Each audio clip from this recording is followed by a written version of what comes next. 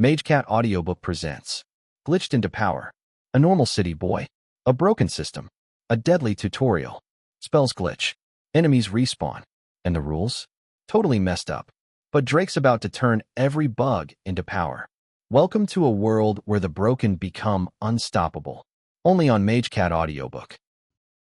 Chapter 72. Camp Rules. Chelsea paced around the outpost. It was barren save for one large tent that they were explicitly told not to enter and a bed that was covered in green blood. As she walked from one end to the other, she noticed spots of blood on the ground, as well as obvious signs of wear and tear. Looking back at the tall wooden wall encircling the entirety of the place, she couldn't help but feel a bit safer for the respite, despite her suspicion. Sighing, she turned her head to the rest of the group, as some had begun arguing on what to do. I don't like this. All I'm saying is this might just be as bad as the goblins, Kate. They literally just dropped us off here and ran off again. I can't possibly be reliable. A gruff voice shouted over the crowd. Well, I for one am staying. Did you see how quickly he wiped out an entire horde of goblins? Not to mention that big one with some ridiculous ice spell. Can any of you do that? That's what I'm saying. What's stopping him from doing that, or worse to us? You're just being paranoid. Sure, the spell was big, but if he's only a caster, we can just overpower him if it comes down to it. A younger man said. Chelsea had reached the edge of the group that huddled around the campfire they had relit. Some people were eating the small bits of food scrounged from their inventories, and others were filling cups from a barrel of water Theodore had left. Are you fucking daft? Blind, maybe both. Did you not see him kill that bloody jailer with his bare hands? And what the hell are you all whinging about? You are safe, behind walls and not a monster in sight. I'd call this a step up from the dredges of that damned cage. Jacqueline yelled back. Oh. Forgot about that. The young man said, visibly deflating as he fell silent. That does bring up the question, Chelsea said, inserting herself into the conversation. What class do we think this guy is? She asked the group. Her eyes fell on Harley, sitting on the fallen tree by the fire, her eyes slightly unfocused as they gazed at the dancing flames. My vote is on a mage that has a skill that changes stats to melee. Tom shouted over the crowd. Chelsea scoffed. We all know you can only specialize, Tom. Anyone else? A woman shakily raised her hand. Actually, I think Tom has a point. During my own class advancement, I rolled a 1 and it gave me one of the starter classes. I didn't choose it, though, because it said I would be reverted back to level 1. Chelsea raised a brow. Anyone else have something similar? She asked, propping her hand on her hip. The heads of the group all shook no. Well, that's not very helpful. I have to figure out what class he is if I want to know if he can beat Chris and his lackeys. Chelsea thought. Walking over to Jacqueline, Chelsea lowered her voice to a hushed tone. Jackie, I need your help with something. Jacqueline cocked her ear and nodded. Sure, love. What's damage? You remember how he asked about your healing? Oh, the devil in human skin? Blow soul to bits if he like, chap? Chelsea smiled wryly, coughing slightly. Yeah, that guy. I need you to find out why he needs a healer, besides the obvious of him being alone. I think it's his missing arm, but I'm not 100% sure. He has a missing arm? I thought it was an item or some piece of equipment. Chelsea shook her head and pulled Jacqueline out of the group so she could speak more candidly. No, I got a good look at it before he ran off. It was made of earth. Either way, when you find out, I want you to do your best to get him to help us with Chris. If he can kill that many goblins on his own, we might have a chance to get back to the camp and save everyone. Jacqueline pursed her lips for a moment. Love, it's been a few days since we've been about. I don't think... Chelsea shook her head hard. You know Chris will want to keep everyone alive, even if he is found out. He needs Megan for her group buffs, and without the rest of his goons, they can't keep everyone under control. Jacqueline nodded. Sure thing. I'll only trap the little psycho. He doesn't stand a chance, she said, winking. Chelsea gave a genuine smile and hugged her. Thank you, Jackie. While they finished their discussion, a loud knocking came on the gate. More like a ram hitting the door than a proper knock. Everyone startled, glaring at the ruckus. No one moved or answered, the silence deafening as all their minds raced on who or what it might be at the gate. Then a voice shouted from the other side. "Open the gate already, would you?" Harley was surprisingly the first one to get up and answer, almost rushing to the gate. "Who is that? Mr. Shott?" she hollered back. "No, it's your landlord. Rent is due. Open up or we'll send in the Squirtle Squad." And no one wants that. Jerry can be a bit quick on the water gun, if you know what I mean. Harley sighed, convinced it was Shott. She began wrenching the gate wheel slowly, until Chelsea ran over and helped with a pensive look. Drake sighed. He had tried to keep a normal demeanor with his jokes as they helped the newly freed captives to the outpost. It had taken much longer than he thought. They were not well. Many needed medical treatment and food. He wasn't sure how long they had been abused or starved, as the goblins had only started showing up a few days ago, as far as he knew. The wounds on many of them and their malnourished, sunken faces strongly suggested it might be an entirely different story. The gate slowly opened as Drake waved the large crowd of 30-odd people inside. Theodore moved next to him, his back straight, monocle now in place on his right eye. "My liege, what ought we to do with thy flock? Surely we want for the means to feed and protect them?" Drake kept watching the people pile in through the gate slowly, not turning to face the other. "I picked up a lot of food from those bags we got earlier, and if my little messenger does his job, we won't need to worry for long," Drake answered. A woman tripped, but he moved to catch her quickly. She flinched at his touch and recoiled, looking back at him in fear. Drake's emotionless mask never broke as he simply nodded to her, waving for her to keep moving. "Ungrateful!" Nato spat. Give them a break. They've been through hell. "It has nothing to do with you. Was it your fault the monsters captured them? Was it your fault what happened to them? They could at least show a sliver of gratitude for someone who saved their lives from the unending torment." Drake winced at her wording, recalling what had happened only a few moments earlier before reaching the gate. "Nato, leave it alone." Drake thought, his brows pushing together for a small scowl. Earlier, a pair of the captives begged to be killed. It was not a pleasant experience. They had yelled, insulted, and pleaded for him to end them, and just free them of the hell that was the tutorial. Drake was against it, fervently against it. He had almost snapped at the two as they asked him. Did they really not value their own lives enough to press on? They would really ask a stranger to end it for them? To take on the burden of guilt from ending their lives because they were too cowardly to do it themselves? It left the foulest of tastes in Drake's mouth to even ponder the thought. He could empathize with them. What had happened was unforgivable and scarring. But to ask someone else to do the deed was asking hate to beget hate, and he wouldn't stand for it. He had said nothing to the pair, and bit his tongue as they eventually broke down in tears, but finally moved on with the group. Drake sighed once more. Moving into the outpost, the last of the group filed in. He and Theodore were greeted by Harley and Chelsea, each with a questioning look on their face. Harley moved to her fiancé as they shared a gentle exchange of looks before Chelsea began bombarding Drake with questions. Who are these people? They look like they've been pulled from a camp in the 1900s. Chelsea said, her frown deep. Drake ignored her, moving past and closed the gate himself behind them, then moved to the center of the camp. "Who here is a healer?" Drake shouted, as loudly and clearly as he could. Several hands hesitantly raised up, including Jacqueline's. Drake nodded. "Good, step forward. These people that have just joined us are in need of healing and food. If you are a healer in need of skill stones or a weapon still, I will provide it." Many confused gazes were then exchanged, but a group of 6 emerged and approached the mass of 60-odd people. You really have those stones? The only healing stones I've seen have been from quest rewards. Jacqueline asked, suspiciously. Drake dumped a small pile of stones from his inventory. "These are Soul Mastery subclass stones, Healer stones, and Prayer stones. I killed a mage general, and this was on his person. There's enough here for the 6 of you. Take what you need and get to healing. Drake then waved Theodore and Harley over. Theo, please make sure that they are using them and not stashing them.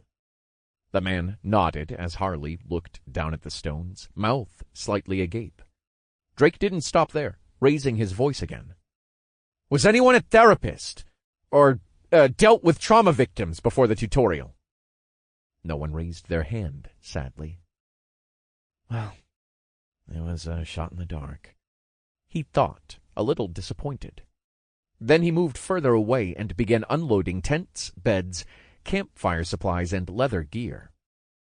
Everyone sets up their own tent, 1 bed per person. The new group will come with me for food and drinks first. Hey! Why do they get special treatment? We're hungry too, someone shouted. Drake spread his aura, letting it flex slightly. Because they have been marching for God knows how long through that forest and need food. And I own this place, so I say so. Do you have a problem with that? He said evenly. No answer. Good. I will lay some ground rules also. No fighting, no stealing. You may come and go as you wish, but if you stay, know that you play by my rules in my house. I will provide protection, food, and shelter as best I can. In a week's time, I will take whoever remains to Shigure's camp. A few faces lit up at the mention of the camp. Others looked just as despondent as before, simply eyeing the gate they had just been led through. If you have something you want to complain about, bring it to that. Drake pointed to the gate. But that's the gate, Tom said from the crowd. Exactly. You are not a prisoner here. You don't like it? Feel free to leave. While you are here, I am responsible for you. The moment you decide to leave, I am not. Any questions? No? Good.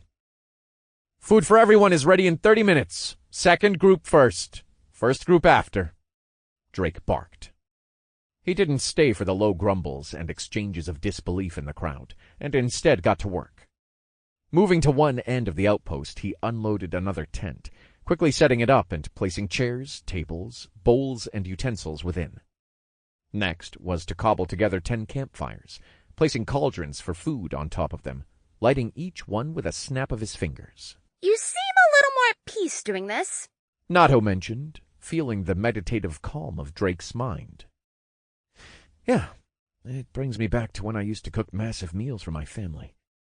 There's some quiet in the mechanical cutting and serving of food, just you and the sound of the kitchen.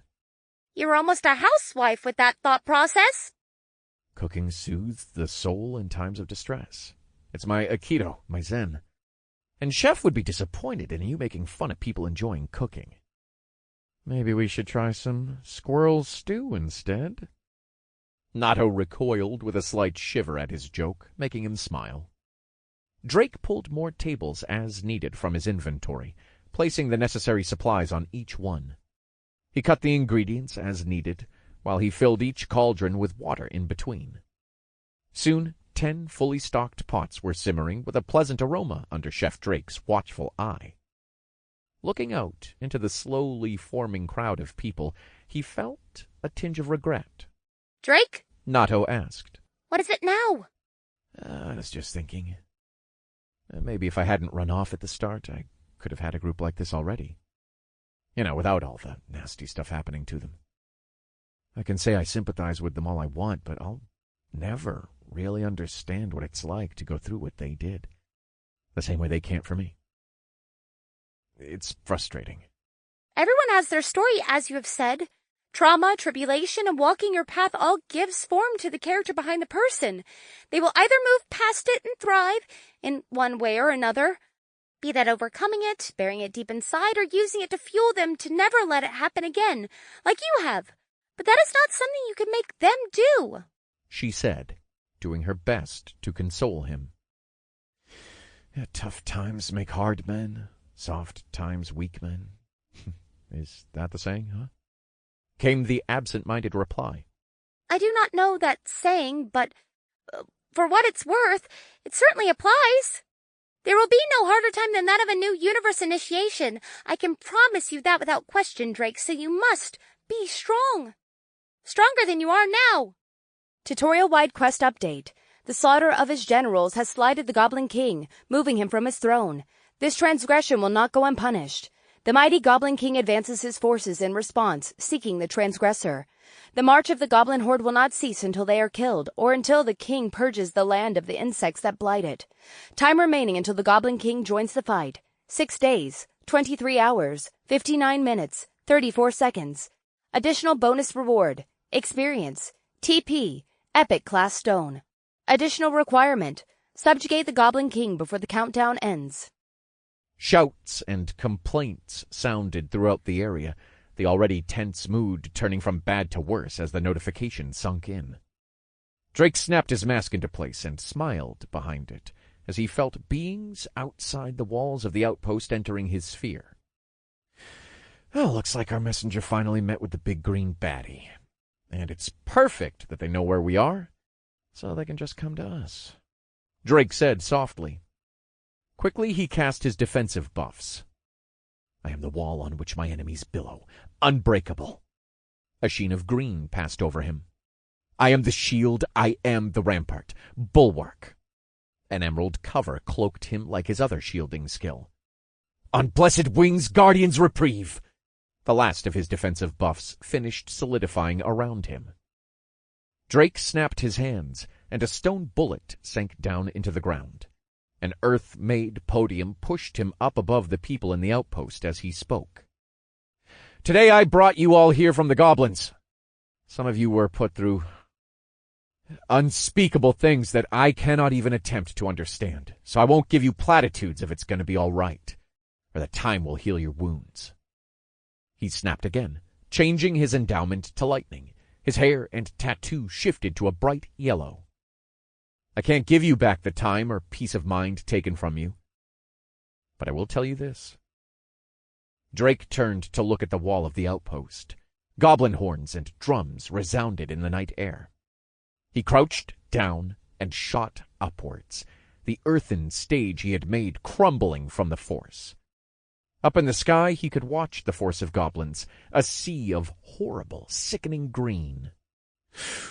It's time to see how much this new skill helps. And I've wanted to test this for a while, Drake said, smiling. In the air he began casting. One hand rose high above his head as he looked down. With his senses he spoke in an even, slow tone, but in reality his lightning endowment had increased the speed at which he cast it. Spirit of sorrow and isolation! A large blue circle formed underneath him. Thou who bestows thy power unto kings! The circle enlarged further, a ball of water forming above his hand. The goblins had begun throwing everything they had at him, many of the spells and arrows missing, but some hitting their mark.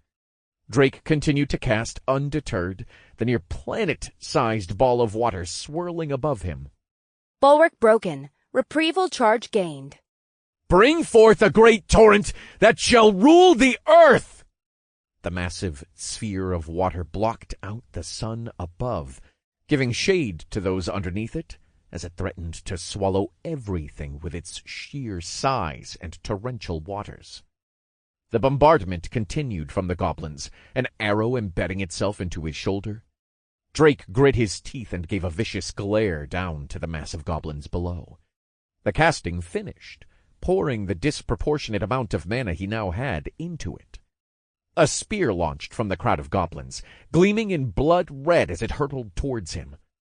But Drake blinked to the sky above the center of the army at the gates with a reprieval charge, his spell traveling with him. Vin Elganeza!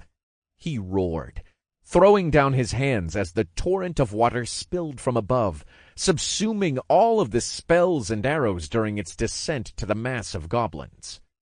The notifications seemed unending. Drake fell from the sky backwards. Snapping his fingers, he changed to his water endowment, his hair shifting. Flipping in mid-air with a snap of his fingers, he conjured pockets of wind to change his position and land softly on the ground back in the outpost. Observing once more the shocked crowd of people, the waters of his spell splashed against the wall of the outpost behind him. Drake spoke again. I will tell you that without a doubt the perpetrators of your trauma in this tutorial will pay. And they will pay with their lives and blood, tenfold. The tyrant roared, his eyes cascading in ethereal opalescent hues as he wrenched the arrow from his shoulder and raised it in a fist above his head. Congratulations! You have reached Elemental Miller, level 14. 40 FP have been awarded. You have subjugated Goblin General. Sir Tepi Fuvjeric, F rank, level 24. Experience earned. 350,000 TP have been awarded. You have subjugated Goblin Lieutenant Erkiru Fuvjeric, F rank, level 20. Experience earned. 150,000 TP have been awarded. You have subjugated Goblin Lieutenant Ruruka Fuvjeric, F rank, level 20. Experience earned. 150,000 TP have been awarded. You have subjugated Goblin Lieutenant Tabruik Fuvjeric, F rank, level 20. Experience earned. 150,000 TP have been awarded. You have subjugated Goblin Lieutenant Shiruka Fuvjeric, F rank, level 20. Experience earned. 150,000 TP have been awarded. You have subjugated Goblin Lieutenant Lokovic Fuvjeric, F rank, level 20. Experience earned. 150,000 TP have been awarded. Quest complete. 100 of 100 Goblin Shamans, F rank. Accept rewards. 5 health potion, F grade. 5 mana potion, F grade, and 5 stamina potion, F grade have been awarded. Experience earned. 50,000 TP have been awarded. Quest complete. 100 of 100 Goblin Rider, F rank. Accept rewards. 5 health potions, F grade. 5 mana potions, F grade, and 5 stamina potions, F grade have been awarded. Experience earned. 50,000 TP have been awarded. Quest complete. 20 of 20 Iron Tusk Boar, F rank. Experience has been awarded.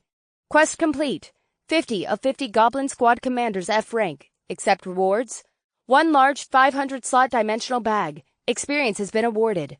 Quest complete. 15 of 15 Goblin Treasure Hoarder, F rank. Accept rewards.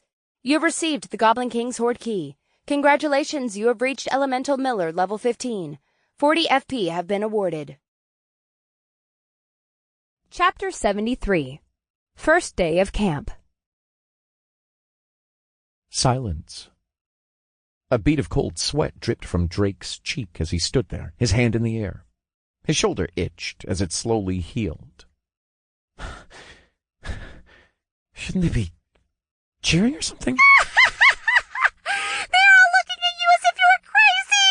This is certainly a treat. Finally! Seeing people that understand how cringe you are! Nato screamed, practically fist-pumping out of his skull. Hey, aren't you supposed to be on my side? This should be just as embarrassing for me as it is for you! Drake shouted internally, as he slowly lowered his arm and turned away from the onlooking crowd. It would, but they cannot see me, so all the embarrassment is yours, you dolt! Fuck.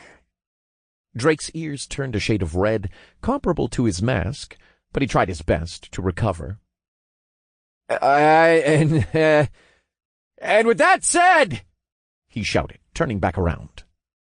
Any support, class, or healer that wants to improve, see me tomorrow. For now, rest up. I will keep watch so you can rest easy. Looking into the sky, it was beginning to bleed into a darker orange. The day had been long and difficult for many, so Drake would make sure they could at least rest for now. He moved to the wall and jumped onto the guard tower, looking out to the destruction his spell had caused. The open plains that had once been dirt were now a wet pool of mud as the water slowly receded back into the forest, taking the bodies of the goblins with it. Not all of them. Some of the goblins had been slammed against the outpost's walls. Others were crushed into the mud, unable to be freed by the waves of the receding waters. I'll have to do some cleaning tonight, huh? Drake mumbled. You believe anything that crazy dude said? One of the men whispered to another, taking a spoonful of the food he had grabbed to his mouth. Ah, this is good. What the fuck? Not so sure about killing all the goblins. I mean, you saw their quest, right? But at least we're safe here. That spell he just did was something else. Another chimed in next to him. Shh! Don't be so loud. What would you do if the guy heard us? I don't believe Mr. Shot is so petty as to kill someone for having a differing opinion, Harley said, handing another person a bowl of food. He did save everyone after all, even with some being not so cooperative, she added, sparing a glance for a gruff-looking man on the edge of the group. Ha! Save everyone. What about the other people still in the camp? Someone said. Harley pursed her lips, not sure how to respond to the question, but a familiar voice came to her rescue. Yeah, and what exactly the bloody hell did your sorry ass do to save those people? Easy to point a finger when you're sitting cosy by a fire, eating grub, when you didn't lift one to do shite. Jacqueline sneered. The man scoffed and placed a spoon of food into his mouth, grumbling something. Thank you, Harley offered. Don't sweat it, love. Tensions are high and all that, but we all have something to bear for not doing more. Suddenly, another horn sounded, and both women looked to the guard tower. It had been a few hours since the last one sounded, and it was now dark. The only thing they could see in the night was a shimmer of green before a flash of white silhouetted the outline of a person on the tower. Those with magic senses and identification skills looked up in more detail, seeing the man on the tower. His tattered, gilded black robe, his white hair with red animalistic ears and tail. A ferocious red, black, and white mask covered the bottom half of his face. Shot level 15. Sparks of green then flicked in the night, as arrows and spells battered against a shield in front of him. But he stood unperturbed as a crimson-red magic circle formed in his left hand. A tall throng of fire extended from it, lighting up the night like a beacon. The fire bent and formed a long bow, another circle of red bursting to life in his other dark, earthen hand. It was forming a condensed arrow of fire. Shot pulled back the bow. The string of fire flickered and sputtered in the air as he stretched the string. When he released the mountain of fiery mana, the arrow shrieked as it screamed through the air, a loud explosion sounding in the distance. Then he released another, then another, and another. Each one sounded fiercer than the last, creating a loud, cascading boom for each screeching arrow. "Could you do that?" Jacqueline asked, hesitantly. "No, I'm a level 15 far-sight archer. The best I could do is maybe kill 2 gnolls at a time. How many goblins do you think he is killing with each arrow?" Harley asked, just as pensively. My liege is killing around 30 goblins per arrow, Theodore said, shimmering into existence next to Harley with an expressionless face. Ah, another level. This system of gathering is quite extraordinary. Should my liege decide to continue, this one feels he would be set quite speedily upon their goal of amassing strength. Harley looked over at her fiancé, her eyes gleaming green for a moment as she inspected him. Theodore Rotwood, level 13. He was slowly closing in on Harley's level, and he had increased so quickly over the course of such a small period. Even Shot's level had grown, and no one knew his class. "Theo," Harley whispered. Yes, my love, he responded, dropping his ear to her. "What class is Mr. Shot?" Theodore looked troubled for a moment, but then answered in a low tone. Truly, this one hath not the slightest. My liege hast not graced this one with such information as of yet. "And you still follow him?" she asked again, her face painted in surprise. The butler curled his mustache with a slight grin as he stood straight and answered in an even tone, looking up at the fireworks display. My liege has done much for me, even going as far to fell perpetrators of torture as recompense for their actions. Sire is Shot is, as he would put it, now family. Harley's mouth parted slightly in astonishment, but she regained her composure to look back up at the man still firing arrows into the distance. She wondered what exactly Shot had done for Theo, and just what was he planning for the future. I'm so fucking glad I have that show as reference for this. How cool is a full magic bow? Drake whooped as he continued to fire off arrows. Each one dropped his mana slowly, only to be filled back up from the massive pool and regeneration he now had. Brit! Brit! He muttered with each arrow, as they screeched through the air like a phoenix, then plummeted into the ranks of the now scattering goblins. You are such a child and a moron. Why not just use a real bow? You have plenty. Nado complained, as she watched the display of magic with disinterest. Obviously, because this is cooler. And do you really think that a regular bow can withstand the fire spells I'm launching? Fair, I suppose, but Drake, we really must discuss your personality changes. You've been showing more inclination towards fighting and even gone berserk at one point. I fear it might be a side effect of your growth or the oppression Skillstone's influence. Drake grimaced. She was right. They needed to discuss it. And he had been intentionally dodging the discussion. Can we wait just a bit? No, I know you, and you will keep putting off something like this until it becomes a problem. Use more than 2 brain cells for once and get ahead of the problem. Okay, no need to shout. There's always a need to shout when it comes to you. Have you not been paying attention to the past 72 hours? Drake pursed his lips. Okay, fair, he replied, finally drawing and releasing his last arrow. The impact lit up the plains in front of the outpost enough to see that the goblins had fallen back to retreat or regroup. Looking back up at the night sky, Drake plopped back down on the top of the guard tower, then turned his gaze over his shoulder, where 60-odd people had found temporary residence. Unfortunately, because of the goblins continuing to try to force their way into the outpost, which Drake assumed was because of him, no one was getting any sleep. At least that was what he guessed, as most of the people were now eating or up and about, wandering the grounds. There were a few that he had noticed watching him since his little speech. Amir Fidel, level 10. Claire Osberg, level 11. Harley Mongrass, level 15. Jacqueline Evans, level 15. And the last one, who was trying her best to not show she was studying him, but his aura sensed her subtle head turns as she stood at the bottom of the guard tower. Chelsea Jackson, level 14. They should really have made aliases. Having your real name on display seems kind of careless, Drake thought. Stop thinking about other people! Where did that selfish asshole from a moment ago go? I know. Look, let's wait until morning, when I have better visibility. My mage sight's improved, but I still can't catch everything. It isn't like it improved enough to see in the dark, and I do need to stay alert for now. I haven't noticed too many red caps in the notifications, but that doesn't mean they aren't there outside my scope of sight.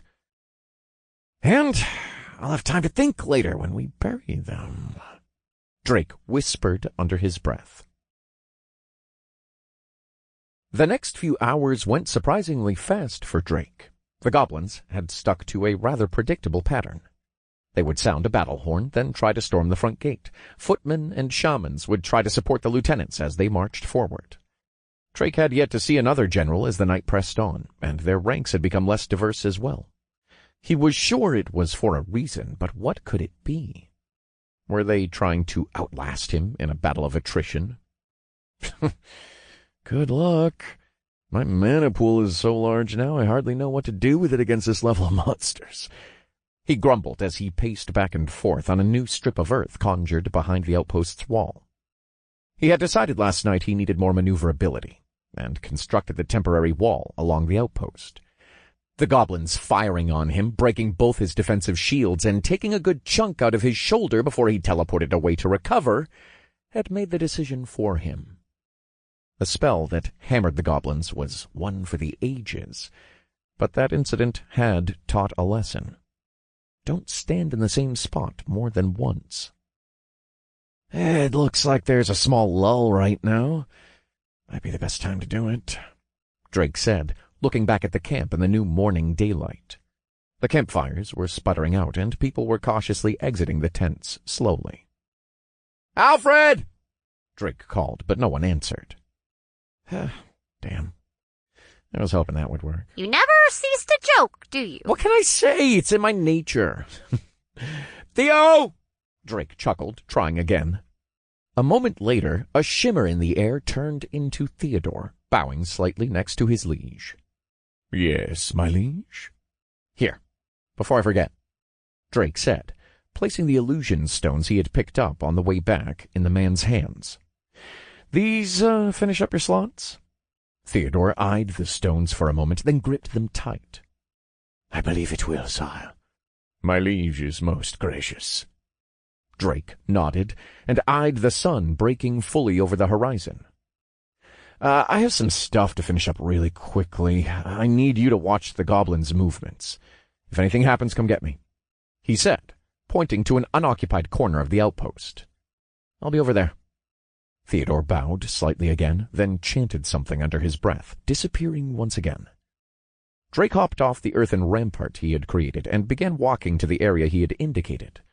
Many of the early risers had given him glances, but no one approached him as he walked on the outskirts of the newly formed camp inside the outpost. Soon he had reached the area and begun the process of something he had been dreading since he found them inside his new dimensional bags.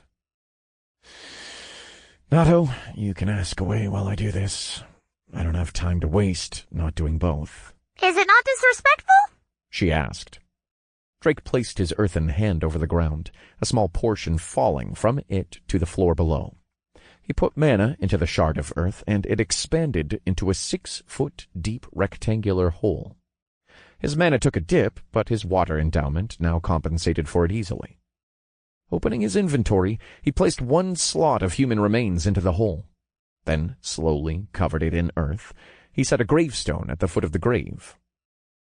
I don't even know their names, or what they've gone through. The most I can do for them now is give them a proper burial. And leave them with a promise, he added aloud, as he engraved something in the gravestone. Here lies a victim of the tutorial. May they rest in peace, for I will give them justice. Drake spun about, facing the newcomer. The auburn-haired woman with the twin ponytails avoided looking surprised. What do you want? I have work to do. Chapter 74. I'm changing. Well, ever the rude one, huh? Chelsea said, crossing her arms. Drake bit his lip, keeping himself from making a snarky comment, instead going on with burying the victims of the goblins. Ignoring her, he continued his conversation with Nato. Well, I am certainly impressed. You are growing. Shut up. I just don't have time to deal with her unless she actually needs something. If you haven't noticed, there's more than one army at our doors, and I'm the only one able to fight right now. He grumbled as his mind raced, reflecting upon how many different ways he could have told the woman off. One after the other, Drake made graves for the people, leaving the same message on each gravestone. For I will give them justice. Chelsea whispered as she read the message. Do you really think you can do that? I saw how strong you are, but you are up against tens of thousands. I'm not the only one in the tutorial. There are plenty of strong people still left. Just look at the leaderboard. Then you have spare time to save others. Chelsea suddenly exclaimed, a tinge of desperation in her voice. Drake turned, a brow raised. Have you looked around?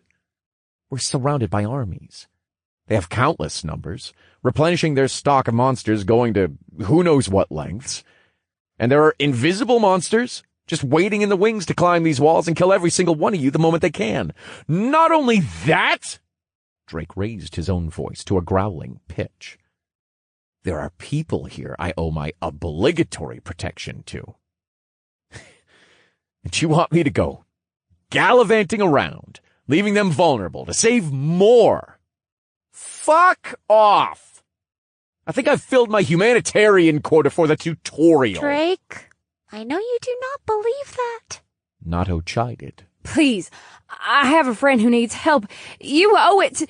She stopped as Drake turned a yellow-eyed glare upon her.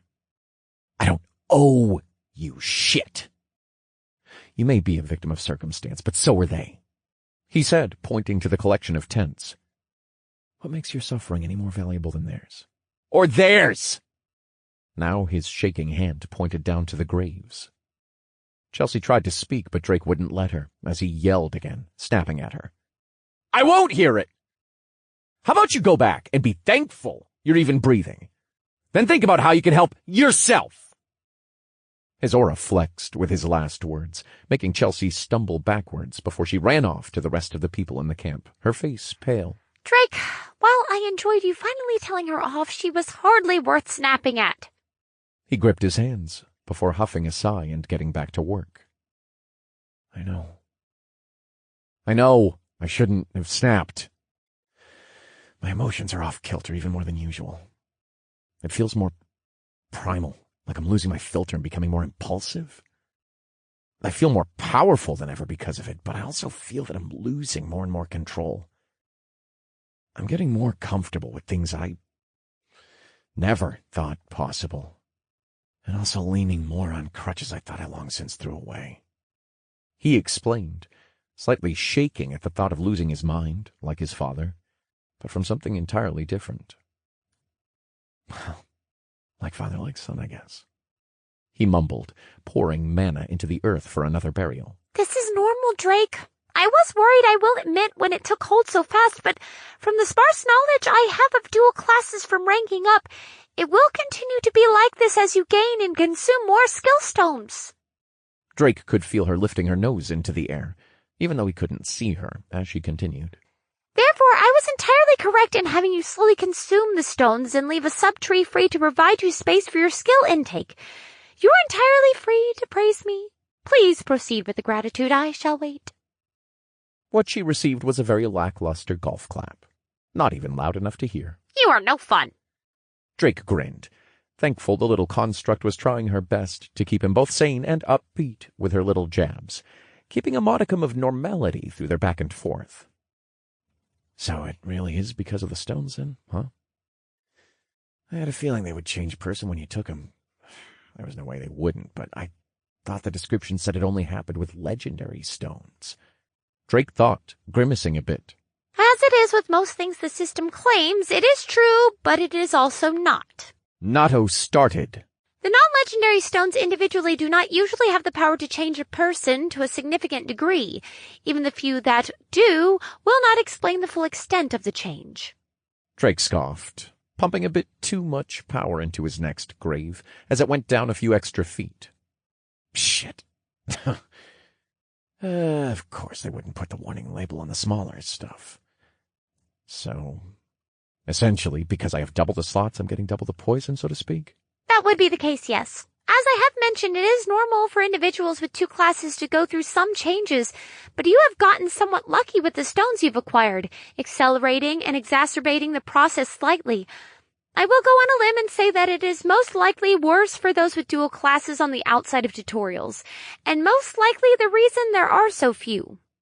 Drake raised a brow at the last part.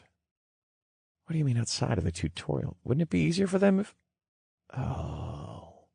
He mused, trailing off in understanding. You are correct, and that is the problem. Dual-class individuals are strong, and depending on the combination and classes you receive, that can be unbelievably so. But outside of the tutorial, the way classes and skills that are obtained is far more structured, as I have mentioned. So, with you being able to better pick the stones you will consume, rather than it being a life-and-death decision where you have no choice in the selection, everyone picks the best of the best chances they can afford. And that leads to many of them using many rare and higher stones, leading to more changes? Yes. Some of the changes drive the person mad. There are other hurdles for dual classes as well that make them very difficult to cultivate. The experience gain is a perfect example. Just look at the lengths you have had to go through to find adequate experience. You are essentially killing monsters well above your pay grade regularly just for experience and challenge that helps only slightly. Now, I will also say that this leads into why primordials and high-ranking systems are so strong and stay that way. Imagine a person who has all the time, money, and support in the universe. No, countless universes to cultivate themselves. Natto said wearily. Drake winced. Okay, we will deal with that problem when it comes, he thought, his mind moving to the races that may be sponsoring the tutorial. The impromptu graveyard rapidly grew as more people were buried, until Drake came to the last of them. Well, the last arm. His arm. I'll be honest, I forgot I had this thing. he said, looking at his arm, a surreal feeling washing over him. I'm not even sure if I should feel upset that I have it, or thankful. It is a little creepy you're keeping your own severed appendage in your inventory. Nato giggled. Yeah, whatever, Drake replied, slipping off the tattoo ring from his severed arm's hand. What do I do with it, even? While caught up in the decision, he became aware of the people now approaching him. He turned, his arm still in hand. What is it? I'm not particularly in the mood to talk, he asked, his arm slightly dripping at the shoulder. I should put this on ice. With a snap of his fingers, he encased the severed arm in ice. No one said anything after witnessing his poor-tasting gag, but their eyes and facial expressions spoke volumes. Drake just gave an awkward shrug as he looked over the 8 people. A familiar face stepped forward as she pointed to the arm. I can help with that, Jacqueline said, her other arm on her hip. Drake and Nato both raised an eyebrow. Explain, Drake said, even-toned. I specialize in active healing magic, Gov, and one of my main class skills allows me to give a right enormous heal that can easily reattach that. Drake offered the arm, but Jacqueline shook her head. I said I can. Never said I will, muck in your ears or something. Drake frowned. Were the skill stones saving your life and feeding you not sufficient? He said, gritting his teeth behind his mask. They were lovely, but I didn't ask you to do none of that.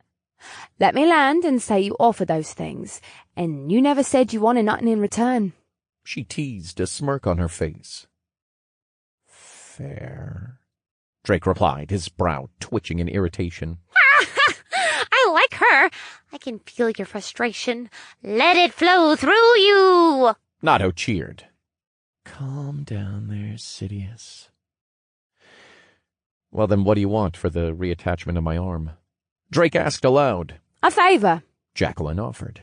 He rolled his eyes. Yes, I get that. What kind of favor? Well, have you know, I don't date women over 30, and I don't like long walks on the beach. Sand and salt water freak me out after watching Jaws one too many times. Jacqueline's mouth flew open in a gasp and hung there for a moment before she could recover. What? No, I don't want to date you, you bloody fucking moron. Drake wiped imaginary sweat from his forehead. Oh, Samaria said. Oh, thank God, I was afraid I was going to have another crazy bitch following me around. He chuckled. What? Huh? You know what? Fuck you, slag. You're off your rocker. Jacqueline shouted and stormed off in a huff. That was very funny, yet also very stupid. Is it for the best to let her run off like that, knowing she can heal your arm? Nato asked. That's fine. She isn't going anywhere. And she's already established she needs something from me, and it has to be me. Drake chuckled, then teasingly addressed the remaining 7 people. Okay, then what would the rest of you like to ask? I only have so much time before I need to kill some pests again, so please be to the point. I don't mind if you're rude. I'll just be rude back. The next person to step forward was someone Drake was surprised to see. She was much shorter than him, standing at only about his chest. Her hair was matted from sweat and grime. Whether the dirty blonde shade was from filth or just its natural color, Drake honestly couldn't tell at the moment. Beneath some leather armor from his own stores, he glimpsed familiar, tattered clothes. The difference now was her deep brown eyes were no longer dead. Now they were lit with a fierce determination. The woman who had tried to escape when Drake had freed her in the forest was no longer there, but instead someone ready to stake her life on something. Claire Osberg, level 11.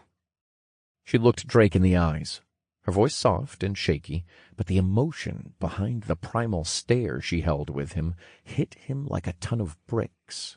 I want to help kill those goblins. I want revenge. I want revenge for everything they've done. Chapter 75. Starting the party. Drake looked the woman up and down again. She was still malnourished, and her cheeks were slightly sunken. Have you eaten? The best thing you can do. I don't want to eat. I don't want to rest. I want to help. I saw what you did last night, what you did in the woods. You can kill them all. I'm sure of it now. You can get them for killing my brother. She began her tirade, but Drake raised his hand, stopping her. No, First you eat, then you sleep. Then I promise you, I will listen to what you have to say.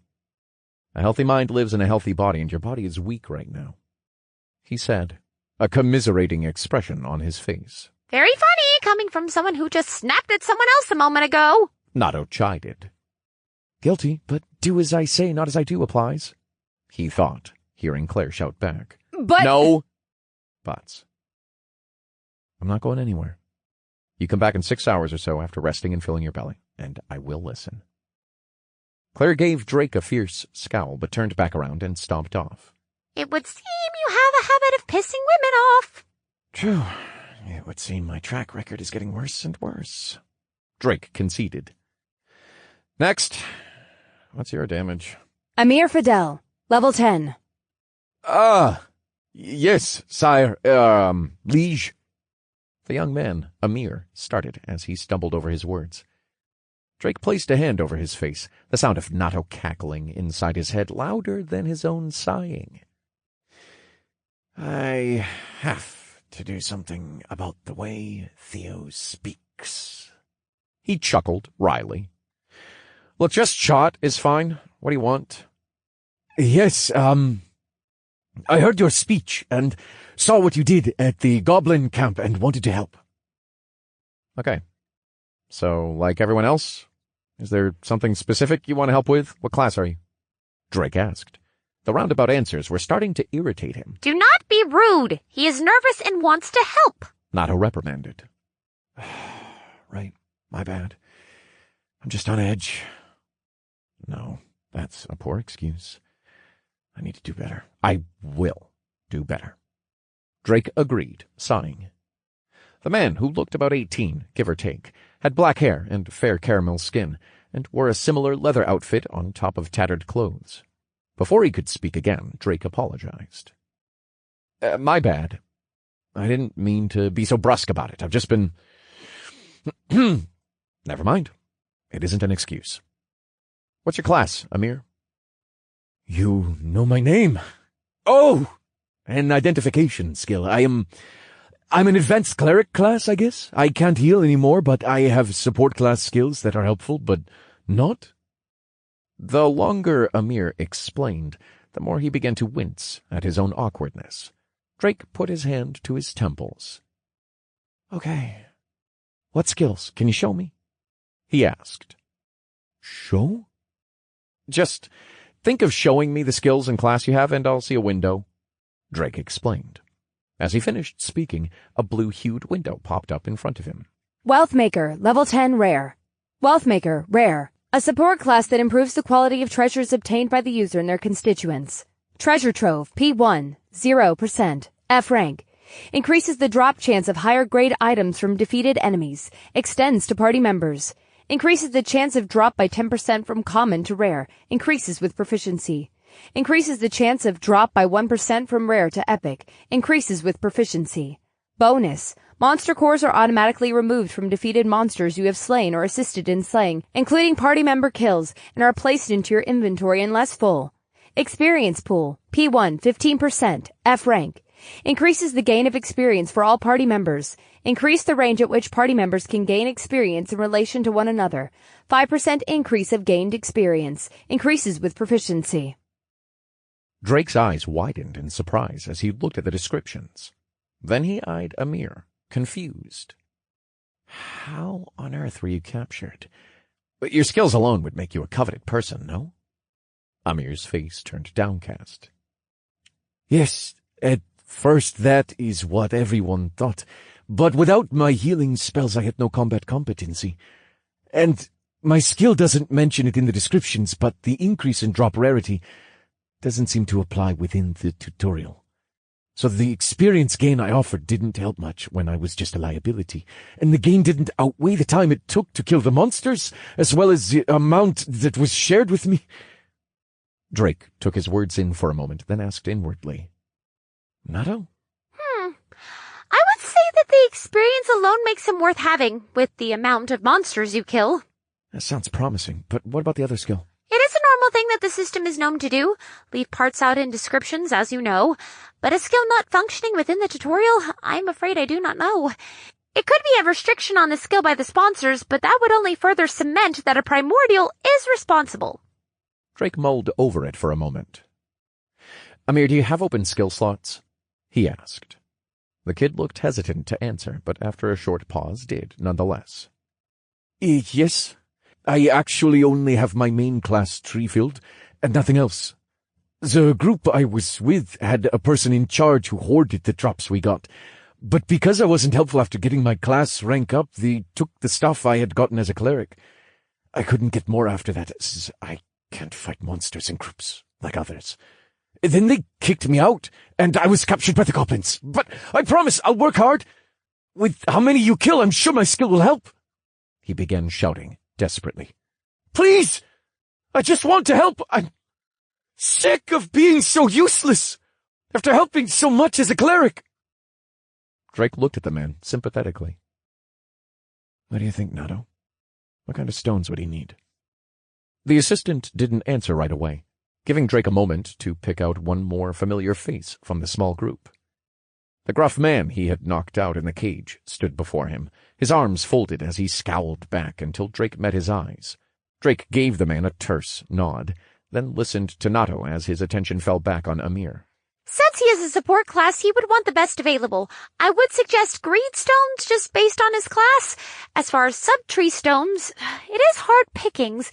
He would want something in line with soul mastery, but for a second, I do not believe there is one within the tutorial based on the monsters and what we have found so far. Possibly he could get something he needed from a quest reward or the shop thereafter? I thought quest rewards were random.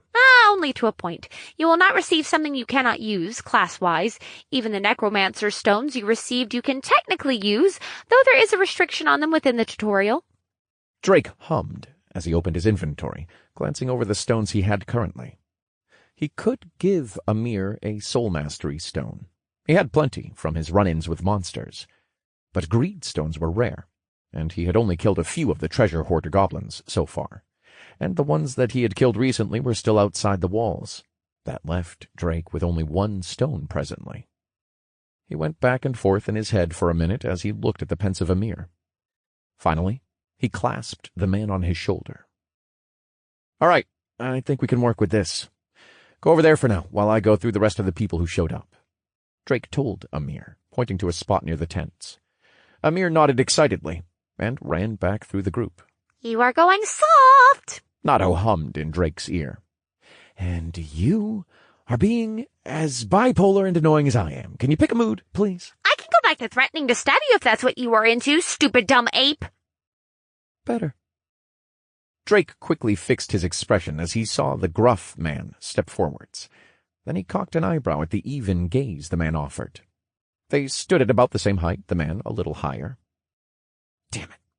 He's over 6 foot. Do you need something? Or do you want to hit me for knocking you out? Drake asked. The man scowled, and his face surprisingly turned to one of remorse as he scratched the rough stubble on his cheek. Hudson Lawrence, level 12. I'm not too good with apologizing, so you won't be hearing sorry from me, pup. Hudson said in his heavy voice. Drake screwed his face up at the word pup, but stayed silent as he listened. But even a stubborn bastard like me knows when to say thank you. You did right by bringing me here. I've always been stubborn, and I wasn't going unless someone made me. Hudson groaned, scratching the back of his head. I just wanted to say thank you, he said, offering his hand. Drake was genuinely surprised by the man's candidness, and took it with a firm shake. The hand was calloused and rough, reminding him of a friend who used to work in a machine shop. You don't have to thank me. I did hit you, after all. So we're square. May I ask where you used to work? Drake questioned, taking back his hand. Hudson raised his own brow at that. I used to be a welder before all this tomfoolery. Got dropped in as a warrior because I wasn't all that familiar with the explanation the man gave me in the White Room. So I defaulted to whatever the first class was. A man? Everyone gets a different construct. Nato answered quickly before Hudson went on. Then when I got to level 10, I picked something familiar. Got myself turned into a machinist. Get to plop some little metal pea shooters on the ground and they go to work. They was doing just fine. Until they went and got busted up in a fight and I couldn't repair them. Oh, why's that? Don't have the material to make more. Can use the regular iron the gnolls had, but it don't quite cut it anymore against them higher-level cocksuckers. And the goblins. Oh, they just tear through the damn things. Not to mention, I need monster cores to power the little contraptions. Hudson spat. Like actually spat on the ground. Drake grimaced a bit, then smiled wide. Hudson, how strong would you say those little boys of yours are? Oh, I'd say pretty damn strong. When we was fighting the gnolls, they were going toe-to-toe, and the gunner ones? I could probably kill 2 or 3 before they went down on their own. Drake patted Hudson on the back. An enormous smile formed under his mask. Oh, Hudson, my surly old boy, I think you and I are gonna be great friends. Chapter 76. Let me get back to you on that. What is that asshole's problem? Chelsea shouted as she hurried back to her tent. That guy wouldn't even hear me out. Sure, I didn't pick the best time, but we need to hurry. I don't know what Chris might be doing to the rest of the group. To Megan! Chelsea wrapped her arms around herself as she stammered on, thinking of how she could rectify the situation. Then her eyes found Jacqueline, hope blooming in her core until she saw the woman was screaming to herself angrily. Jackie? Chelsea asked as she closed in, still mumbling something. Fuck that idiot! I'm not even 25! Bloody fucking asshole! How dare he even think I came over to get at him? Bastard's probably a right virgin, rubbernecking every girl that passes him. Fuck! I'm not even 25! Jacqueline roared as she sat down in a huff, her arms crossed. No luck, then? Chelsea asked. Fuck that prick! Wouldn't go back there if you paid me! Chelsea sighed. No luck for her then either, she thought as she looked back at the few people still hovering around Drake. They were slowly dispersing, leaving only a small handful of people now, before the sound of another horn blew in the distance. Drake turned his attention from the woman in front of him at the sound of the horn. Looks like that's my cue. Everyone who I've talked to, please stay together and familiarize yourselves. Once I've beaten back this group, I'll come right back, and we will get started on some things. He shouted. After he got a few nods and hesitant yes, sires, that forced him to shudder slightly and wince at the title, he left the crowd. Taking a light step forward, he launched himself to the earthen rampart. Once he had a better view, he slightly frowned at the field in front of him. I really have to do something about this. It's a literal mess, and it's going to be a problem for sanitation soon. Drake said, taking in the hundreds of goblin corpses strewn about the field. Pushing out his aura slightly, he vaguely noticed someone next to him, who he assumed was Theodore. A bit further out were some invisible figures below him on the other side of the wall, drawing his gaze. Little rats, Drake grumbled as he pointed a finger in their direction. A yellow magic circle crackled to life. The lightning from the spell shot forward and arched between the two. A sizzle and shimmer later, 2 goblin redcaps slumped against the outpost wall, charred black. Subjugation Quest, 12 of 50 Redcap Goblin Assassin F rank. Reward, Experience. Communication Crystal, F rank, Common. Drake peered through the forest tree line, but only saw sparse, unconcealed goblins here and there through the brush. Seems like they are changing strategies again. They aren't rushing in after the horn? Theodore? Yes, my liege, Theodore answered, his head already in a half bow. Why didn't you tell me there were redcaps below us? Do you not have an identification skill yet? This one regrets to inform my liege that he was unable to acquire such a skill, or spell, in the initial rounds of stones thou hadst bestowed upon me. Truly, This one was hopeful to gain such skills when we returned, but hath not had a spare moment to do so, with the new occupants. Yeah. It has been a bit hectic. All right. Go get it done. I'll take it from here. It'll be hard for anyone to be a lookout if they don't even have a detection skill. Drake mused aloud, trailing off. Might this one suggest mine eternally bound? She is a ranger, after all, and hast the ability of farsight. Oh! Wait. Are you sure she's, all right with being up here? She could get fired at. Theodore brought his hand to his mustache and twirled it thoughtfully for a moment.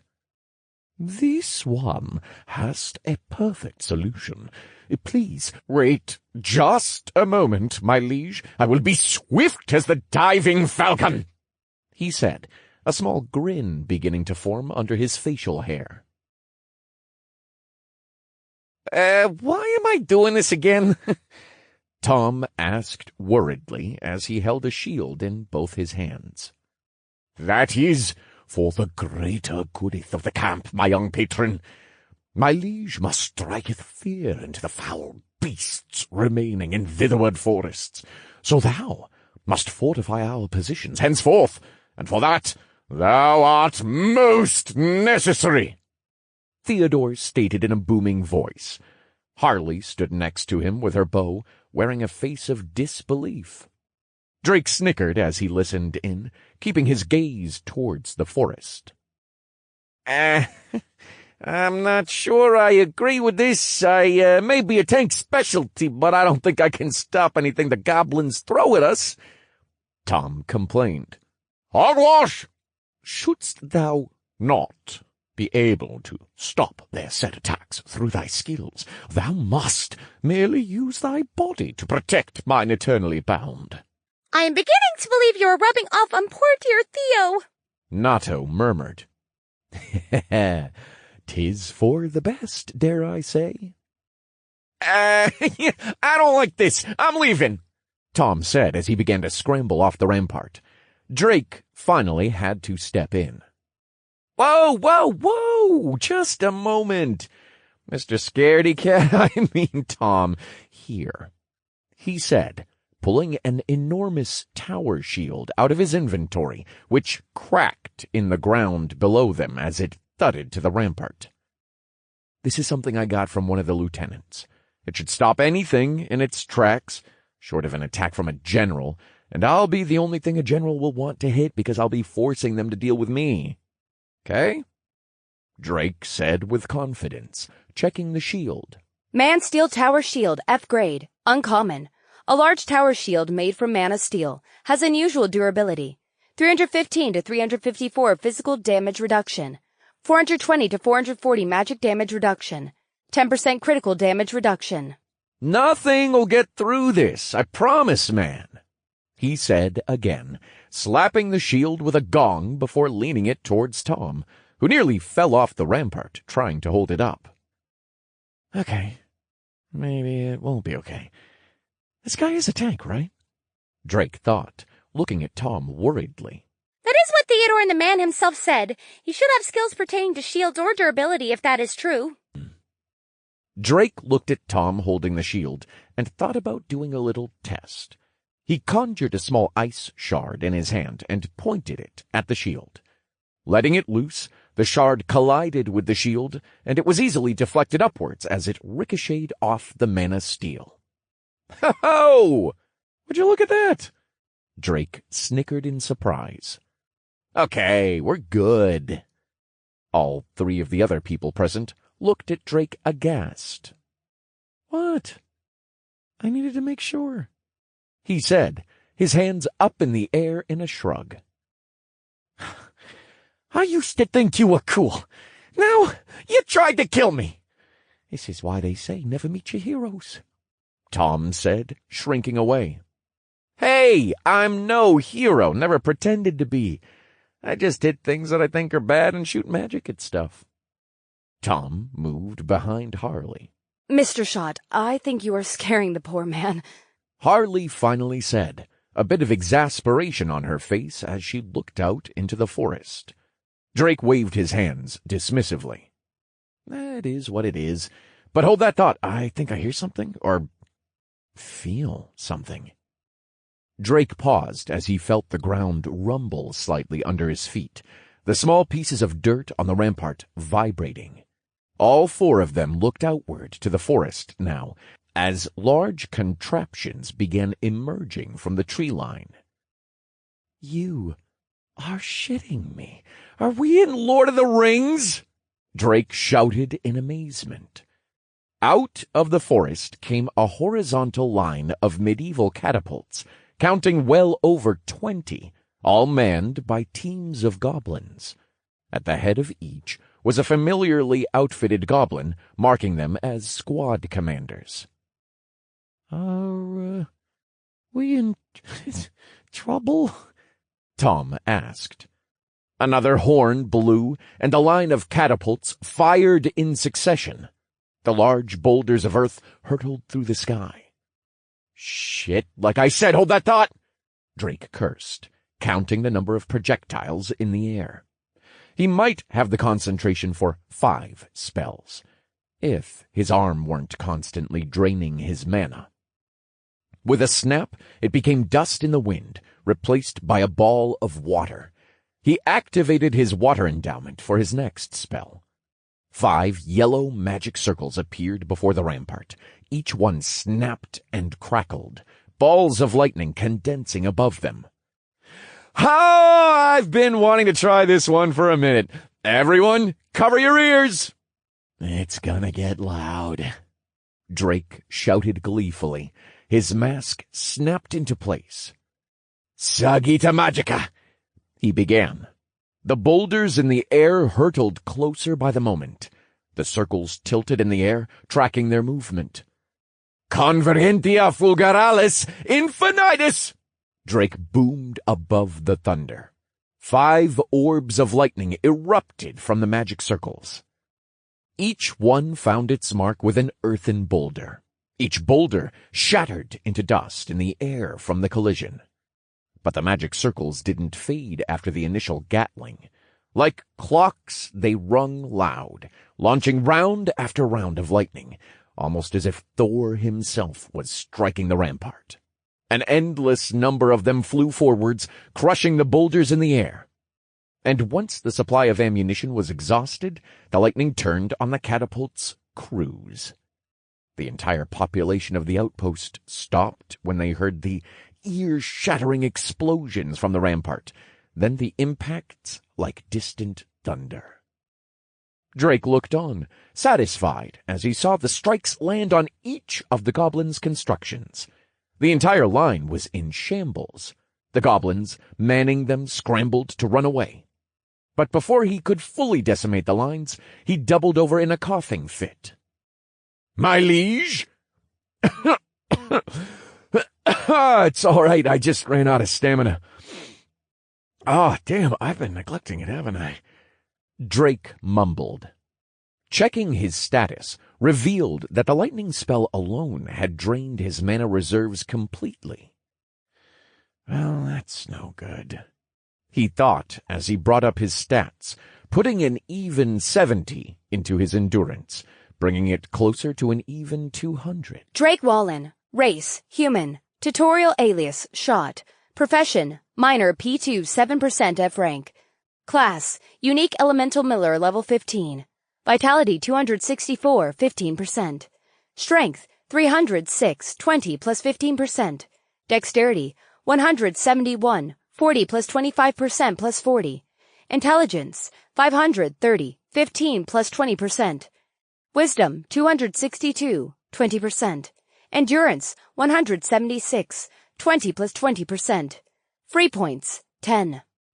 Much better. Now, time to clean up. He mused. Somewhere in the depths of his skull, Nato was shaking her head. Chapter 77. A-Team, meet Sherry.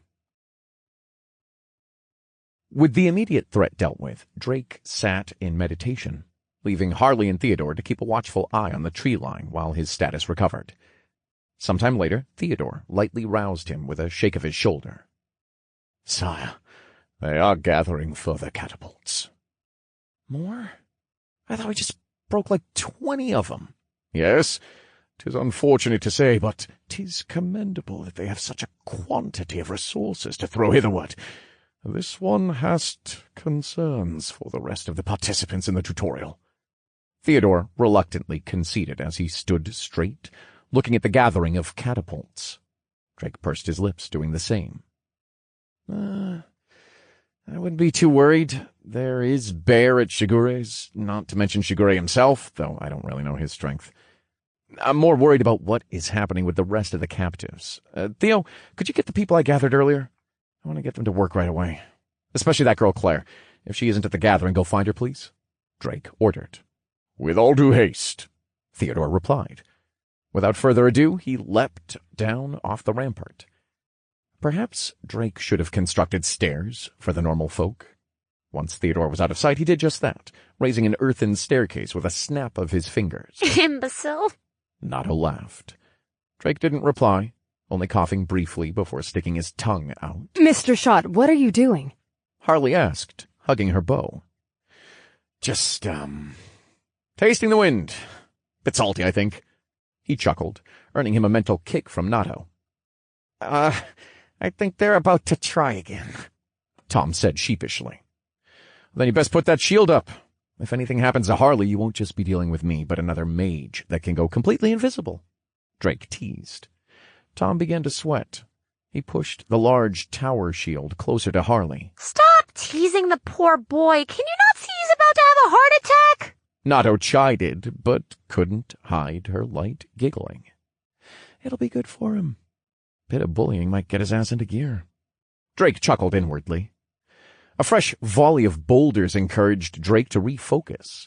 With his mask back in place, Drake decided to conserve his resources, opting for a single burning red magic circle. "Sagitta Magica?" He began again in a low voice.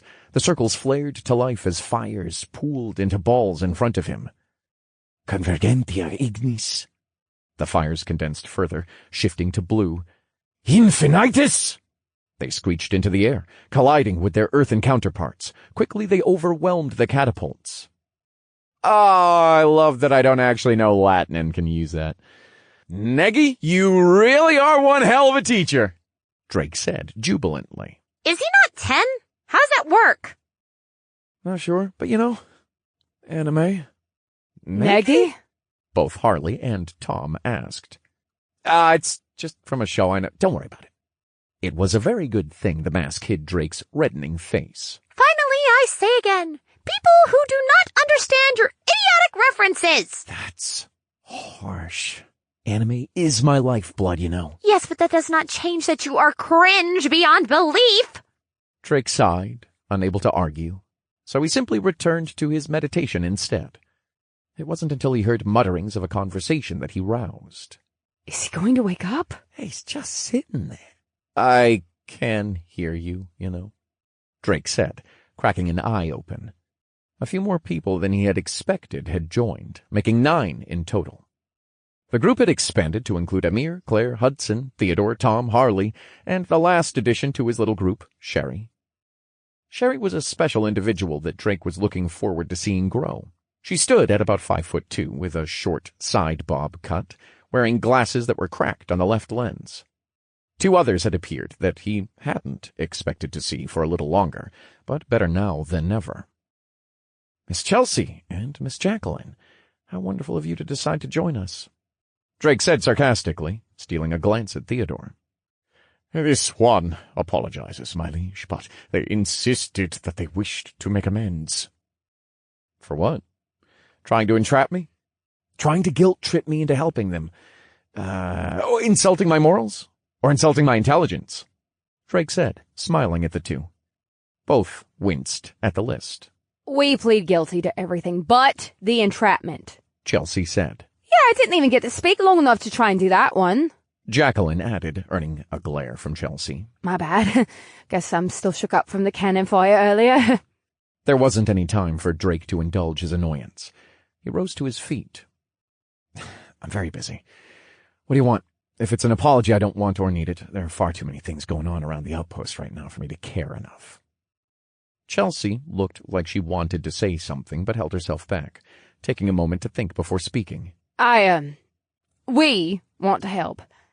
We're willing to do anything we can to help. She began, prompting a raised eyebrow from Drake. And in exchange? Chelsea bit her lip. Only when you think the outpost is safe enough, then I'll ask. A finger rose to Drake's chin as he considered the offer. Nato, how much will 2 more people burden my experience? It is negligible with the amount you kill. Also, with the addition of Amir, they should counteract each other, even with the full party of 10. What exactly is the distribution for the experience, then? It doesn't make sense that many people wouldn't be a detriment to the experience gain. Experience is not quantifiable in the sense you are imagining. Each individual will receive a different amount, depending on a number of factors, whether that be the amount they contribute to defeating said monster, or their class orientation, rarity, skills affecting their gains, or individual rank and race. There are many factors, but to simplify it, very much so will be about even. Experience earned is not reliant on the cumulative experience of the defeated, but rather the contributions of the victors. Well, that's very helpful. So, what you meant by negligible is that it won't affect me as much? Because I am the one doing all the heavy lifting? Huh. There came a very faint clapping inside his head, ending the conversation. Drake hummed. Then he looked at Jacqueline. What about my arm? She squirmed slightly under his gaze, turning to Chelsea for guidance, but Drake didn't miss the look. Soon, she had her answer for him. I'm thankful for what you've done for us. All of us, yeah? She said.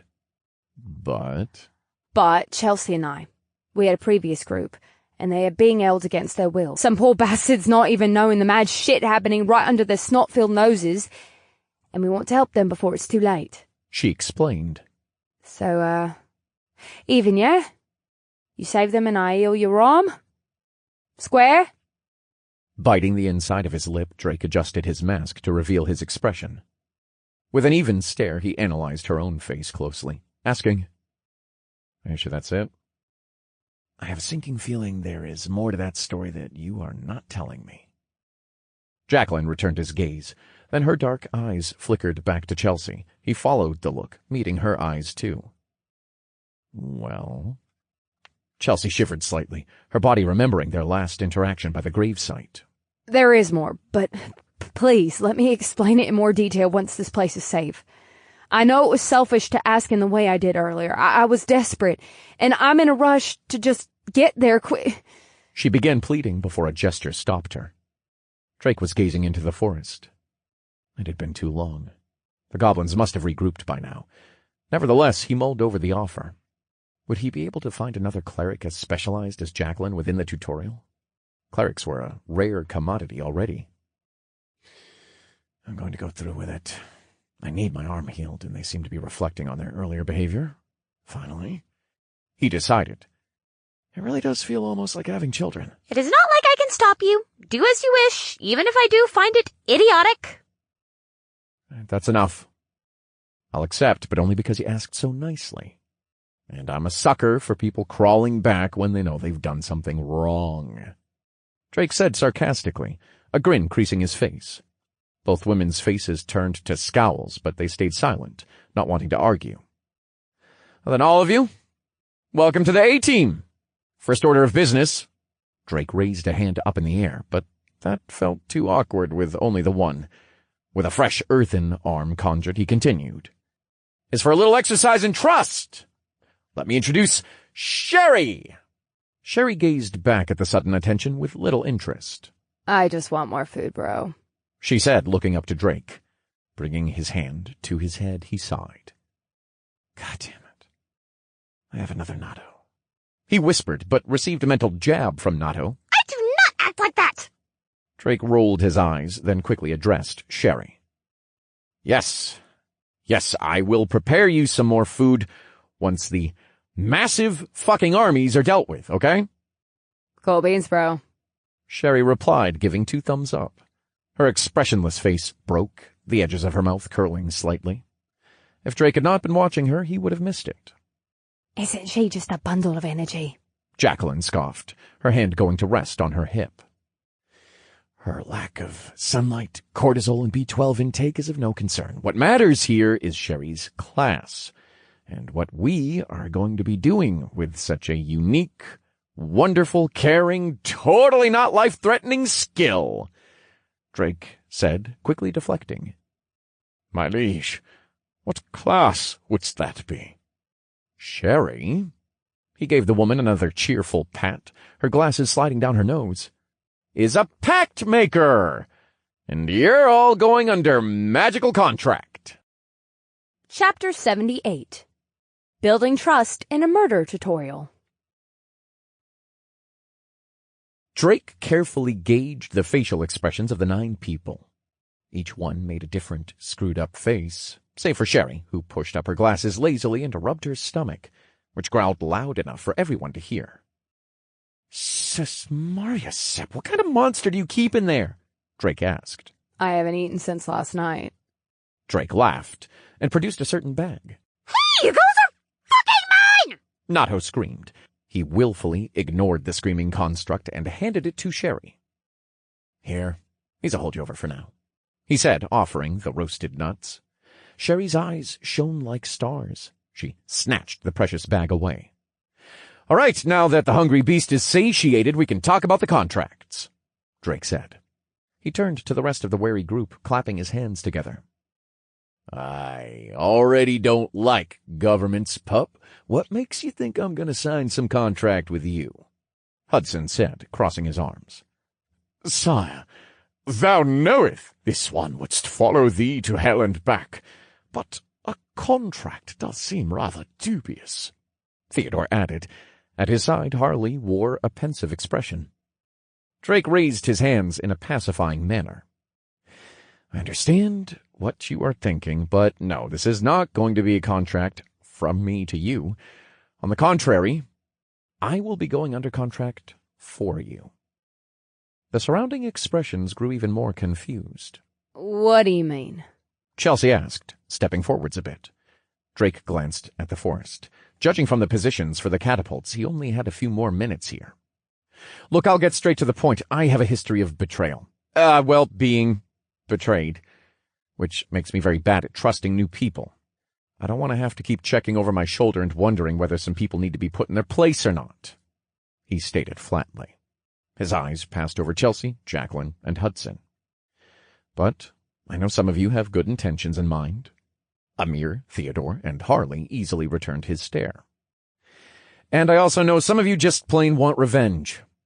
His gaze settled on Claire, lurking in the back. She made no effort to meet his gaze, instead glaring murderously into the tree line. What does that have to do with the contract, sir? Amir questioned, finally speaking up. Everything, Drake declared with some enthusiasm. I told you all to get to know each other, right?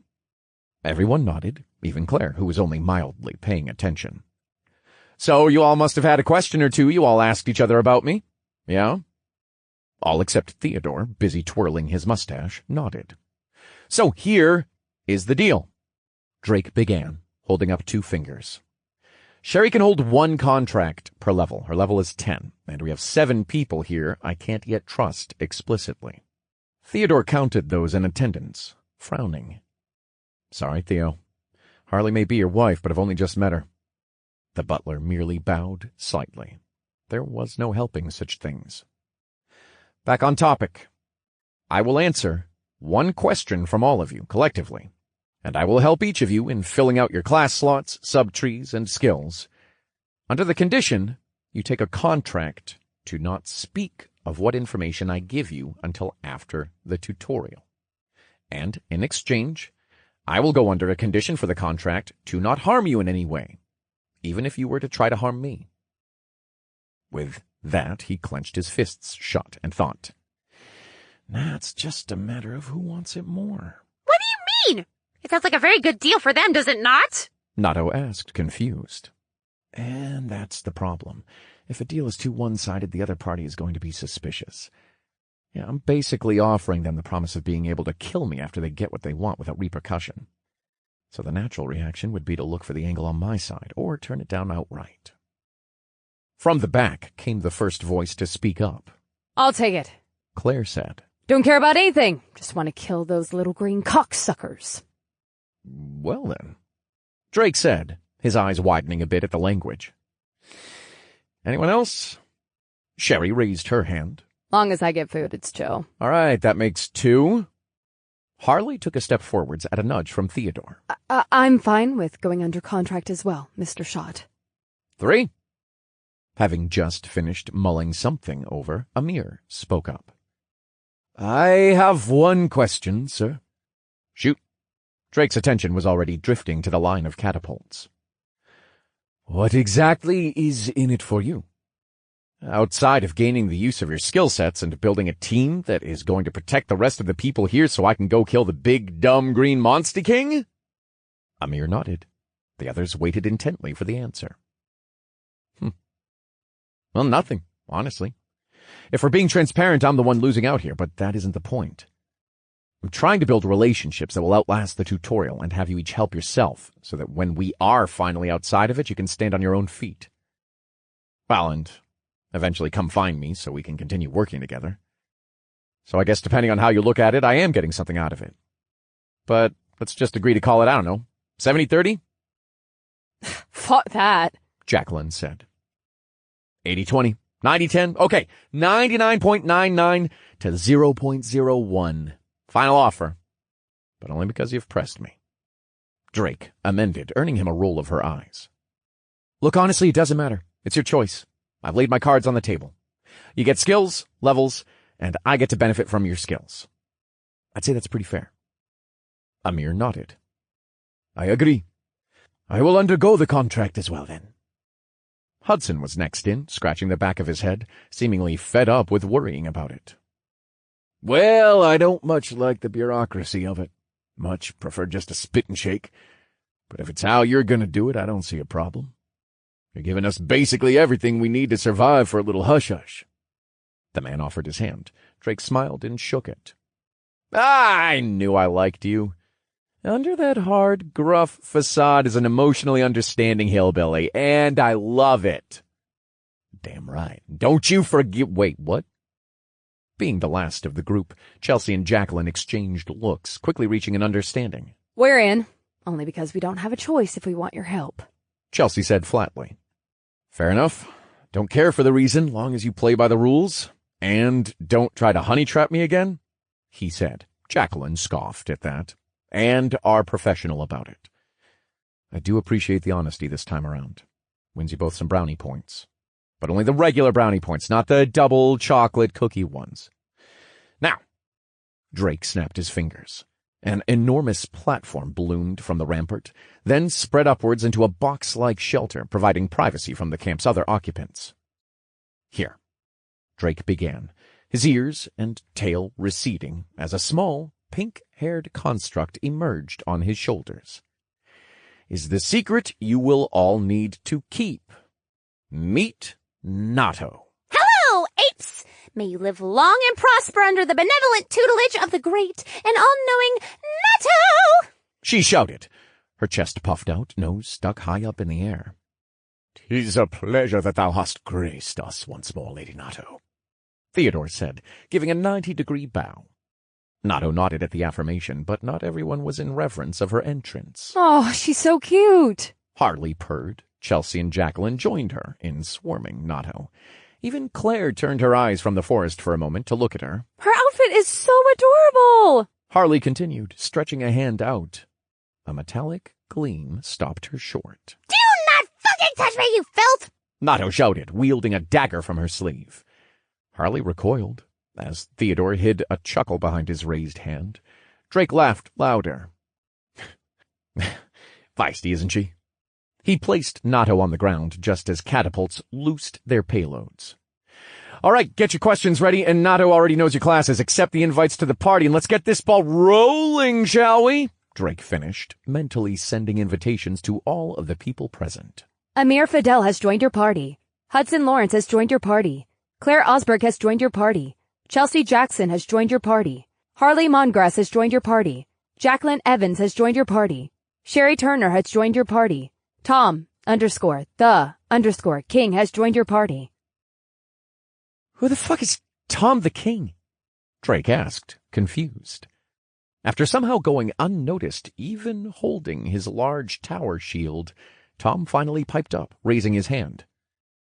Sorry, you guys were just all sort of talking, and I didn't want to interrupt, so I kind of just been staying here, silent. I promise I won't say anything to anyone. Please don't kill me, he cried, ducking behind the shield. Drake facepalmed, amazed that he didn't notice the man. He waved him off. Agree to the contract in your square. If not, Otto has her way with you. The tiny construct's ears perked up at the mention of her name as she turned to Tom. Certainly. Bow your head now in deference to this great, magnificent one. I am a merciful lord, you sad excuse for an ape. Follow me wholeheartedly, and I shall turn you into the slightly below-average ape you are truly meant to be. Wait, only slightly below average? What's average, then? Tom asked, a dagger pointed stiffly at Drake. That one. He is the standard ape, gorilla, enemy of all constructs. I take that as a compliment. Silverbacks are majestic creatures, and Bondo apes scare the shit out of anyone. I heard on a podcast that they kill lions. Lions! Drake exclaimed, snapping his mask back into place. He turned to the incoming boulders. This was becoming a regular occurrence. Well, it's almost like swatting flies if you think about it, he said, looking up at the masses of earth flying towards them. I guess I don't need to hide the casting when I'm with them now. Several fire magic circles appeared silently. Drake lined up 4 bellows of flames in front of him, his arm disintegrating once again as the 5th and final one crackled to life. Short and sweet this time! Mana flooded into the flames, each one turning to blue, one after the other. Big 7! Sakura! Each of the 5 blue balls of fire shot outwards, colliding with the boulders and raining down upon the tree line, destroying the catapults. You are doing it again! You only have 5 spells going and you shouted 7! Nato yelled behind him, giggling. A soft mumble of snickers followed. Drake turned quickly, pointing at the small construct. All right, no food for a week. No! You are a demon!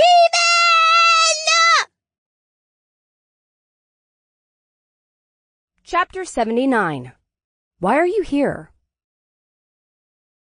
Drake sat down on top of the newly made, glorified box, peering into the forest.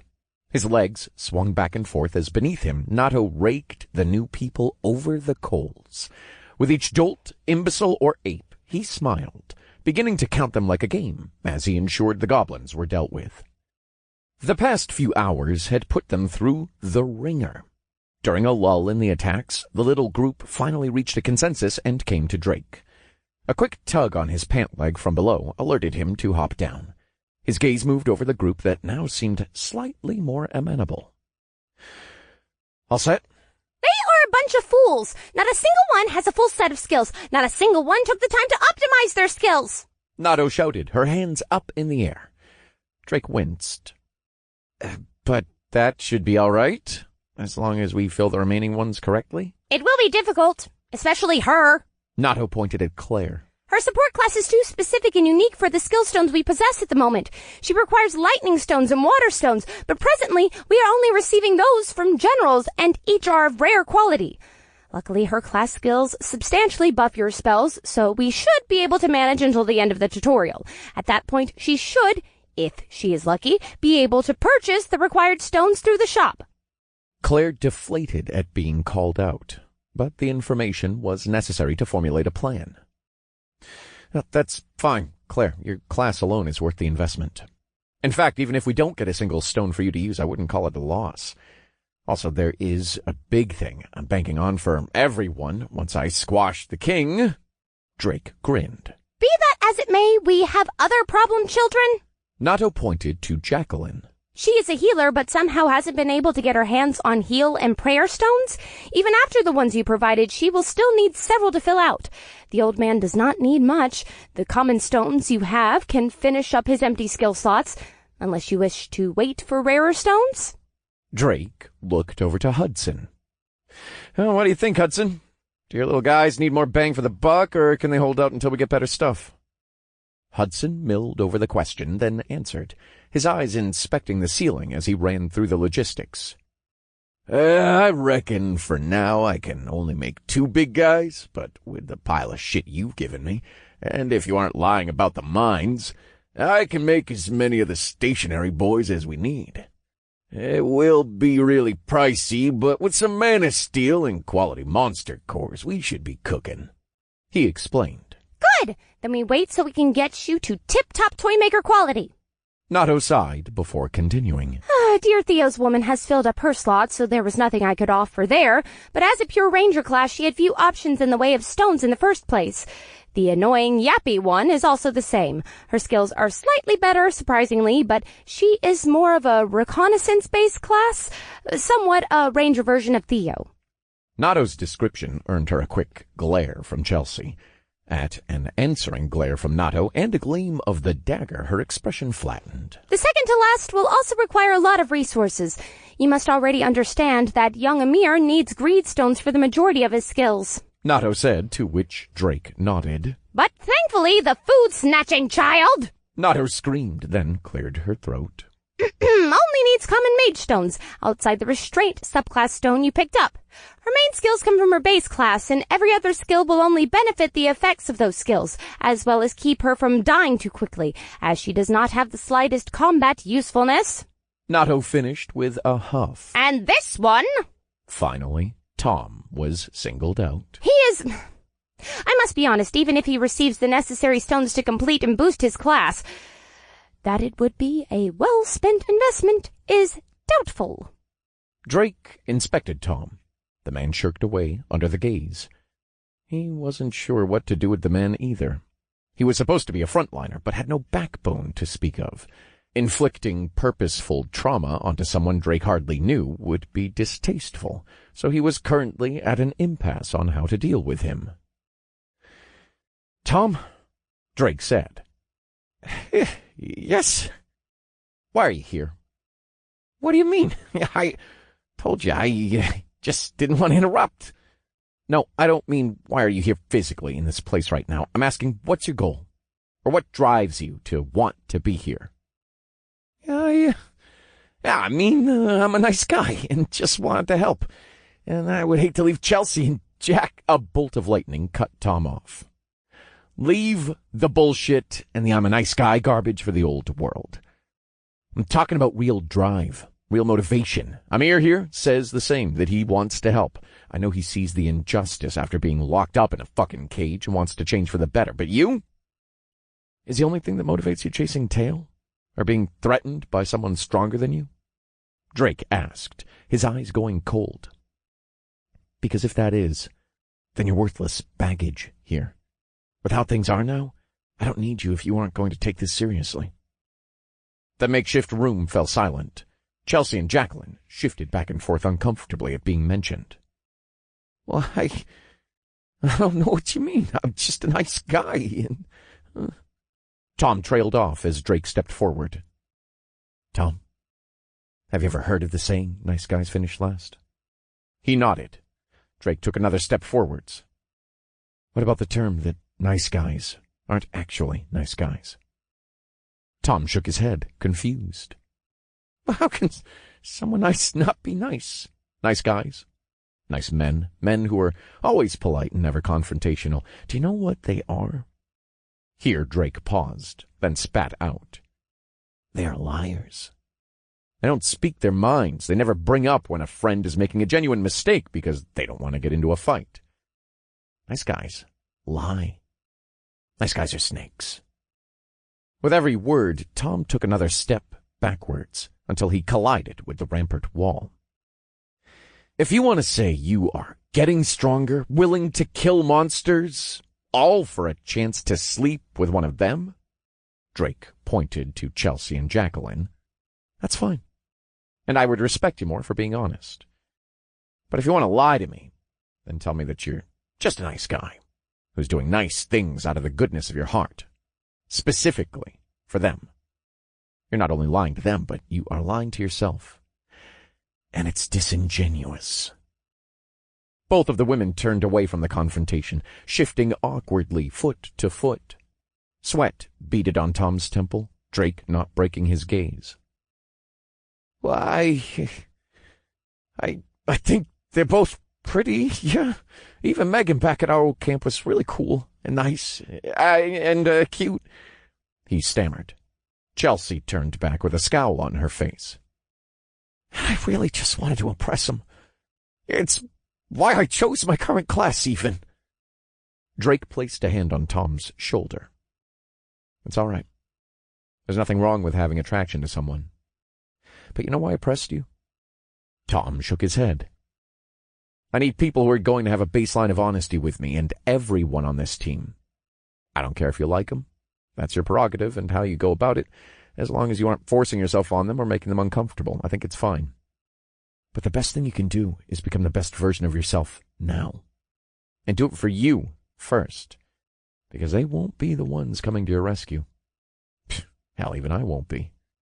You must be the one who has to dig yourself out of your own shit every time when it boils down to it. You need to be strong enough to carry your weight and theirs. That's the class you chose. That's the road you've decided to walk. And I can help you get there, but you have to be the one to ultimately change, and do it for yourself first." Drake gripped Tom's shoulder tighter.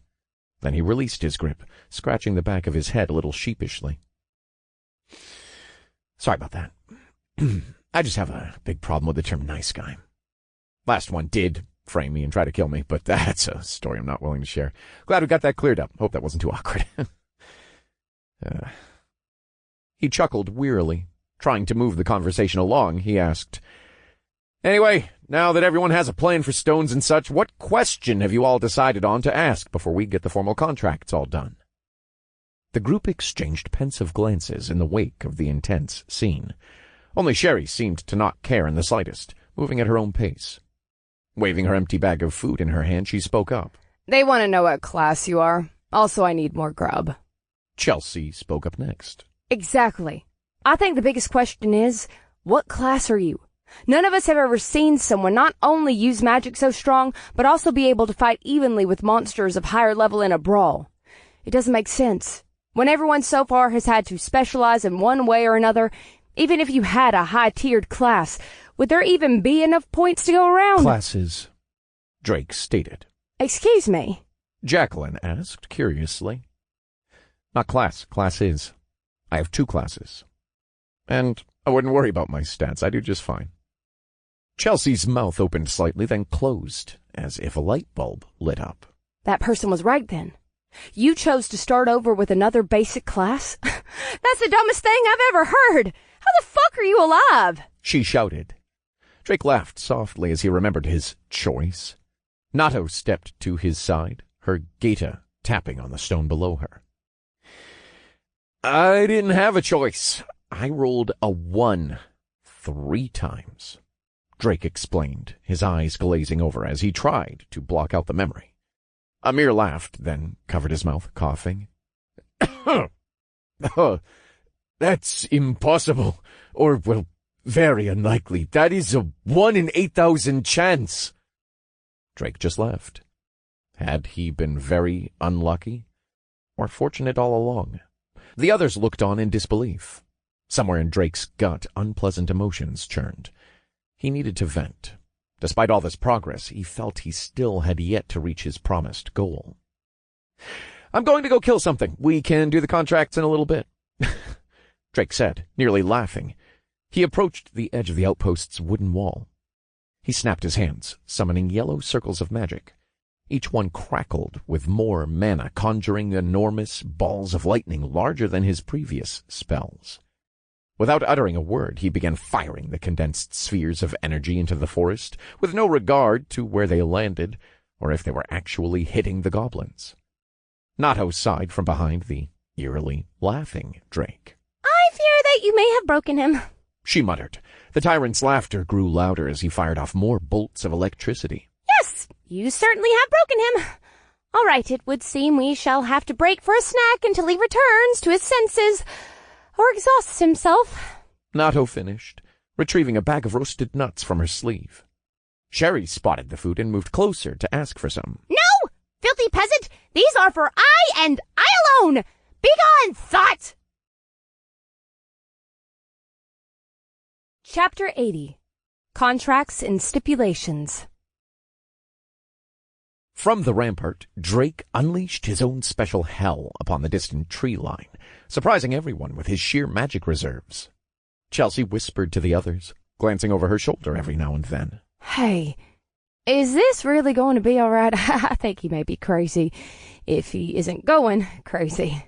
Nato perked her ears up and kicked her in the shin, forcing a yelp out of her as the group looked down, turning their attention to the small construct. If he is going crazy, so are all of you. Certainly you have all seen trauma while in the tutorial. She began, scoffing. And you should all understand that with every skill you gain, you change and lose more of yourself to the abilities. Shot there has double your skill pool, so show some gratitude and respect, you yappy-mouthed bitch! Theodore bent down, trying his best to calm Nato. This one understands thy meaning, Lady Nato, but these newcomers haven't had the pleasure of being in my liege's company for long. He spoke, then singled out Chelsea in particular. Thou hast only seen my liege's barbarism, and this one understands that it can be a thorn in one's mind. But, lest ye forget the gracious deeds he hast committed as well, filling thy bellies, giving thee roofs to rest under. Theodore eyed the rest of the group. Means to grasp power in thy hands. Saying so, Theodore stepped beside Drake to quietly converse with him. That seemed rather selfish to say, didn't it? Jacqueline grumbled. The only selfish thing here is that 2 of you want to voice how your trauma and problems are more important than his. Nato sneered. You are not the only ones who have dealt with hardship since coming here. The only difference is that he understands that and does not fault others for it, whereas you seem to want to chastise him for trying to overcome and deal with it. She spat, joining Drake and Theodore. It was Tom's turn to speak up. She calls that dealing with it? Claire approached Drake and the others before stopping and addressing Tom. I would say he's doing a good job of dealing with it. Imagine if he truly broke like some of us and turned those spells your way instead. Do you think you would stand a chance? He seems to be making the best of his situation, using his frustration, faults, and anguish to push himself forward, and I'm going to do the same, killing every last one of those fucking green monsters with him. It's more than I can say for you. She sneered, spitting the last word. Pussy. Claire joined the small group at the edge of the rampart, waiting for Drake to calm down. Phew. Well, that was just uncalled for, Tom mumbled. I don't think it was, pup. You are kind of a wimp for someone who likes to talk so much, Hudson said, making for the growing group. Sherry walked away without a word, her hand on her grumbling stomach as she mumbled the names of Italian dishes, her gaze distant. Oh, shite. Are we really the old ones out again? Feels like we're the mad ones now. It isn't looking good for us, Chels, if this is how the going is going to get, you know, Jacqueline said. Chelsea bit her lip in frustration, unsure where to go from here. At every turn so far she had slipped up, worsening her situation by rushing the process of rescuing Megan and freeing the rest of the group from Chris. Watching the gathering group, her fist clenched and shook, unable to hold back the anger and frustration of taking 2 steps back after just taking a step forward. But a gentle hand touched her shoulder, giving her a lifeline. It's all right, Chels. Mr. Schott is a nice man, all things considered. From what I've seen, even if all you have done is insult him recently, it looks like he really values people who work hard, are trustworthy, and try their best to improve their situations. And I think you embody all of those, even if you are rushing it right now out of concern, Harley said consolingly, letting Chelsea relax slightly. I will talk to Theo about possibly having Mr. Schott make Megan and your group a priority. He did say he would listen to the whole story when he had a chance. You've helped me before, so let me help you. Take some time to think about the best way to explain your situation to him. Harley gave a gentle smile, earning her one back as she moved next to her fiancé, and linked arms. That girl is too precious for this world. Jacqueline murmured. Yeah, she's a real sweetheart. It amazes me she married someone that speaks in gibberish that's wrong half the time. Is it wrong? Well, ain't that just par for the course for fake it till you make it, in it? Chelsea trailed off as she considered the now calm Drake. I really will have to think about how to speak to him. Damn it. Drake took a deep breath that both eased his mind and provided air for his aching body. Checking his status, it was almost empty, and the only thing he had really accomplished was burning the forest. His impressive light show had netted him a whopping total of 0 experience.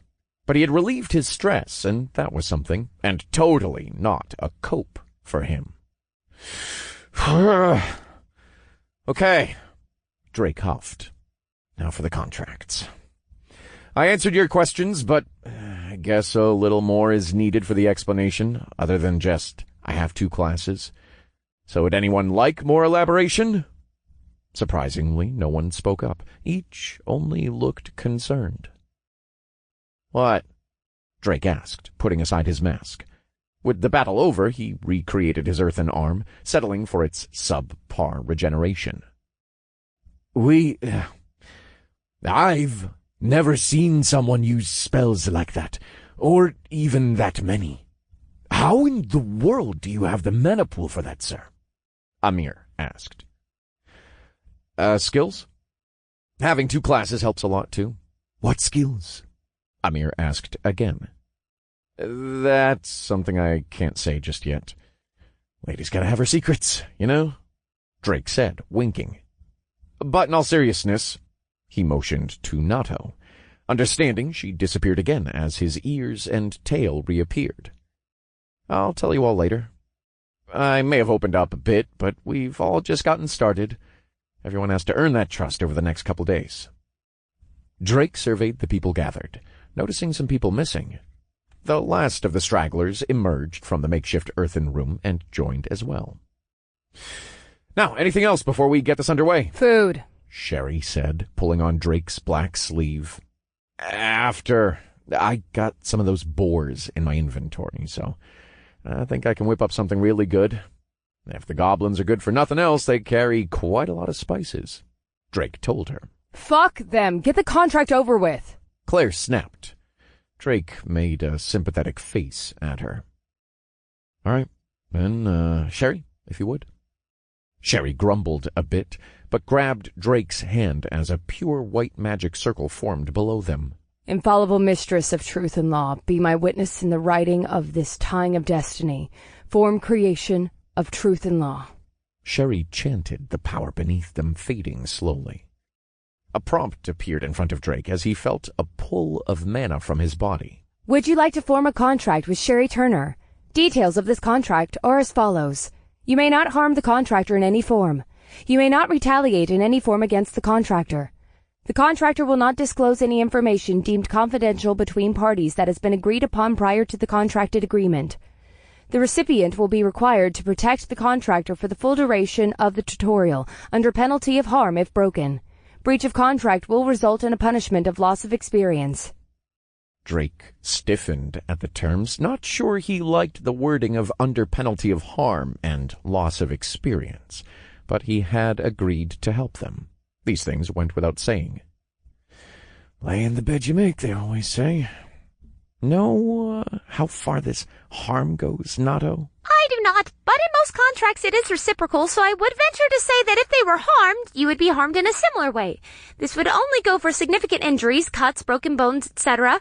You will not be getting small paper cuts as a recompense. What about this loss of experience? How much are we talking? Drake asked, his hand moving to his chin. Standard contract is commonly 1 level. The more requirements, details, stipulations, and clauses, as well as the more powerful the contractor, the stronger the punishments. So it is a blessing and a problem that the Hungry Mongrel is only level 10. Got it. Thank you. And, takes one to know one. Don't be too hard on Sherry. I want to add a small change to this, Drake said aloud. Sherry's expression pinched in annoyance as if he was wasting her precious time to get her food. Make it so the harm won't count if a person inflicts self-harm? Sherry grumbled, but recast the spell. A new prompt appeared. Would you like to form a contract with Sherry Turner? Details of this contract are as follows. You may not harm the contractor in bona fide in any form. You may not retaliate in any form against the contractor. The contractor will not disclose any information deemed confidential between parties that has been agreed upon prior to contracted agreement. The recipient will be required to protect the contractor for the full duration of the tutorial, under penalty of harm if broken. This does not include harm inflicted by the contractor against themselves. Breach of contract will result in punishment of loss of experience. Perfect. Drake grinned. He mentally accepted the contract. There was another tug of mana from his body, accompanied by a chime in his head. You have entered a standard contract with Sherry Turner. Drake gasped slightly at the jarring drain of mana, Sherry doing the same. The subtle magic tether connecting them was hard for Drake to grasp unless he focused on it, but he did not miss the change. The palest blue threads shimmered between them. Fuck. Is it going to be like that for all of them? He chuckled sarcastically. I did not enjoy that. That food later better be good. Sherry grumbled, hunching down. Drake scoffed. Oh, the chef never disappoints. Standing, he grinned. Who's next? After a few long, arduous minutes, Drake received the contracts of all 8 party members, each leaving him slightly more exhausted than the last. Fuck, I think I might actually need to sleep after this. I haven't felt this tired since starting the tutorial, he thought. This many participants for your first contract would be quite exhausting. It is good that you have such potent regeneration skills. Drake smiled inwardly, gazing upon his newly formed group of future confidants. Good. Now that we have that out of the way, I'd like to say it's time for a good meal to christen the deal. But the goblins won't let that happen, it seems. Drake sighed. In the distance, the sound of a horn and drums roared, signaling the approach of another wave of goblins. They rose from the tree line, each one bearing a tower shield similar to the one Tom held. Behind them came the rolling sound of the catapults and thrums of footsteps, hundreds of foot soldiers following. Lovely. Looks like they've upped the ante. How accommodating. Drake smiled. Let's see just how well this new team works together, shall we? I can't wait. It's like Team 7 is back together. Did not that team only consist of 3 members? You have double that, you buffoon? Drake kept smiling, once again willfully ignoring Nato's correction that was, in fact, very correct. Chapter 81. The Siege. Drake rolled his arms, stretching out muscles increasingly fatigued from the past 2 days' constant fighting. And still, there would be more to come. For now, though, he was stopped as he looked to his status. Shit. I'm still running low. Yes, well, that certainly happens when you go on pointless rampages. Maybe you will learn to vent in a more productive manner next time. Nato chided. Drake couldn't argue with her on that. He had certainly lost his cool, resulting in this situation. Thankfully, he did have a small reserve of mana left, not to mention his water endowment's gradual regeneration, but it would still take him quite a while to fully recover his pool. Bad news, I blew my low mana pool, so we are going to have to rely on everyone else for the time being. Hudson, how many of your boys do you have ready? Drake asked, coughing over his near slip. Amir snickered, coughing to cover it. It would seem the young man had caught Drake's Freudian mishap, though he didn't draw attention to it. Got none of the big guys made, since they take a long time to build and all. The stationary ones, I got 2 made and can set the rest of them up, but it will take a spell. Hudson said, eyeing the outpost walls. He chewed on the side of his mouth, gauging it. That's going to be a problem. How much damage output can your sentries deal to those lieutenants, you think? Drake asked. Hudson mulled over the question, then reluctantly sighed. Son, I'm sorry, but I haven't had to go against one yet. These boys'll take care of the average knoll, no sweat, and with how high up we are, I don't think them normal goblins will be a problem, long as they don't get a hit on them. Thing is, Hudson grumbled, looking out at the massive sea of monsters, I only got so many to go around. Damn near endless bullets don't help much when you only got 4 guns to pepper them with. Drake nodded in understanding. Right. Well, that helps enough to give us some time, if they get close enough. Set up what you can and start churning out the little guys. We can worry about making the bigger ones when we have some time to spare. Tom! The man jerked at his name being called. Yeah, he answered, doing his best to stand up rather than shirking away like before. Time to show your guts. Your job is to block anything coming in that wants to break those little ones. Got it? Yep. Next were Sherry, Amir, and Claire. You 3, back to the box, or you can go down behind the wall. We don't need more targets on the wall. Sherry just waved her arm.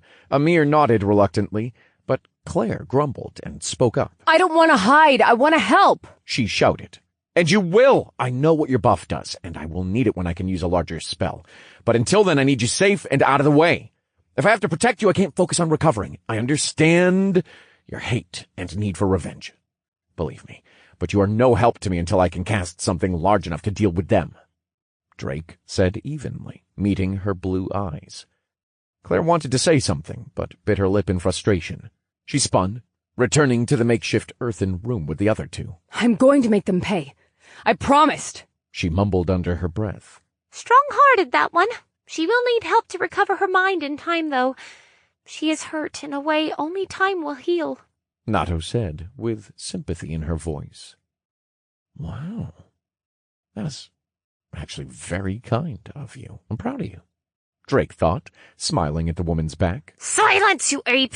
It is plain to see she is the most hurt among them. Even a blind man could see such. I know. I just hope I can give her what she needs to grieve and come to terms with herself. When there's time, I'd like to hear what happened. Pain recognizes pain, as they say. Who says that? I do. Now shut up and get to it. Those little green boogers in their toy cars are getting closer. Drake glanced over his shoulder, and sure enough, the line of goblins had begun to advance. Hudson, hurry and set up. Tom, protection. Theo! Drake yelled. Yes, my liege. Cast your illusions to distract them while Hudson prepares what he can. We just need to buy some time for me to recover. It would be this one's utmost pleasure, Theodore shouted back in reply as he moved to the side and began chanting his stage play of illusion. A black magic circle formed below him. On the edge of the outpost's wall, a myriad of monsters spilled towards the oncoming horde, but they would only buy so much time. Thankfully, we still have that other skill Theo has, the AoE fear, right? Drake mused. Then he turned to Jacqueline, Chelsea, and Harley. All right, now for you 3. Chelsea and Harley each had a bow in hand, and quivers strapped to their backs.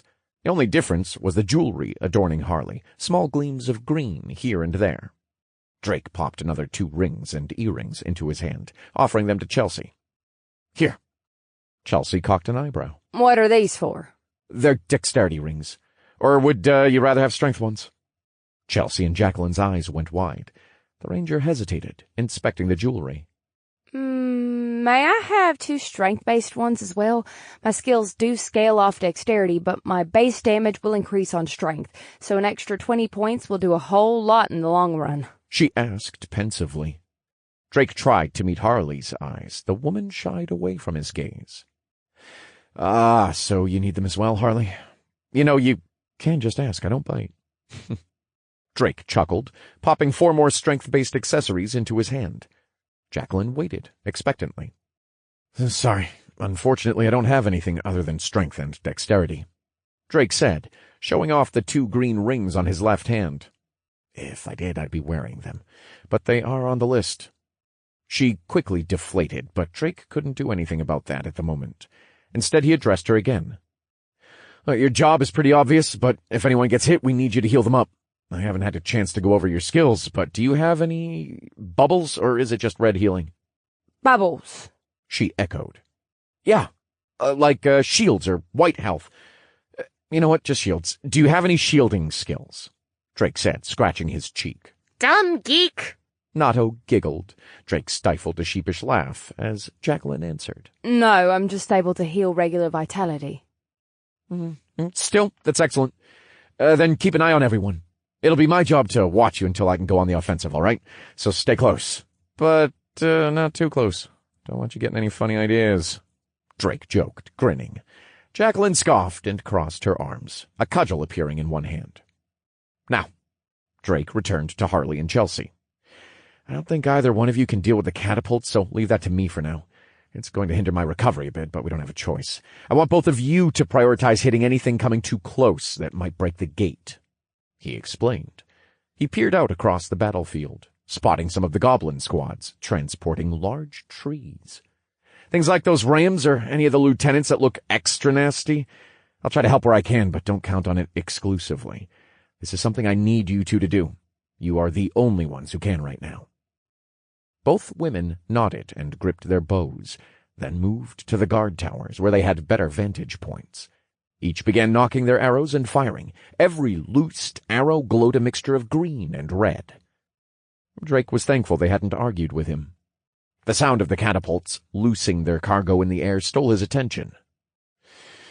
They're starting kind of early with this, he mumbled, readjusting his mask. One-handedly, he summoned 2 crimson-red magic circles. 2 fireballs appeared. Without enough mana to fuel it, Drake didn't bother turning them blue. He wasted no time, firing off the balls of flame in the direction of the sparse first volley of boulders. They collided and exploded with the boulders, but couldn't fully disintegrate the rocks. The boulders only broke apart into smaller chunks. With their momentum halted, they fell downwards onto the goblin troops below, squashing the soldiers underneath them. Drake winced. Oh, that is no way to go. No more than they deserve. Fuck those jack-offs. Jacqueline spat next to him. That's fair. War is war, after all. How's the experience? Drake asked, wanting to change the topic. It's not bad. Nothing monumental, though, looks like. No levels just yet, but feels pretty brilliant. Think I'm just a tad bit off till I get my next level in it. Jacqueline said, gazing into the distance slightly, most likely browsing some of her screens. It must be Amir's buff at work. I can't imagine 10 people sharing experience and not having it be brought down significantly. Drake said, watching the line of monsters slowly encroaching, closer and closer. Jacqueline nodded but said nothing, her shoulders slightly shaking. Don't worry. They will never get close enough. Drake said lightly, I'm going to try to speed up my recovery.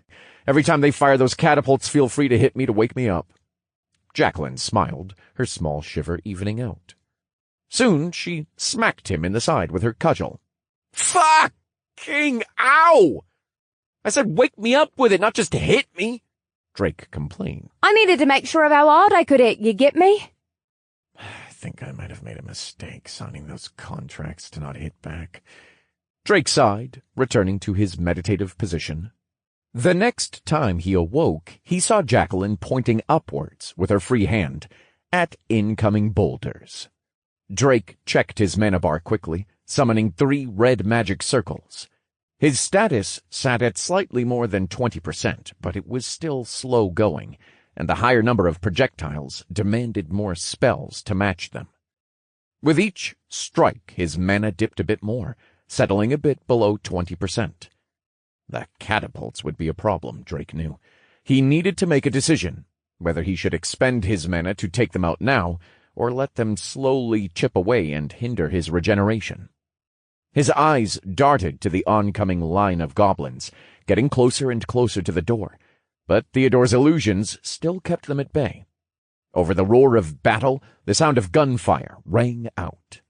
On Drake's right were a row of the now erected turrets, resembling small sentry guns out of a sci-fi show, peppering blue-hued bullets into the side of the goblins from above. There were a total of 5 now, with more being produced on the wall of the outpost. The steady influx of notifications showed the power of the turrets, but that soon stopped when the lieutenants came to place their shields in the way of the hail of fire. Drake looked down at the steadily moving mob, but he was forced to ignore them. The flood of monsters moving forward was slow. They weren't worth his concern right now. That was reserved for the catapults in the back, acting like heavy artillery. He needed to put a stop to them, so he could focus on helping with the front. Drake grit his teeth as he snapped, changing to his ice endowment for the increase in spell damage. His earthen arm eroded and disappeared as he summoned 5 crimson-red fireballs in front of him, all trained for the back line of the goblin army, right at the catapults. He was forced to use his entire store of mana to send off enough fireballs to strike the catapults down, unable to utilize his unique spellmaking skill. But even then he was not able to get all of the catapults. Still, he got enough of them that their usefulness was severely limited. The barrage of spells had exhausted Drake's mana, canceling his spells as his hair faded to jet black. His tattoo was receding as well. He wasted no time in dropping to the floor in another meditative position. The only thing that kept him from immediately meditating was waiting for his mana to recharge slightly so he could reactivate his water endowment. It's gonna be a long night, he thought. Chapter 82. The Siege, Part 2. Going Nuclear. Jacqueline's cudgel smacked into Drake, forcing him to rub the side of his arm. But what irritated him more was the sound of banging against wood and the sensation of many monsters around the wall. Oh, did I oversleep or something? Why are they so close already? Drake asked, looking upwards at the dark sky, checking his status as he did so. His mana was still low, but not overly so, sitting at about half. Still not enough for a spell to wipe out the remaining goblin horde at their gate, at least not normally. It was bloody hard to wake you up. Sleep less like a thick rock, won't you? Jacqueline complained, darting across the rampart towards Hudson, Theodore, and Tom. Several more sentry guns had been added to the wall, bringing a grin to Drake's face. Kinda cool how sci-fi fantasy that is. We definitely need more of those, like a lot more. He thought. You have quite bigger problems to deal with currently than gushing over your nerdy passions. Nato interjected. Drake coughed but approached the gate. The loud banging continued as the goblins rammed the gate with large pieces of timber. The lieutenants covered those holding the ram with their large tower shields. Yes, that does seem to be a problem. Drake checked the guard tower, glad to see that Harley and Chelsea were doing fine, still bombarding the goblins below where they could. Unfortunately, gunfire and arrow fire did not seem capable of penetrating the lieutenant's shields. Is it time to be the hero? I like where this is going. Oh, Lord, please no. You know, I'd like to tell you about a story. Drake started, his brows shimmying up and down. Please do not. This man, trained all his life to be strong. Please, I don't care. Make it stop. Drake smiled widely behind his mask. But this man could not overcome a nuclear bomb, so there was only one option. Drake shouted, spreading his arms. Claire! Are you ready for your first taste of vengeance? Drake yelled as the woman scampered up next to him. For all her fury and ire, she seemed fragile and timid when the time came. I'm ready. She finally shouted back, her hands pressed against her chest. Then let us make it rain pain upon them, Drake said, struggling to stay firm against his giddiness for the spell he was about to unleash. She nodded and began chanting her own spell. The heavens shine brightly down upon the land, but the world will not be protected from the rumbling of my heart. I call down the rain, I call down the thunder. Be blessed in your fury, my people. She chanted, a large yellow magic circle forming below her that shifted to blue, then black. We are the wind of change. We are the storm that crashes upon the world. Storm colors rising! Claire's spell finished with a thunderous crash. Blinding white lightning struck her from above, enveloping her body. She stood unharmed, gasping from the power of the spell, toppled forwards from her exhaustion, only for Drake to catch her in a princess carry. He brought her to a mirror, resting her down gently on the floor. "You did well. I will make sure to kill every last one of them," Drake said softly, but Claire had passed out from the exhaustion of the spell. "Make sure she's safe till she wakes up, Amir. Counting on you," he said, winking. "Do you know what that last option was, Nato?" She stayed silent, but Drake knew she had the answer. It was to become nuclear himself. He beamed underneath his mask. Beneficial magic from a party member has been applied. Storm colors rising applied for 30 seconds. All lightning-affiliated magic has reduced cost by 50%. All lightning-affiliated magic damage increases by 150%. All enemies slain by lightning-affiliated magic replenish status by 1%. Drake leapt to the edge of the outpost's wall, chanting his defensive skills. "I am the shield! I am the rampart! Bulwark! I am the wall on which my enemies billow! Unbreakable! Unblessed wings! Guardian's reprieve!" 3 flashes of green covered Drake. A 4th Viridian flash snapped to life at his fingertips as he activated his wind endowment, his hair and tattoo cascading to mint green as they flared to life. Drake cannonballed into the crowd of goblins like a missile, crushing his launch point beneath his feet and speeding to the center of the horde. He threw his feet forwards, crushing the skull of a goblin as he landed, cratering the earth around him. Every goblin surrounding him struck him with all they still had. "Playtime is over!" Drake shouted. The timer on the buff ticked down slowly, each second stretching out as his adrenaline acuity extended seconds into what seemed like hours. The weapons and magic of the goblins clashed against his defensive shields, shattering them quickly. Reprieval charge gained. Now that it had come to this, Drake wanted every inch from his regeneration for this spell. Grinning, he switched out his wind endowment for water. Then he teleported before the weapons and spells of the goblins could harm his flesh. From on high, he stared down at the monster horde in glee. An enormous yellow magic circle snapped to life above him. His left arm raised as the lightning sparked in his hand, growing and condensing rapidly in the fractions of seconds. Losing an arm had improved Drake's ability to manipulate mana manyfold. Snapping his finger again, 2 smaller, light green circles appeared, one in front of his face, one beneath his feet. Drake looked down and spoke, the wind magic adding an ethereal quality to his voice. "Let the true meaning of Almighty be carved into your souls!" Drake roared, almost cackling. The lightning in his hand pulsed with every word as it condensed and expanded, sparks flickering outward, looking for somewhere to escape. But storm colors rising provided Drake with nigh endless reserves, pouring in more and more. Drake softly uttered the word, the wind magic at his feet whispering to life. It oriented him downwards to the ground, right at the horde of goblins. Am. The wind magic at his feet exploded, propelling him downwards like a falling star from the heavens. Throwing his hand forwards, he lit up the sky with the condensed ball of lightning mana. Drake screeched towards the ground. Atomic. Despite being a mere whisper, the last word reverberated across the entire battlefield.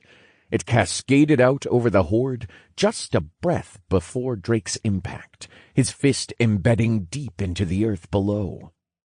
Upon impact, his magic exploded the soil of the open plains. In a beautiful cacophony of explosions and rubble thrown skywards, the ground cracked and scattered. Lightning burst through the floor in every fissure, every split rock. The geyser shot up and then outward, growing exponentially larger with every beat of the explosion. The last of them formed a cascading effect as the spell lit the whole world. The party on the wall looked on in amazement and awe as they lost count of the number of monster kill notifications and completed quests they were receiving. Shot has subjugated Goblin Lieutenant Zvitka Vovjarek, F rank, level 20. Experience earned. 150,000 TP have been awarded to a party member in compensation. Shot has subjugated Goblin Lieutenant Nomovic Vovjarek, F rank, level 20. Experience earned. 150,000 TP have been awarded to a party member in compensation.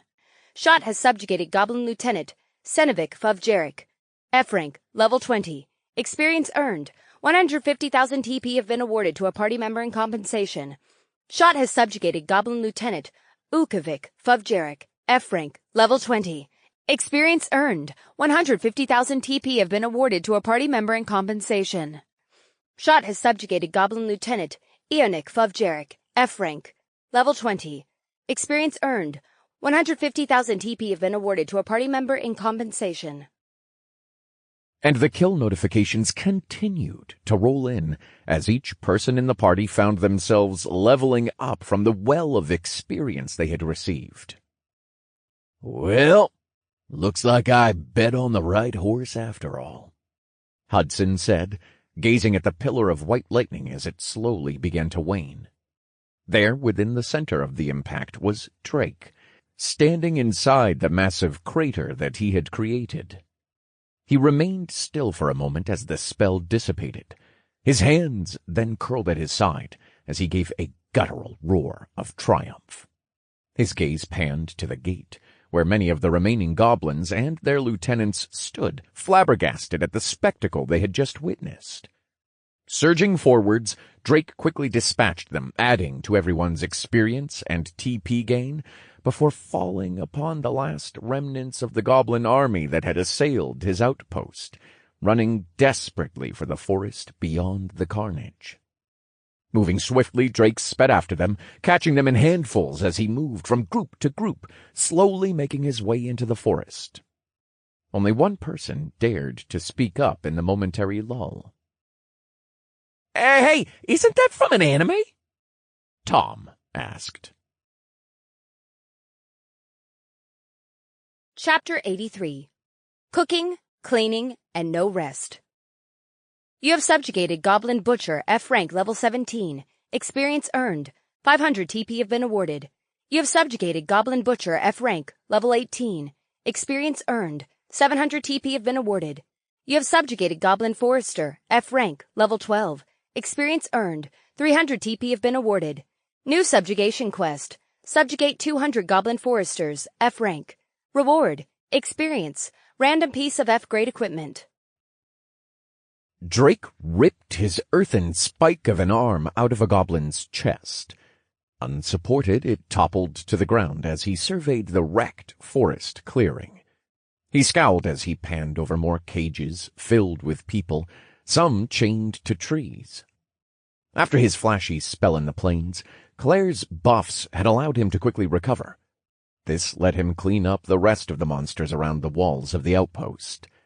He was also pleased to find out that everyone in the party had gained a level from the fight, Sherry even gaining 2 and reaching 12. Drake afterwards scouted for any sneaking monsters near the outpost and went to finish off the retreating goblins. For the first time, he would be taking the fight to them.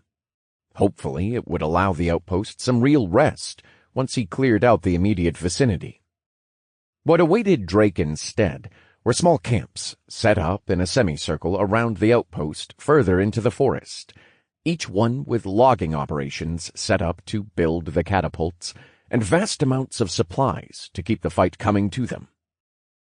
Drake had made quick work of the camps so far, not having trouble with any of the monsters that defended them. What troubled him was the number of cages and people kept within.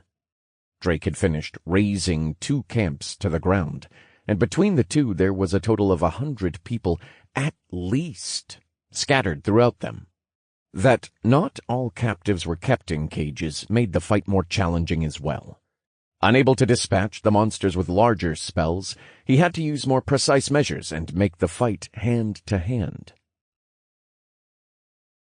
Once the battle was over, Drake plucked the key from a jailer's neck, hoping it matched the locks. Thankfully, it did. The captives were soon freed, none injured too severely. That was good. This wasn't the last camp Drake would be raiding today. Seeing things would be fine here for a little while, he made an announcement. "All right, get in the cages until I return. I still have some more of the forest to clear." Drake told the freed captives stonily. Sheer exhaustion and the atrocities he had witnessed dulled his gaze. Who are you?" a man said, rubbing his wrists. "I'm no one." Not far away were some tables which had been used by the goblin butcher. Still strewn across it were the remains of those Drake hadn't been fast enough to save. He struggled not to think about them. "Someone who's been a little too late recently. Now, get in the cage. I don't have time to argue." "But what if they come back?" he shouted. "Then you will be safe, in the cage, until I get back. I won't leave you here to rot, but I have other people who need to be freed. Now move or I will make you move." The now freed captives stared at the camp's carnage. Soon they obeyed, and Drake helped them back inside the cages. He left as much food and water as he could fit inside the cage, as he had done for the previous camps. Ignoring the complaints of those within, he shut the cage and locked it. Drake shot forwards, his lightning endowment activated, speed increasing to something the naked eye was unable to follow. Drake, I understand being cold, but do not forget they are victims, not the perpetrators. Also, do not forget that you are not responsible for what has happened here. The goblins are the ones who did this to them. It is not your fault that you cannot save them all," Nato said, trying to console him. "It isn't that. I'm not egotistical enough to think I can save everyone, but I can't help but think if I tried a little harder, I could have maybe saved at least some. I've never been one to expect or calculate for loss. That just isn't something I want to accept.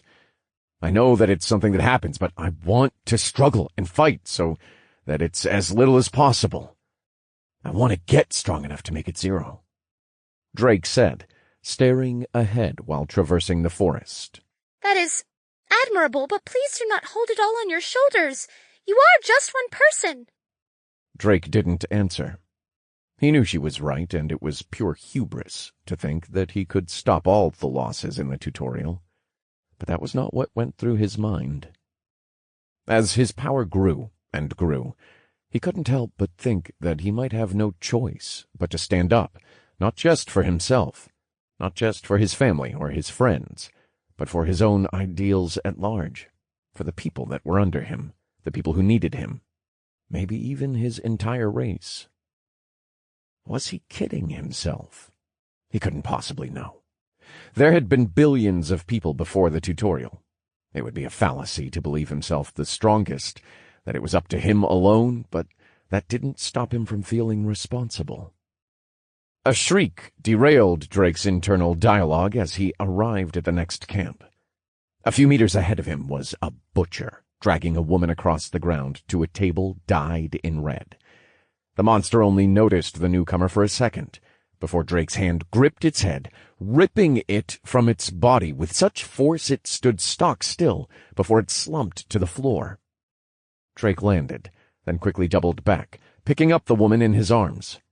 He deposited her next to a tree, the sound of horns and drums ringing out behind him. "Stay here and out of sight. I'll be right back," Drake said, then snapped his fingers, his hair shimmering white. Converging on Drake were the forces of the goblin camp, foot soldiers, shamans, butchers, and jailers. Every monster held some form of weapon or spell in its hands. But Drake was in no mood.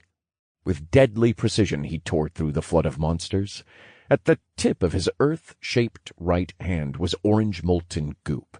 In his left, His tattoo flared to life with increased mana. His right hand pierced through anything it touched with a sizzle of flesh and the scent of scorched innards. He pushed it into one goblin's head and then the next, using each body he put down as a foothold to shoot forwards and repeat the process. His left arm did the same, hurling goblins in every direction. Within seconds, he had taken down the camp. A trail of havoc and smoldering bodies was left behind him. Then he felt another figure enter his aura's field. Looking over his shoulder, Drake wasn't sure if he should be happy or irritated. Uptick of Fuv Krutz, level 25, F rank. New subjugation quest. Subjugate 10 Goblin Knight. F rank. Reward. Experience. TP. Random piece of F-grade equipment. Emerging from the tree line was a mass of gray iron. Only small gaps revealed green flesh, its white teeth clenched underneath its metal visor. In one hand was a broadsword, in the other a large kite shield smeared with blood. Drake snapped his fingers. Ice replaced his earthen arm, as his hair and tattoo were tinged orange. The two locked gazes in a tense moment. Drake grinned behind his mask. I hope you last more than one punch. I need to let off some steam. Marked! Staring out into the forest isn't going to make him come back any faster, Theo, Chelsea said, but she too kept watch, using her identification skill to scout for any lurking red-capped goblins. I'm sure Mr. Schott is just fine, Theodore, Harley said, consoling him with an arm around the shoulder. I don't think there's a single monster out there that can even hurt the man. Theodore watched, but placed a gloved hand on Harley's. 'Tis not the vile monsters that lurk those night-black woods that this one fears.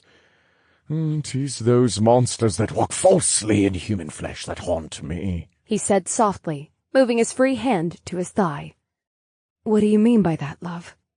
Let us just venture that there art just as worse fiends in the tutorial that doeth unspeakable acts. Barbarism and cruelty, 'tis not exclusive to monster kind. Chelsea grimaced next to him. She knew well what he was alluding to. Behind them a grunt sounded, and Emir spoke up. Claire is waking up, he shouted. Where am I? Claire mumbled hazily, her eyes snapping to attention. The goblins!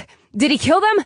She shouted, gripping Emir's shoulders. Yes, Schott, sir. Schott managed to kill them all, thanks to your spell. You should check your stats and levels. We all gained at least one from the fight thanks to it. Emir explained, a weary grin on his face. Hudson spoke up from his fiddling with another sentry. Looks like the crazy pup is coming back. And he brought a whole mess of lost sheep. Out of the tree line came Drake. Following behind him was a line of well over 100 people. Each was no worse for wear than they had been upon being rescued not long ago. The line of people passed Drake as a few began to sprint for the outpost over the battered and ruined field leading up to it. Drake followed up the rear, ensuring everyone made it out of the forest. Looks like we best get down there and help out, yeah?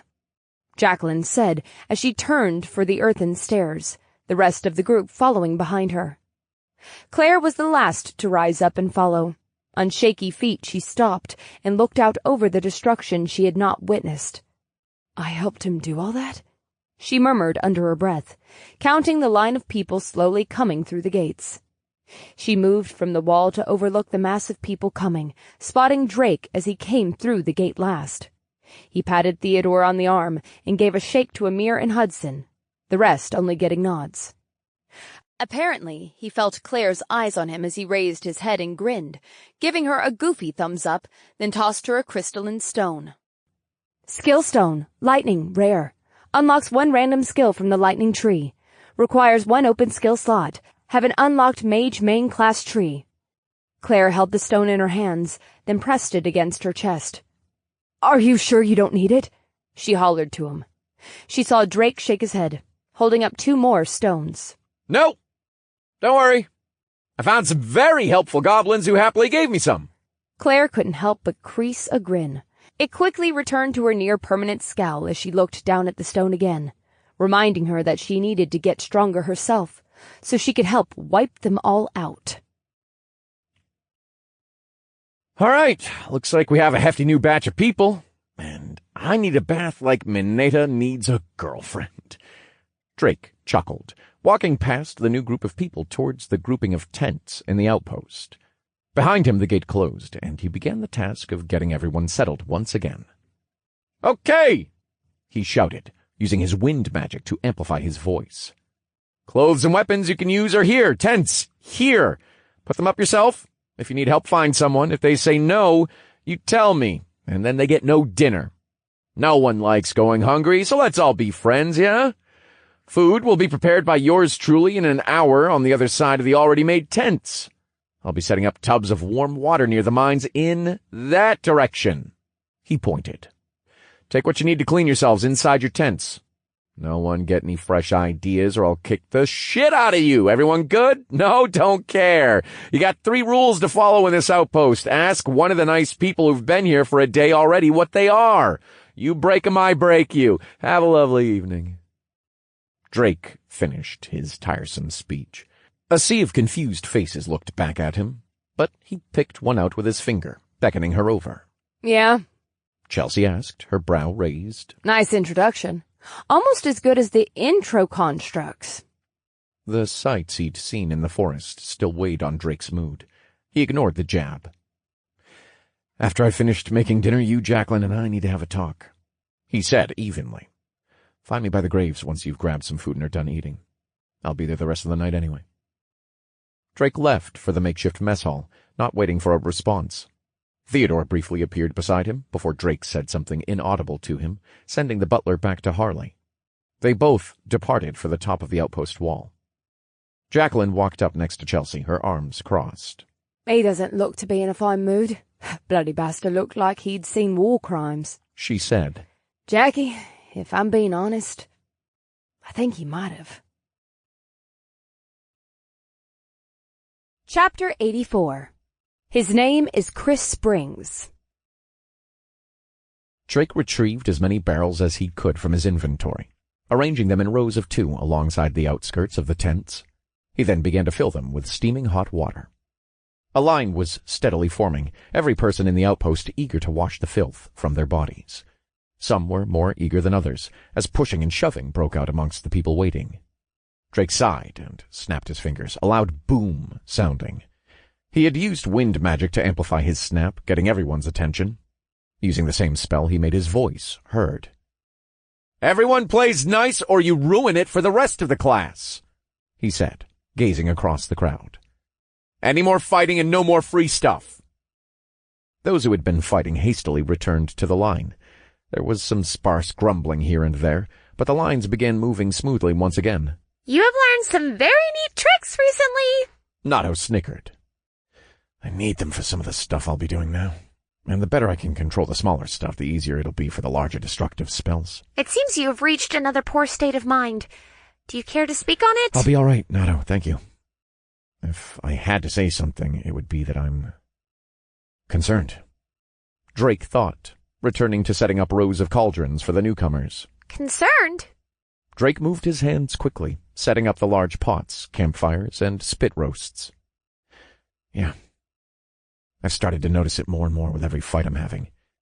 But I am becoming increasingly enthralled by the combat. I only feel something when I'm on the edge. These fights are barely cutting it anymore, and that's not all." Drake trailed off, skewering an already skinned boar from his inventory and placing it on a fire. He began seasoning the cooking meals he had set up. Nato interrupted him. That is not all. What else is changing, Drake? She asked, concern apparent in her voice. "Right. I can feel my humanity fading each time I level up. It's strange. It's as if I'm performing a habit that I don't understand anymore. The smiling, the interactions, the talking, and sympathy in general. When I saved those people, I didn't feel sorry. I didn't feel the same amount of empathy I know I should have, that I knew I used to have. It felt like I was just going through the motions because I knew I should. I only feel alive, feel something more when I fight now. Is that the effect of the skill stones? He asked. It is one of the drawbacks of the higher rarity stones. You are also progressing impressively fast, making me fear that your psyche may not be able to keep up with the trauma you are facing. Trauma? I don't think I need that type of sympathy. You should save that sympathy for those who are actually being abused, Nato. If you haven't noticed, I'm the one shelling out the punishment for the accused lately. He scoffed, filling another pot with water, food, and seasoning. That is trauma, Drake. You may not feel it because you have gone through it so much as of late, but you are killing thousands, snuffing out lives, even if they are monsters. But not weeks ago, you were just a normal man watching TV shows and drawing on your tablet for a living. You are far too unforgiving of yourself. Forgiveness isn't something one gives themselves. It's salvation given by the grace of others. Drake thought, a realization coming to him. I see. I know what I have to become then. I will do what I must to survive. I will become whatever this tutorial and system needs me to be in order to protect what's important to me. Damn the consequences. I'll let someone else judge me when the time is right and it's all over. Well, that is rather dramatic, but if that is what you wish, I will help you do so. Maybe stand trial together, you dolt. Drake smiled underneath his mask, finishing the last of the pots. He looked up to see a line of people again, forming near the food this time. Picking out a few people, he gave them instructions for the food. Hey, you, and you. Turn the pig every 5 minutes. You, and yes, you. Stir the pots every 10 minutes. Pigs are done in 2 hours, the pots are done in an hour. Don't burn my food, Drake said, adjusting his mask to reveal his grin. Unsurprisingly, his joke did not go over well with the new people, after witnessing a darker side of their savior. His grin was visibly shaking. Well, aren't they rude? Drake thought, snapping his mask back into place and making for the graves. Yes, well, they did see you put your molten hand through quite a few goblin faces, not to mention what you did to the first knight. Nato chided when memories of the scene made her wince. Hey, I wanted to see what happens when you use water magic to put the water in the monster. And now I know. Yes, you the goblin reinforcements, and everyone inside the cage next to the goblin now know, and I'm sure they appreciate it greatly. That's why I put out the hot water, Drake said aloud, offended. Nato gave a mental shake of her head. He faced the rows of the graves. At least I don't feel as much now, so this sucks less, I guess. No, am I kidding? It sucks even if I can't feel the pit in my stomach. He mumbled, digging the first hole in a new row. Drake continued in silence for nearly an hour before he felt a pair of people draw closer. He could guess who they were, as otherwise he would have heard Theodore calling him. Well, this is Blake, Jacqueline said. Jackie, Chelsea whispered. My bad, love. Never been good with these types of situations. It's all right, Drake said, not bothering to face them. Not knowing how to handle something like this means you haven't had to deal with it. I envy you for that. Mr. Shada. Chelsea started, but a raised hand cut her off.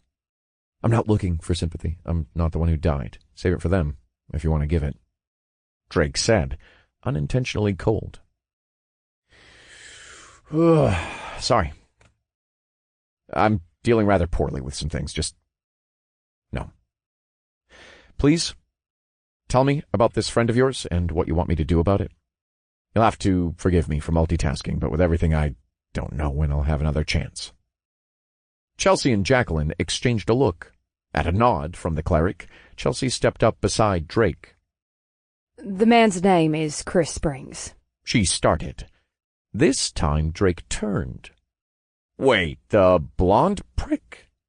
Good-looking, tall, nice smile, rather charismatic, but secretly an asshole with an evil, juicy center? He asked, his brow raised. Yes, how did you know? He tried to get me into his little group at the start. I turned him down because... Never mind. So, you want me to kill this guy because he's too good-looking? Maybe turned you down, or did something, then? Drake! Nato snapped. My bad. I jumped the gun. Drake adjusted his mask, showing off a sheepish smile. Sorry, my intrusive thoughts got ahead of me. Continue, he said. No, Chelsea said, slightly confused. you hit the nail on the head, pretty much.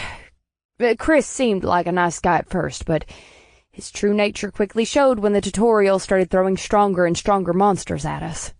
She moved in tandem with Drake as he made grave after grave. He used his charm to get close to 50 people together at one point, but what we didn't know was that he had done so only to have himself be protected. Drake spun his finger in a circle. Asking Chelsea to turn for a moment, she complied, and Drake placed the remains of a person into the grave, then moved to the next. Protected? How? From the strength he showed when he grabbed me, I assumed he was a warrior? Chelsea stayed where she was for a moment, mulling something over. He apparently had people he knew in the tutorial, and they found people who were easy to manipulate. I see. So he tried for younger people? Mostly women, and many thought he could easily bring under his wing and manipulate to do what he said? Drake offered, recalling Tom. For the most part, yes. Ha! That means he thought you were easy to manipulate. I always knew you were an imbecile, but even the stupid evil villain guy thinks so. Nato laughed. Drake ignored her as he listened to Chelsea go on. I was much the same. They found me a little after, I'd been chased out from the group I had come into the tutorial with, and had run into them. The one who vouched for me and helped me get into the group was, Megan. And this is the friend you want to save? Yes, she's the one who kept me from going crazy all those restless nights in the dark. I will do anything you ask, even... Drake held up his hand. Please. I have enough crazy women around me. I do not need more. And value yourself more. I understand you want to help your friend, but I was going to do so regardless. Drake glanced at Chelsea with an endearing grin. I only needed to know how much you cared for her. And from what I can tell just from this, is that you do so immensely. From the fight earlier, I can also say you know how to take a hit and stand back up. You obviously don't like me, but decided to work with me regardless to help her. And right now, in this situation, that is good enough for me. Drake fully turned to face her. You and Jacqueline have only just become a part of my group, but I can tell you're good people. Even if one of you, or, well, both of you, have a smart mouth. But anyone who can willingly sacrifice themselves for another, for friends and family, is someone I'm willing to help. All I need to do is ask me. He said, holding out his hand. Preferably politely. He added, with a light chuckle. Chelsea looked bewildered at Drake, her face cycling through expressions in rapid time. Disbelief, concern, anger, shock, joy, gratitude, and relief, that then finally became a smile. Her left hand moved to meet Drake's, her other covering her mouth as she whimpered behind it, tears of relief and joy cascading down her face. Please save my friend. Please save my friend, Megan. She shouted, soft gasps resounding through the area. Drake gave her hand a firm shake as they met. With pleasure, he said. Now, if only Jacqueline could learn to be as polite. Piss off, bloody idiot, She shouted from behind. Baby steps, we'll get there. He laughed. Now, let's go see a mustached man about finding an evil villain. Chapter 84.5 The Dazzling Tyrant. Ah, magnificent! Such beauty, such inspiration, thought Aono. I must draw this, quickly! Aono quickly summoned her mana stylus and mana paper, both produced from her only skill as a non-combat class, artist. Aono was a one-track mind type of woman. She loved to draw. She found inspiration from anything. The birds flying in the morning sun, the construction workers ordering around the laymen as they worked on buildings or roads, even the sight of people eating at a roadside stall. Anything could and would be used for her art. And once she was pulled into the tutorial by some infernal system, she lost her ability for the art she loved. The system pushed onto her classes for which she cared not. Of them she chose Mage, and begrudgingly became efficient at it, as using the staff they provided allowed her to somewhat paint with the mana she found. Her happiness spiked, however, when reaching level 10 offered her the option to change to an artist. She cared not that it would remove all of her combat potential and make her a non-combat class. All that Aono cared for was being able to draw once again. Properly draw. No more using her staff as a makeshift utensil to scratch in the dirt. She had witnessed so many scenes in this tutorial, and every single one had inspired her to draw. But she could not, leading to dull, sleepless nights writhing in frustration, desperately wanting to. It was all she could think of, all she could dream of. And now, finally, she could. Now, finally, she had found it. Found him, the most brilliant subject, the pinnacle of inspiration. The way the man moved from goblin to goblin, tearing them to pieces with such grace and poise, did everything for her. Her eyes could not be torn from him.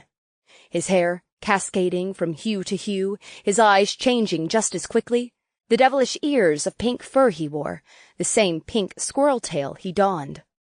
The stylish black robe trimmed in gold, a shining golden pauldron adorning his left shoulder.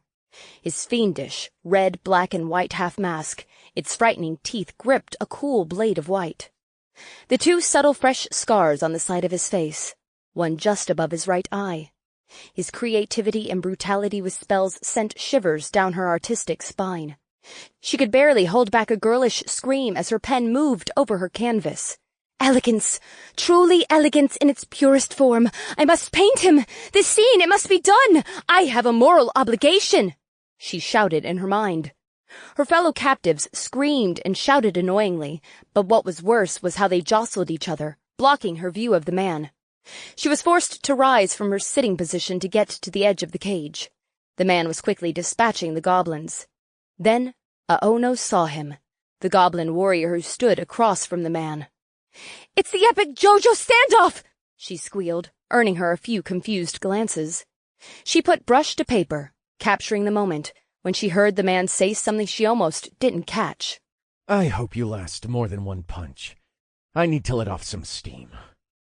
Marked! The man roared, then shot forwards, disappearing from Aono's vision. The next moment she heard a crash, and he reappeared on top of the goblin. The man's glassy ice arm melted, entering the monster's helmet. His other arm gripped its throat, preventing it from struggling as he poured more and more water down its gullet. She looked on in awe as she witnessed the man's tyrannical one-sided fight. The monster swelled and bloated, its armor barely able to hold the ballooning container before... Pop! Aono finished the brush strokes of the scene on her mana paper. Holding it up to the torchlight, the green blood and bits of goblin victims slowly slipped off its back, seeing the beautiful manga outline she had created. "Elegance!" she shouted out loud, looking over the mana paper that was still splattered in green blood, screaming once again with fanatic glee. Title: The Dazzling Tyrant! Chapter 85. The Road to Finding Chris. Drake finished the graves while Chelsea and Jacqueline talked amongst themselves. Both seemingly went back and forth on how to go about finding Chris, and who they could rely on when they did. Soon the crack of dawn shone as the bright yellow-orange of the sun pierced the darkness, cresting the distant tree line. Drake placed the last of the victims' bodies he had been able to collect into the grave, carving the headstone in the same way as the others, and, after a short silence, he turned to the pair of women. "All right, time to get this villain-slaying arc started," he said, walking past the two. Bruv, did you do that on purpose, or are you really just that childish? Jacqueline asked, following. "Are you asking because you care, or have my devilish good looks captivated you enough to tease me relentlessly like on those shows?" You see, he's doing it again! She shouted, turning to Chelsea. Sir Shot, I've been wondering that also, to be fair. The spells you use in the fighting are all strong, there isn't any question there, but the way you speak and the jokes you use, is there a reason for it? Drake stopped for a moment, then faced the pair. "Do you want the truth?" he asked. It's why we asked you, right bloody arse. Now land already, will you? "First, That was a very rude way to ask, Drake said, giving her an even glare. Second, I do it to keep myself sane at this point.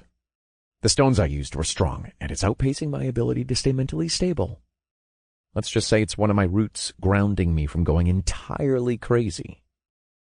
So I'll settle for a bit childish and crazy over going full-turn ripe supervillain crazy. Unless, of course, you'd like me not to. He smiled, his left hand zapping with electricity. Both women shook their heads, no. What stones did you use? Chelsea asked. Drake pursed his lips for a moment, debating if he should divulge, but decided to tell them, as they had opened up a small bit about their friend. I've used more than several rare stones and 2 epic stones.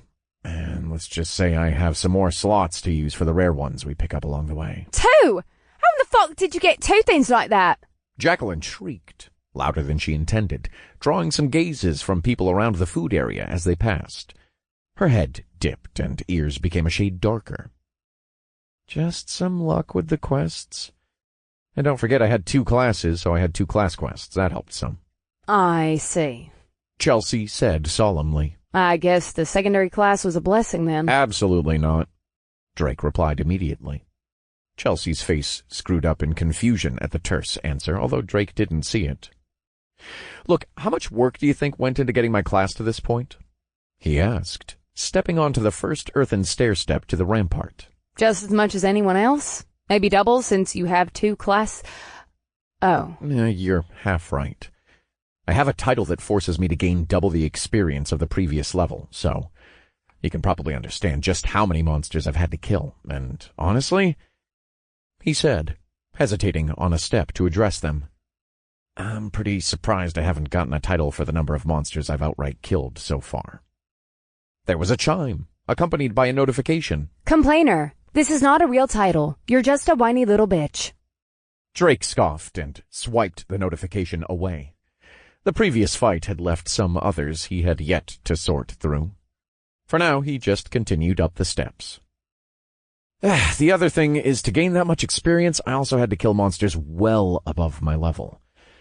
I'm not going to say the benefits of the secondary class aren't worth it, but it does take far more hard work that, if I didn't have any other choice, I would have shirked immediately. That is, until I realized I needed the strength provided by the dual class to protect what I need to. He finished, trailing off as they reached the top of the rampart. They all looked out to the broken and battered field that was now the plains outside the outpost, the bright sun now above the trees, illuminating the piles and piles of monster corpses. Oh, Drake said, remembering something. I have to talk to Amir about the cores. Wait. That means Theo is out of a job. He has other uses! Nato snapped. I suppose he does now, doesn't he? He was a great investment, if I do say so myself.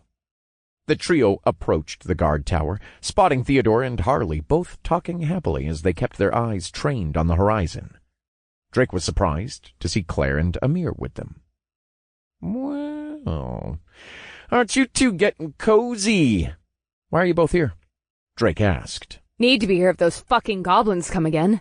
I want the experience and help wherever I can. Claire responded, scowling for a moment, until her expression softened to something more neutral. And, thank you for the lightning stone. I'll be sure to use it immediately. Don't mention it. Have you used a rare stone before? Claire shook her head. I see. Wait until I have some free time to use it, then? Rare stones can have some adverse effects, all right?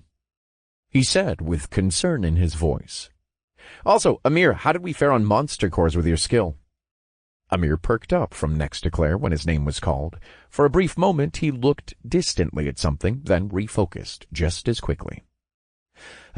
We have collected, 1,600 cores in total. If you hadn't given me more dimensional bags, Sir Shot, I wouldn't have been able to carry them all, I'm sure. Amir laughed wearily. That is a nice haul, I will say. Did we really kill that many over the past 2 days? Drake wondered. You mean, did you kill them? Claire amended. It does not matter who killed them. Those cores are rightfully mine. At that, Nato popped out of Drake. "Hey! Who said you can come out?" Drake shouted. It's fine. No one will see us here for the moment, and I would like to stretch my legs. Now, boy, the cars! Nato demanded, her hand outstretched.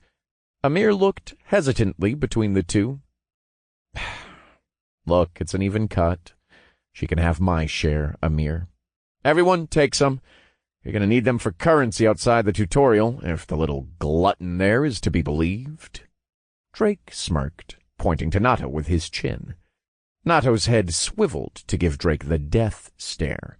He stuck his tongue out at her. That is 160. Cough it up. Not one less, but certainly feel free to round up to 200, dear boy, Nato said, raising her chin with a sinister grin. Amir again looked to Drake for help. Drake smiled and sprayed Nato with water, drenching her. 160, no more no less. You can give me the ones for Sherry and Hudson. They don't look to be here right now, so I'll find them myself," he said, ignoring Nato, who had run over to him, stabbing at his metal boots with her dagger. Right." Amir distributed the cores to everyone present, and they all put them into their inventories. Theodore spoke up. "My liege, thou hast mentioned the use of said cores in the world outside. Dost thou knoweth the uses of such?" "A little Miss Grumpy here," Drake said, now blowing warm air on Nato. "Hasn't mentioned specifics, other than they will be turned to currency, so think of this as a salary for now." Theodore nodded, twisting his mustache thoughtfully. "Now, Theodore, I have to ask you something," Drake said, moving the stream of air back and forth away from Nato. Her teeth bared each time the warm breeze changed. "Anything, my liege," Theodore said. He pressed a hand to his chest, showing off his new gloves. "Oh, those are fancy. From a quest?" Drake asked. "Indeed.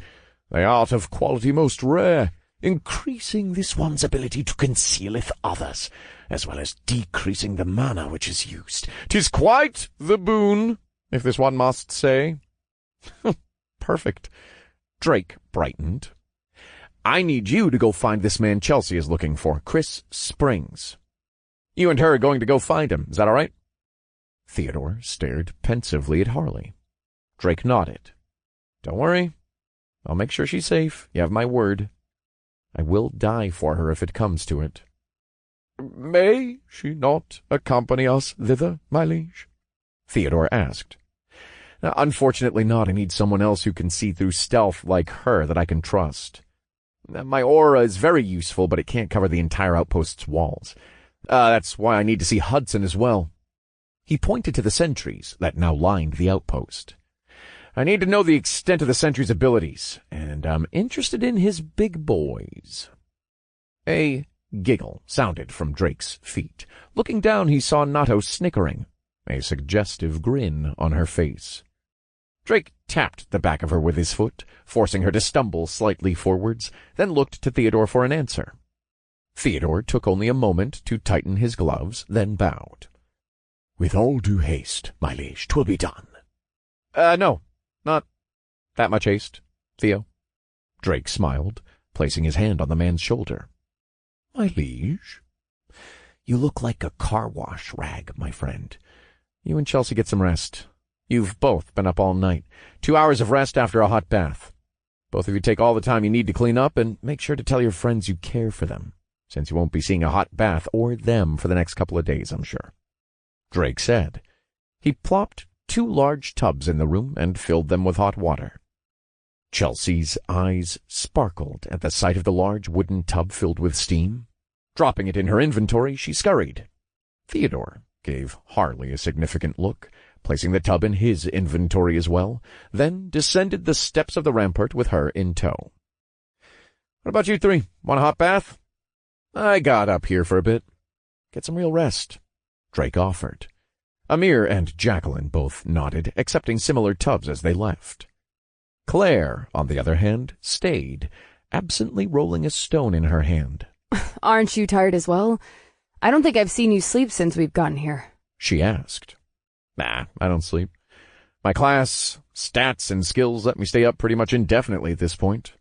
Speaking of which, I think I have some time now to help you with that stone. Oh, please. Nato grumbled. I am still here, you apes. The room is not exclusively yours.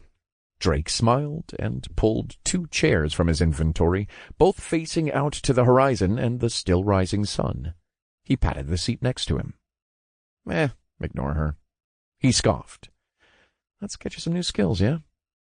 Claire nodded and timidly approached the chair. Oh, Drake said, his brows rising. Sorry about having to carry you earlier. Didn't want you to fall on the floor. Claire looked surprised that he had said anything, reflexively covering her mouth. I understand you had to because I passed out. Thank you for telling me, she answered, sitting down and nudging the chair a small bit away from Drake. Would you tell me what happened? I want to understand more, but only if you're willing. We can sit in silence and just watch the sunrise instead.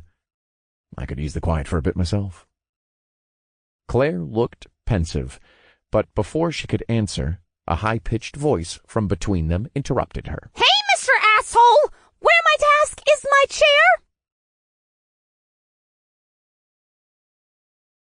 Chapter 86. Is this what they call bonding? For the next hour, the trio sat in relative silence, the only disturbances between them the rustling of clothes, and the sounds of distant chatter from the direction of the tents. Nato had fallen asleep in Drake's lap, a pool of drool forming on his right pant leg. Looking down, he gave a quick sigh, but he was used to her being a handful. In Drake's good hand he held 2 small clear crystal stones. Claire held a third in between her cupped hands. They both stared into the distant rising sun, just content with resting and watching the horizon. At least until Drake became restless. He had been so busy the past week that he felt that if he was not moving forwards with something, he would drown in boredom.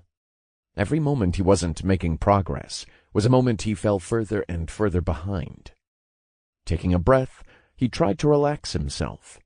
For the first time in a while, Drake pulled up his skill list.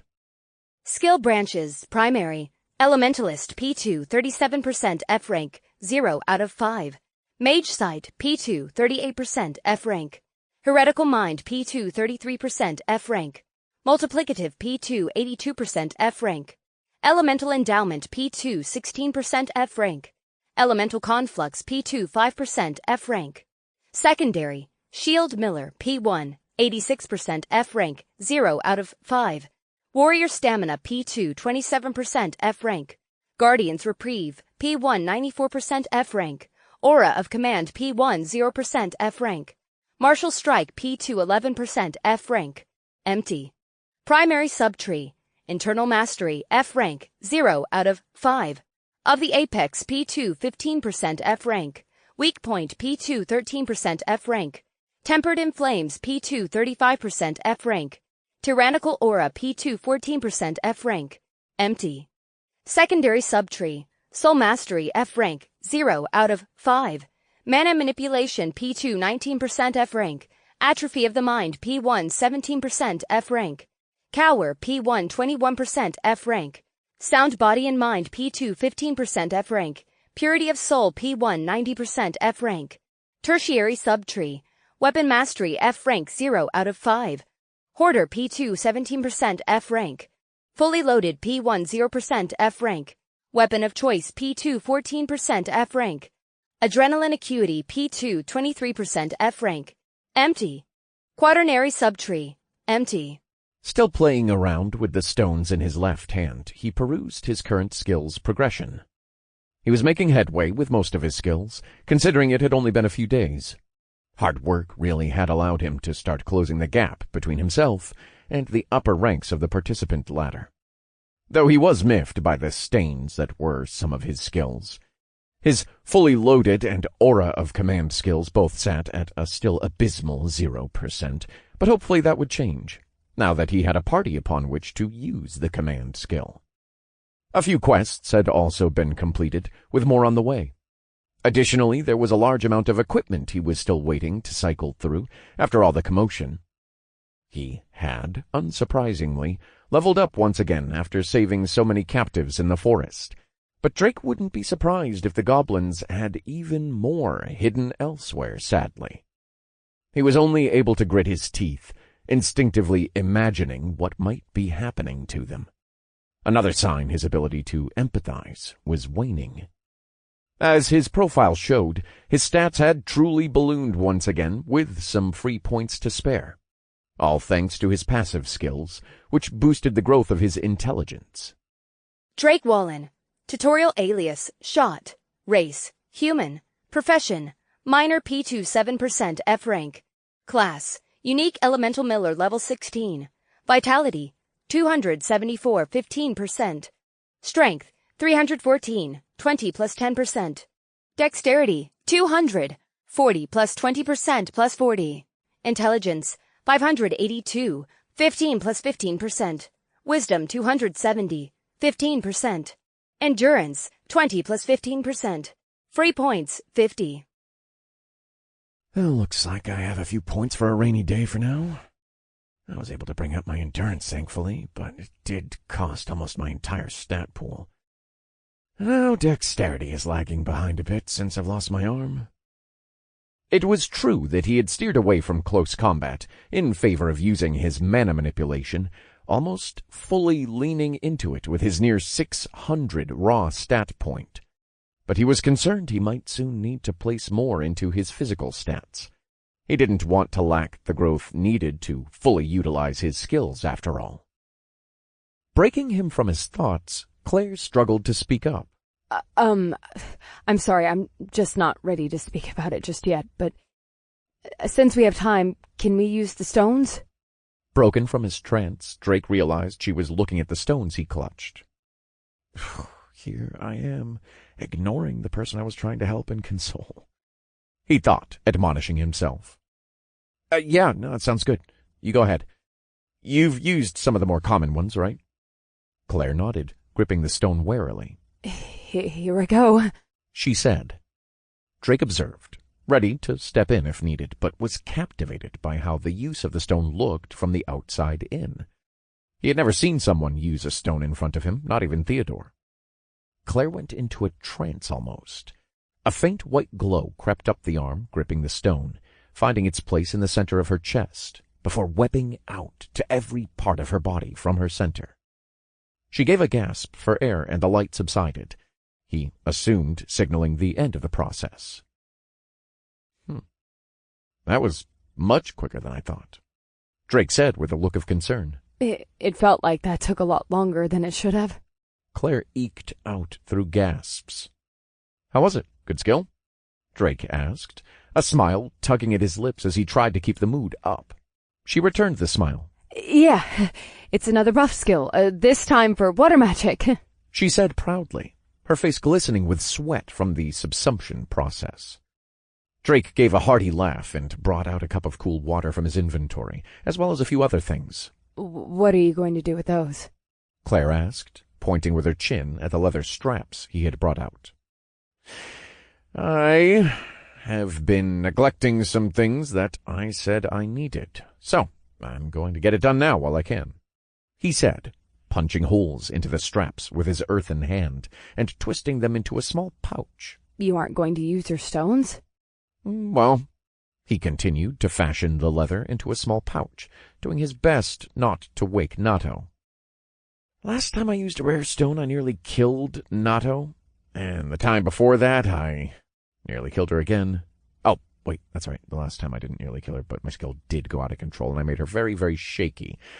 Not good in a shake-weight way, but like a pale-face, sweaty way. Claire eyed him concerningly as she kept silent, sipping the water from the cup. She was obviously content not to see him use his stones now. Drake was no leather worker, but did his best to work with what he had.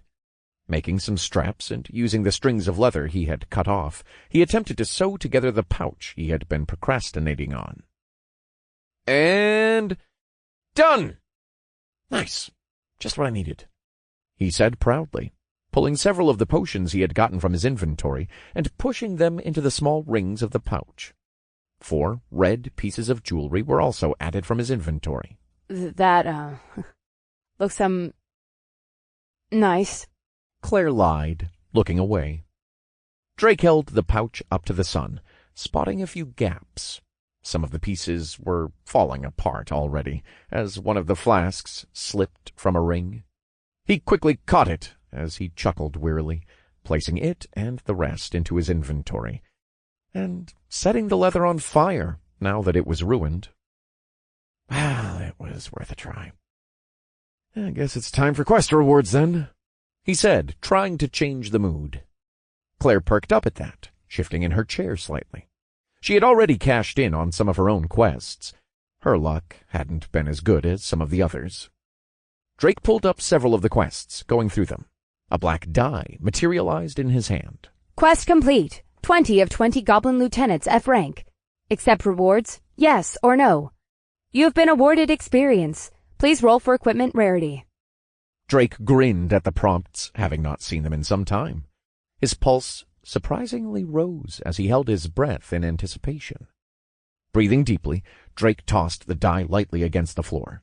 It bumped against the wooden wall of the outpost, then came bouncing back to them, a 16 facing upwards. Wow. You have some real unfair luck there, don't you? Claire said with a glare. Ha ha. Drake chuckled, holding out a hand for the item. A red shawl dropped into it. Halo Shawl of Possibilities, F-grade rare. A shawl made from the wings of the volcanic fire drakes of the elemental planes. Effect: allows the user to pull freely from their inventory regardless of combat status. I don't think I should use this. The dragons are gonna kill me. Drake mumbled. Huh? What did you say? That's a really nice-looking scarf. It's so strikingly red. Yeah, nice. It seems it's a shawl. But would you look at that? Well, that fixes my problem. Drake smiled, wrapping it around his neck. With a light snapping sound, the shawl fixed itself in place with some system feature or magic, much like his mask had done, startling Drake. If it was magic, mage sight couldn't detect it. The fabric unraveled from around his neck, creating almost a halo around his shoulders, the ends of the shawl adhering themselves to his forearms. That is oddly cool, Drake said. Now how do I test it? He glanced at Claire, who was still wide-eyed. Hey, Claire. Hmm? Can you hit me? Excuse me? Well, I need to test the shawl, and for that I need to be in combat, Drake said. There came a sudden, sharp pain in the side of his arm. Nato had woken up, sinking her teeth into his arm. She said through her closed jaw. Drake looked down with a straight face at the small construct, then tried to pull something from his inventory. A second later, a red vial popped into the air above Nato's head, smacking her with a clank. She fell backwards, her hands rubbing the forming bump on her head. Yeah, looks like it works, thanks. Drake smiled. Chapter 87. Morning Glory. Claire giggled at the banter, her laughter light and easy. Drake held back the riled-up Nato, appreciating the woman's smile and laugh. He was happy to see her starting to cheer up, focusing on things other than how much she wanted to kill the goblins. He understood that it would never go away. Scars like that didn't heal so quickly, but seeing her able to distract herself was good. Well, Nato, what do you think about some food while I finish what I need to? Drake said. Food? Nato asked, her ears and tail perking upwards. A slight dribble escaped the side of her mouth. Yes, food, Drake repeated. Claire, would you mind grabbing her a barrel? A barrel? Claire stuttered. I said what I said. Please and thank you. Claire nodded and left the earthen box, only stopping for a moment to look back. Her smile was gone, a lonesome frown replacing it, before she turned the corner and down the stairs. Why did you have the young lady leave? Nato asked, wiping her mouth with Drake's sleeve. He grimaced, cleaning off his sleeve with a spurt of water from his other hand, then drying it with his wind magic quickly. I have a few stones to use and a quest reward I didn't want her here for. I trust her, but if I get something useful out of this reward, the less information out there, the better. Also, Drake offered the shawl. Is this going to be a problem? It says it's made from drakes. Ha! Nothing would be easily made from the likes of yourself. Nato giggled with a pointed finger, but pouted when Drake eyed her seriously. Huffing, she snatched up the item to look more closely, then pursed her lips. I would think not, although dragons would be angered by you holding onto an item made from one of their kin. An item from a volcanic drake would not count. I would even go as far to say that anything up to dragons themselves should be fair game. When we begin to get into the realm of B-grade items and equipment, we may need to start worrying about it. But anything within the F grade is fine, so far as it stays below epic grade. She explained. Well, that's comforting, but why? Aren't dragons dragons? Is there a difference here I'm missing? Drake said, crouching to pick up the die from the floor. Nato sighed, but nevertheless explained, if only in mock reluctance. For dragons, kin is important, but it is just that, their immediate family. She began. You can read from the description, it says, volcanic drake. Drake nodded, waiting for further elaboration. Well, that is just a species. It is not a brood name or moniker. Generally, lesser species of monsters or higher races will be given generic names. It is the same for elementals, titans, dragons, ogres, elves, and so on and so forth. In this instance, we are talking about nameless monsters. If the item description mentioned a specific name, such as draconic of such and such, then we would have a non-metaphoric flame up our tushies. Huh. So, what exactly is the lesser species of humans? Wait, don't answer. It is apes! You ape! Nato cackled, not missing her chance. Drake sighed, shaking his head, admonishing himself for falling into such an obviously laid trap. He quickly brought up the second quest he wished to finish, excitement and anticipation beginning to spread in his mind after such a long time. Quest complete. 50 of 50 goblin jailers F rank. Accept rewards? Yes or no. Experience has been awarded. Please roll for equipment rarity. Casting the die to the floor, Drake watched as it turned and bounced on the ground. Eyeing it carefully, he tried to curb his expectations in real time. 6, 17, 3, 1. Fuck! You certainly cannot win them all, as they say. Nato said, not so consolingly as she picked her nails.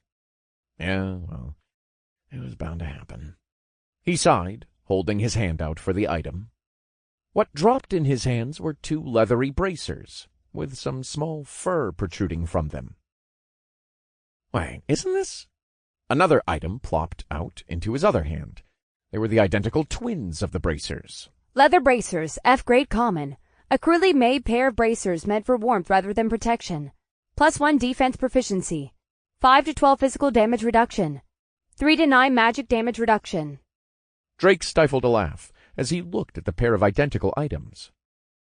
Well, at least I'll have extras, he said, trying to stay positive. He reflected on memories of coping with how he'd gotten his dual class. Drake quickly put on the bracers, flexing his wrist to see if they fit, only to hear a faint tearing sound. The leather was stretching and ripping already. He hadn't even put on the second one. It forced a weary laugh from his lips. At least flaring his tattoo didn't rip the bracer any more than flexing his arm had, he found. Certainly it is a good thing you have extras. The bracer looks like the last button on a dress shirt worn by an anime character, Nato said, then slapped her face, realizing what she had just said. Drake chortled, flexing his hand a bit too much. The leather bracer ripped fully in half. Ah, damn it. He sighed. At least I have a lot. He replaced the ruined bracer with its mate, careful not to destroy this one. He opened his inventory once again, checking something he had been hoping for, since he remembered his fully loaded skill was still stuck at 0%.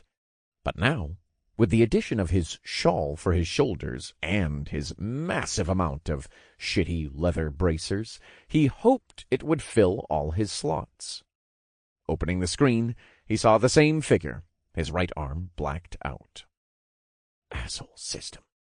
he thought, clicking his tongue, but quickly returned to task. The figure on the screen had all of its slots filled now, as he had hoped, his hoarder skill allowing him to pseudo-fill the accessory slots even without the use of a necklace. Even his gloves, which should have been empty, were replaced by his tattoo rings.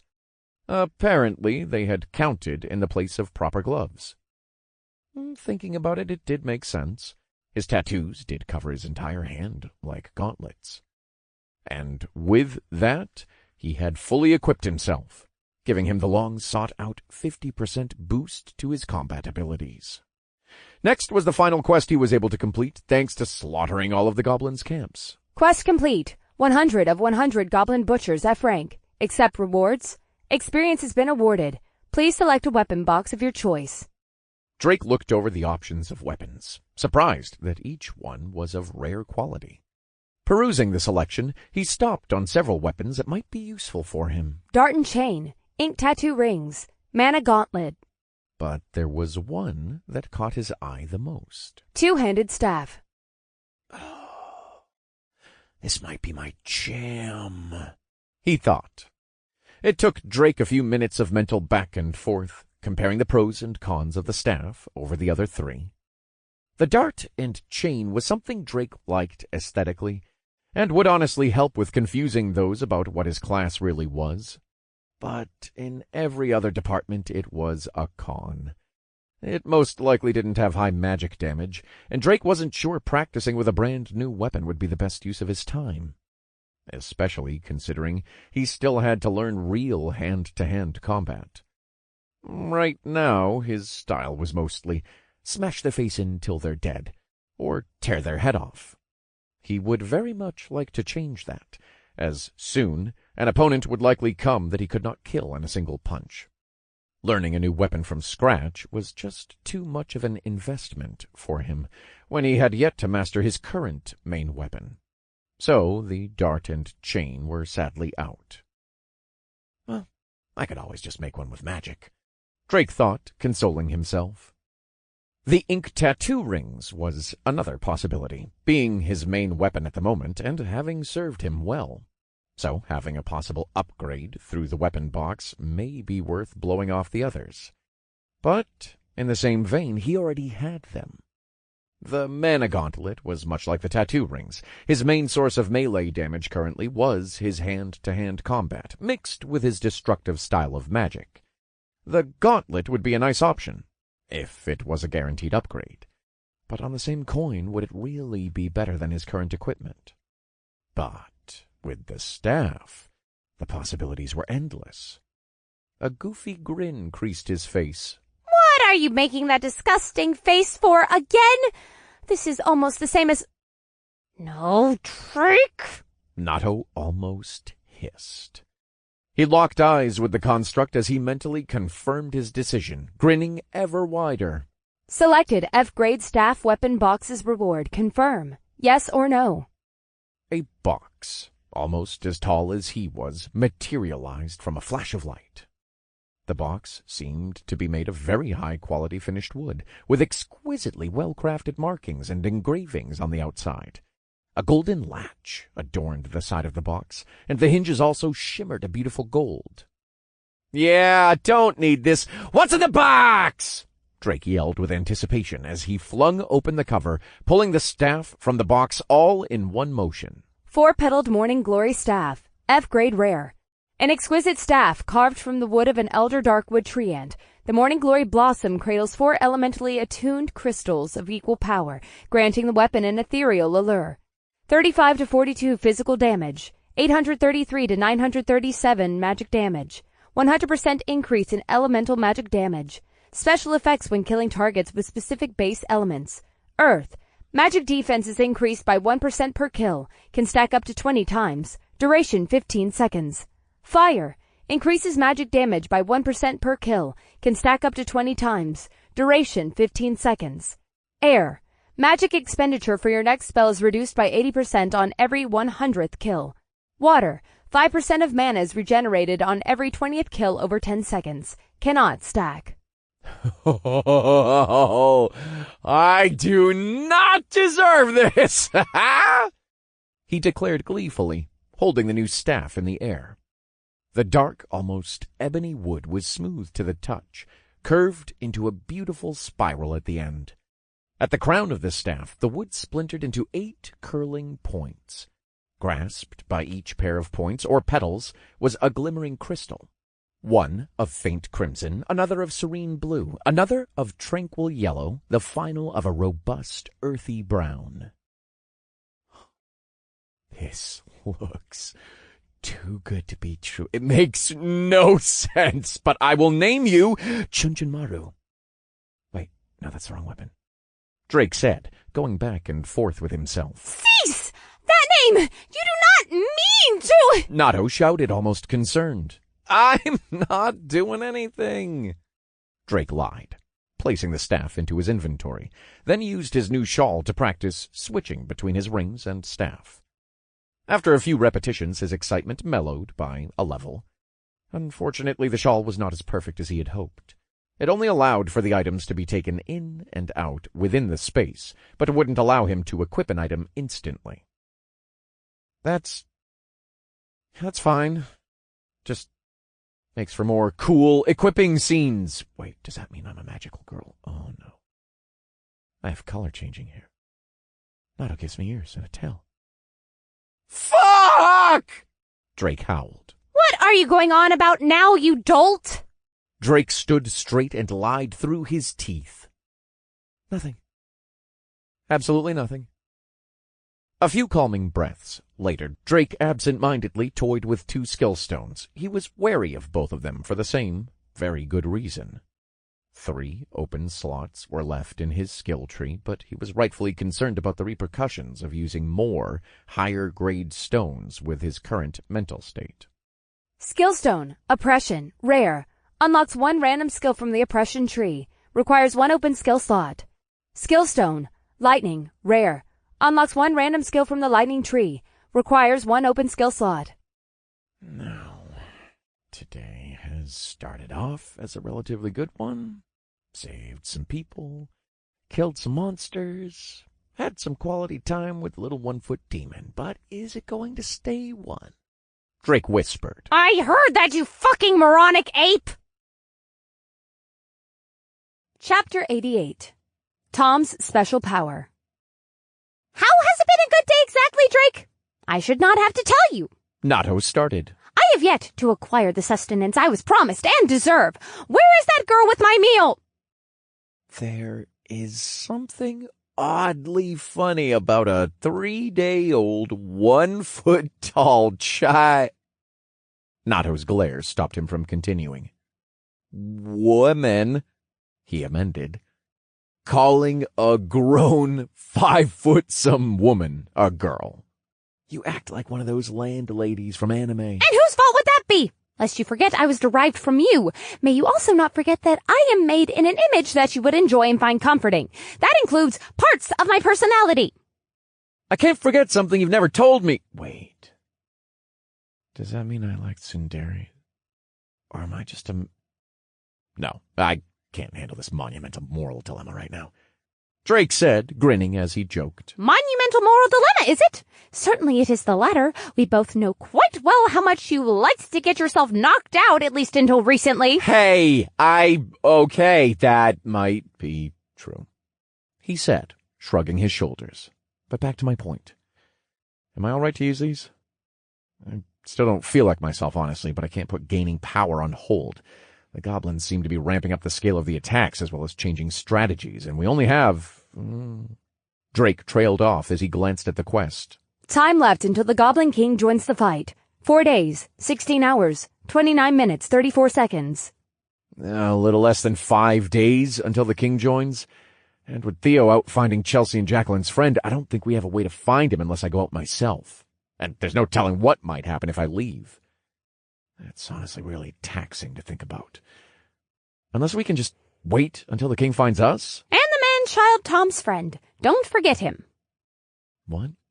Do not forget about the buffoon, you moron! Nato said, again, thumbing to the corner. In the corner with his shield was Tom, motionless, with a sheepish look on his face. Drake stared, flabbergasted that the man had gone unnoticed for so long, even with his aura and ocular skills. Tom waved at Drake awkwardly. Hi, he muttered. How long have you been there, Tom? I've been here since Claire was here. I didn't want to interrupt again, so I just stayed quiet in the corner. Tom answered, his face beading with cold sweat. Drake placed a hand to his face. Tom, you have less presence than Theo does while his skills are on. How in the world are you a frontliner? He scoffed. Honestly impressed the man could sit so still for over an hour and elude his skills. I don't know. Honestly, that kind of sounds like an insult. Yeah, I'm pretty sure that's an insult, but it's not like I'm trying to do it. I guess people just don't notice me. Yeah, the monsters spot me right away, though. Tom, do you want to change that? Drake asked honestly. Of course I do. I don't think anyone likes being ignored. Then you need to start by at least speaking up. No more sitting in corners waiting to be talked to. Can you promise me that? Yeah, I could do that. Okay. Now, go get some rest and food, man. Tom nodded, then placed the shield in his inventory, starting to walk out of the earthen room, but Drake stopped him for a moment. And Tom, he said, eyes flashing to gold and mouth tugging a smile. It goes without saying, right? Tom nodded quickly, then bolted down the steps, nearly tripping a few times. You bully that child far too much. Nato finally snickered as she spoke up. Yeah, well, I think it's better me than someone who's going to actually bully him and kill him. Well, sometimes tough love is what even grown adults need. I think I know that better than anyone. Drake said, a full-blown smile breaking out across his face. Is it from your past? It is quite the odd reaction to be given tough love and smile for it, no? Yeah. I loved my father, but he wasn't the hardest on us. He gave us everything we ever asked for. Money, games, food, clothes, you name it. He even gave me money for pot one time because I said it helped me with my headaches. He certainly sounds like a very loving father, I will say. Nato smiled back. Yeah, he was the best. But being smothered in love doesn't always help prepare you for the real world or the dynamics of society. And especially the job market when you leave high school and college. Anyway, my point is I met a few friends while playing games, and they ended up being the best male role models I could have asked for. They were way older, but they had been through it, you know? Telling me everything to look out for, what to do, what not to do. But I ended up having to go through the mistakes anyway to really learn. Then it got to the point where I hit the bottom after, and that's where the real tough love came out. And they kicked me off my ass and got me moving again. Drake said. Realizing he'd gone on a tangent, he stopped. He briefly thought of how those two friends would be faring during something like this tutorial, then quickly dismissed it. They're probably living the dream and loving it. I wouldn't be surprised if they both willingly chose a dual class. Shaking his head to dispel the nostalgia, he turned back to Nato. All right, serious time again. What about the stones? Am I greenlit for takeoff, or are you going to keep Maverick down? Drake asked. I am against it. Your growth is remarkable, there is no denying that fact, and that is the problem, as I have said. At least give it a few days. You need to assimilate your growth better. I wish nothing for you but to get stronger. Nato said, pausing to chew on her bottom lip. Okay, but... However, mana vessels take time to change, and there is normally a standard growth rate. Have you noticed how well-adjusted some of the others are? They react how a normal person would to most things, and have become accustomed to the tutorial's brutality while still maintaining their human emotions. Nato explained. Yeah, well, I've been anything but normal, so I don't think that's a fair assessment. Drake, I am serious. Please, for your own sake and mine, give it a few days. With any luck, the goblins will ease up on their assaults, giving you time to rest, and you will still have plenty of time to assimilate the stones when you have stabilized. Then you can have your little fight with the Goblin King. Drake deflated at the word little, but took it to heart, vowing it would be the most annoying reference-filled fight Nato would ever have the displeasure of witnessing. Yeah, sure, he answered. No, not What? Wait, you agreed? The little construct blinked, confused. Why would you agree so quickly? No reason. Come on, let's go find Claire. I'm actually hungry for Wait, once. certainly you are up to something! Nato shouted as she chased him to the edge of the earthen box. Maybe, but I'll never tell. Drake grinned, picking up Nato as she merged with him, still flabbergasted. Ah! I see what you were going to do, you dolt! Ah, shit, I forgot you can read my mind and memories. You think you can get away with this? Drake fully ignored her with a casual whistle as he strode down the steps of the rampart. Cry all you want, I've got to see a man about a robot, Drake thought. The tent area had exploded into liveliness with the wide assortment of newcomers. Drake snapped his mask into place as he walked, just in case, eventually finding Claire before Hudson. She was finishing filling some barrels with food, receiving some disgruntled looks from the other residents, but she hardly seemed to notice. Amir was next to her. Both began to walk in Drake's direction. Why does that look so awkward? Claire seems only to have opened up to you. I assume she is just hard to talk to for everyone else? Nato replied dismissively. Claire and Amir both spotted Drake at the same time. Her face lit up just as Amir's visibly slackened in relief. You came down from the rampart. Is anyone watching the wall? Claire asked, peering over his shoulder to the wall. The sentries have got it for now while I go find Hudson. Do you know where he is? I have to ask him about the bigger robots. I believe he is in the far tent near the mines, sir. I think he wanted to stay close to his supply of mana iron ore. Where is... Amir started asking as he looked around for the little construct, when his gaze fell upon the two iconic red ears appearing on Drake's head with a pop. She's right where she should be. Kind of seen and not heard, Drake said flatly, his grin hidden behind his mask. I will hurt you! There is very intense pain in your future, ape! She hissed. Why do I hear music? Claire asked. It's just your imagination. Now, Amir, would you please lead me to the tent? I think it'll be good if you guys weigh in on everything also. Are we going somewhere? A voice sounded from behind Drake. Ow! What the fuck, Tom? Drake shouted. Sorry. You did tell me to speak up, so I did. Right. Well, good. Actually, good. You're here as well. Let's all head off to see Hudson. Drake finalized, checking over his shoulder to see if anyone else had snuck up on him. Are my skills not working or something? He silently wondered. Neither does your brain, so it would not surprise me in the slightest. Nato answered. Fine. I deserve that. And I also deserve the food Claire got for you. Touch it, and I will leak every dark thing you have ever looked up on the internet. Okay. Claire, make sure to hold tightly onto that bowl of food for she who will not be named, Drake said, cold sweat beading down his face. Sure, are you okay? You are really sweating. I've never seen you do that even with the goblins. She asked, concerned, as they all began walking in the direction of the mines. Yeah, she is completely right, sir. Are you having backlash from the fight? Amir added. Oh, wow. He's going, slightly pale, Tom said. I'm doing fine. I'm just having my fiercest battle in the tutorial yet. All three of them exchanged looks as Drake speed-walked away. Hudson! Drake shouted as he pulled back the tent's entrance flaps. What is it, you lunatic? Can't you see the sign outside that says I'm damned busy? Hudson asked, looking up from his chair. Nope. Sorry. I can't read. Anyway, how's the big robot coming? I need to know the specs when you have a moment. Huh? Son, you all right? You look a little paler than usual. Yeah, I'm good.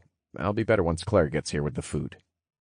Just then, Claire, Amir, and Tom entered behind Drake, and with an enamored scream, a small pink-haired glutton wrenched herself from Drake's body and latched onto Claire's stomach. Food! Nato cheered. No, Claire. Claire said, pointing to herself, then looked up to Drake. She isn't going to eat me, right? He shook his head. If I'm being honest, I think she would eat anything if you called it food. Just bring out the barrels, give her a spoon, and let her deal with the rest. But that barrel is like 10 times her size. Where is she going to fit it all?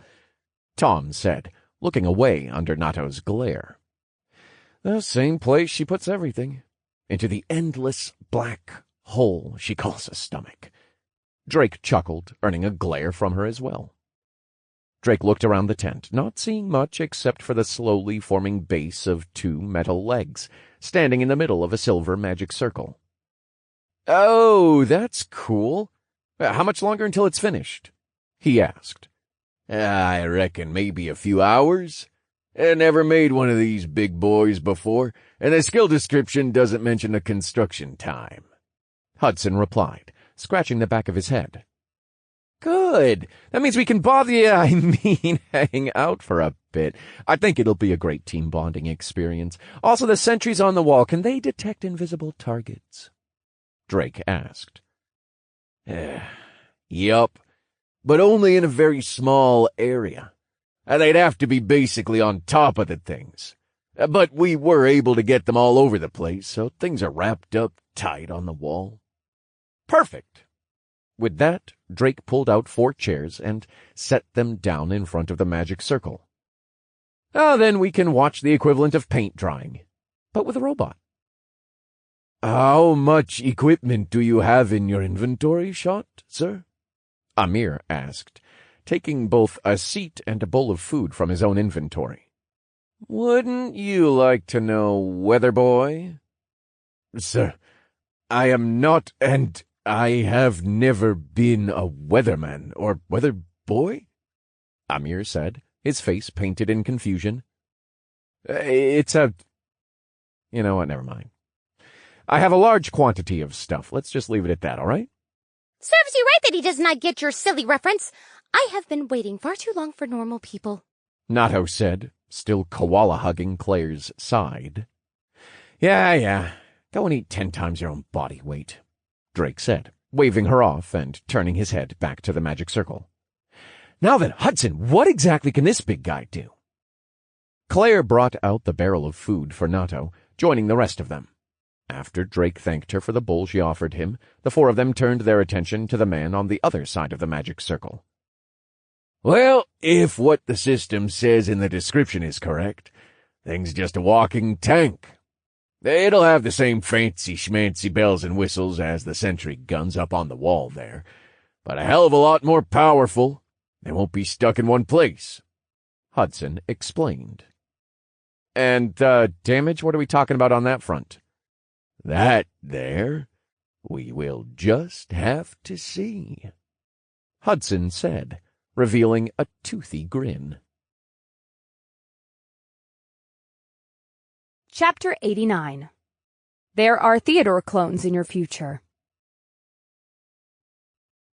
The wait for Hudson's big giant, or semi-large, robot did not go as smoothly as Drake would have hoped. Soon after entering the tent, the sound of gunfire came from the top of the outpost walls.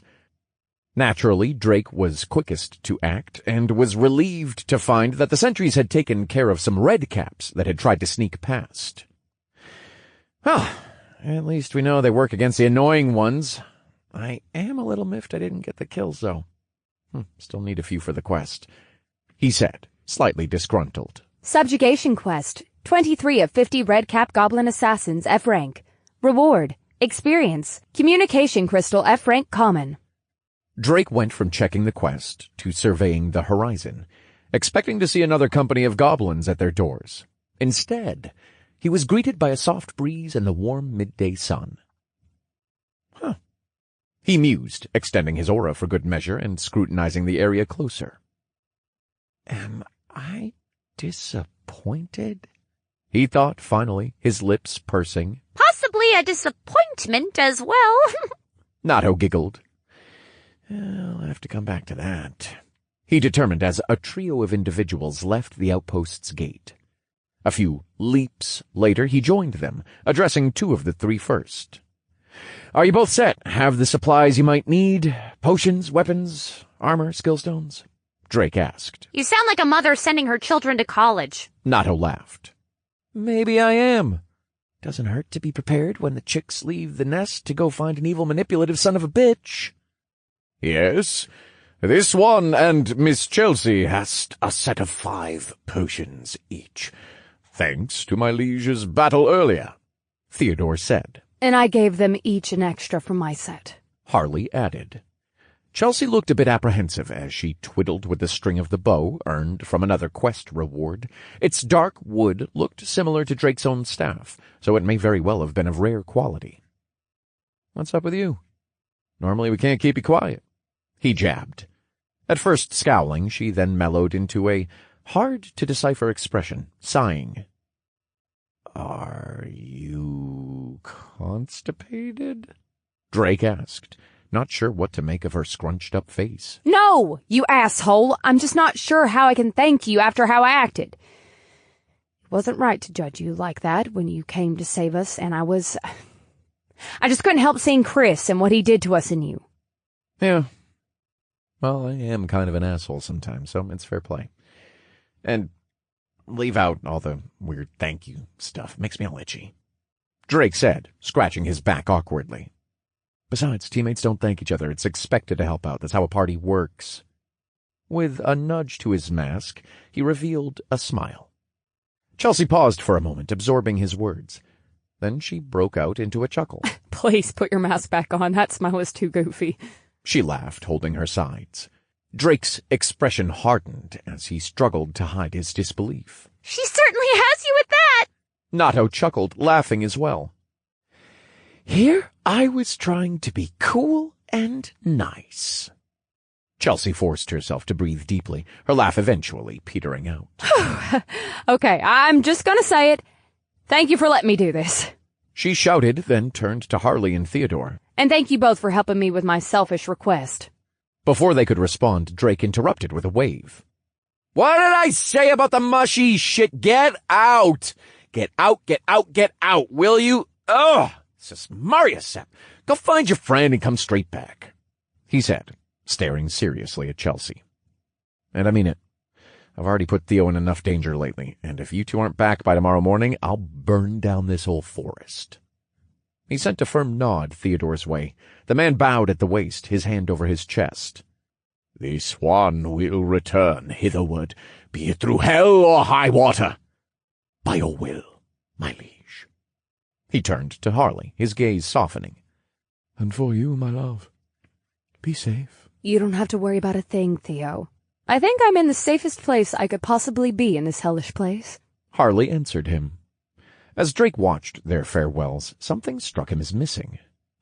Well, where's Jacqueline? I thought she would be saying goodbye, he asked, looking around. She's still sleeping. The fight last night took a lot out of her, and I couldn't bring myself to wake her up, Chelsea said with a sidelong grin. She might wake up in a few hours, but everything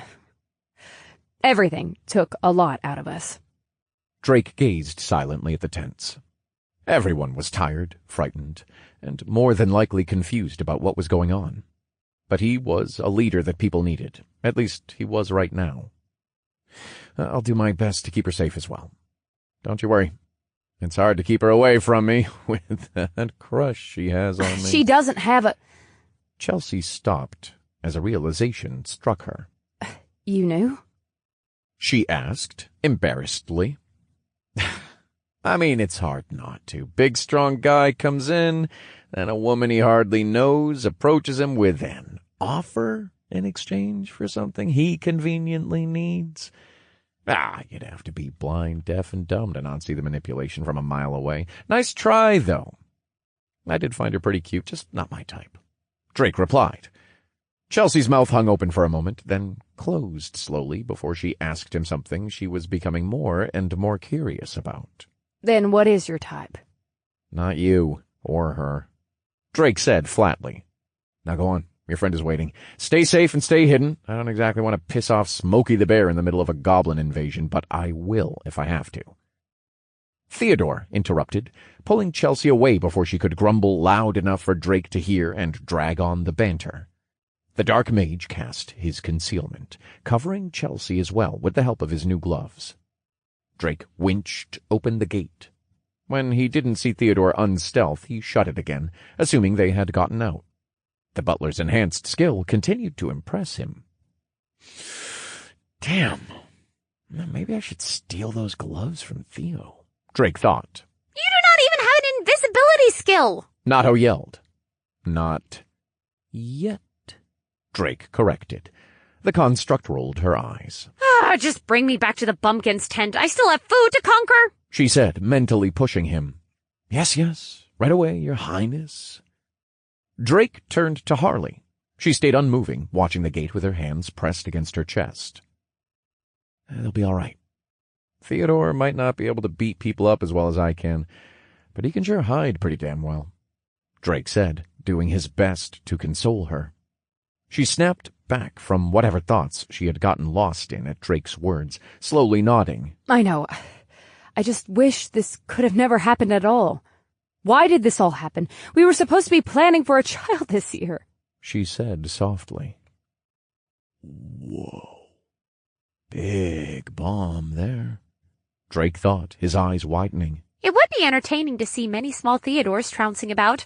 I am all for them producing offspring. Nato laughed, obviously smiling. Drake considered the information she had just casually dropped and said the only thing that came to mind. Well, it can still happen. Once the tutorial ends, who knows how the world might unfold. All I do know is that I'll be here to do my utmost to ensure that you and he have the opportunity.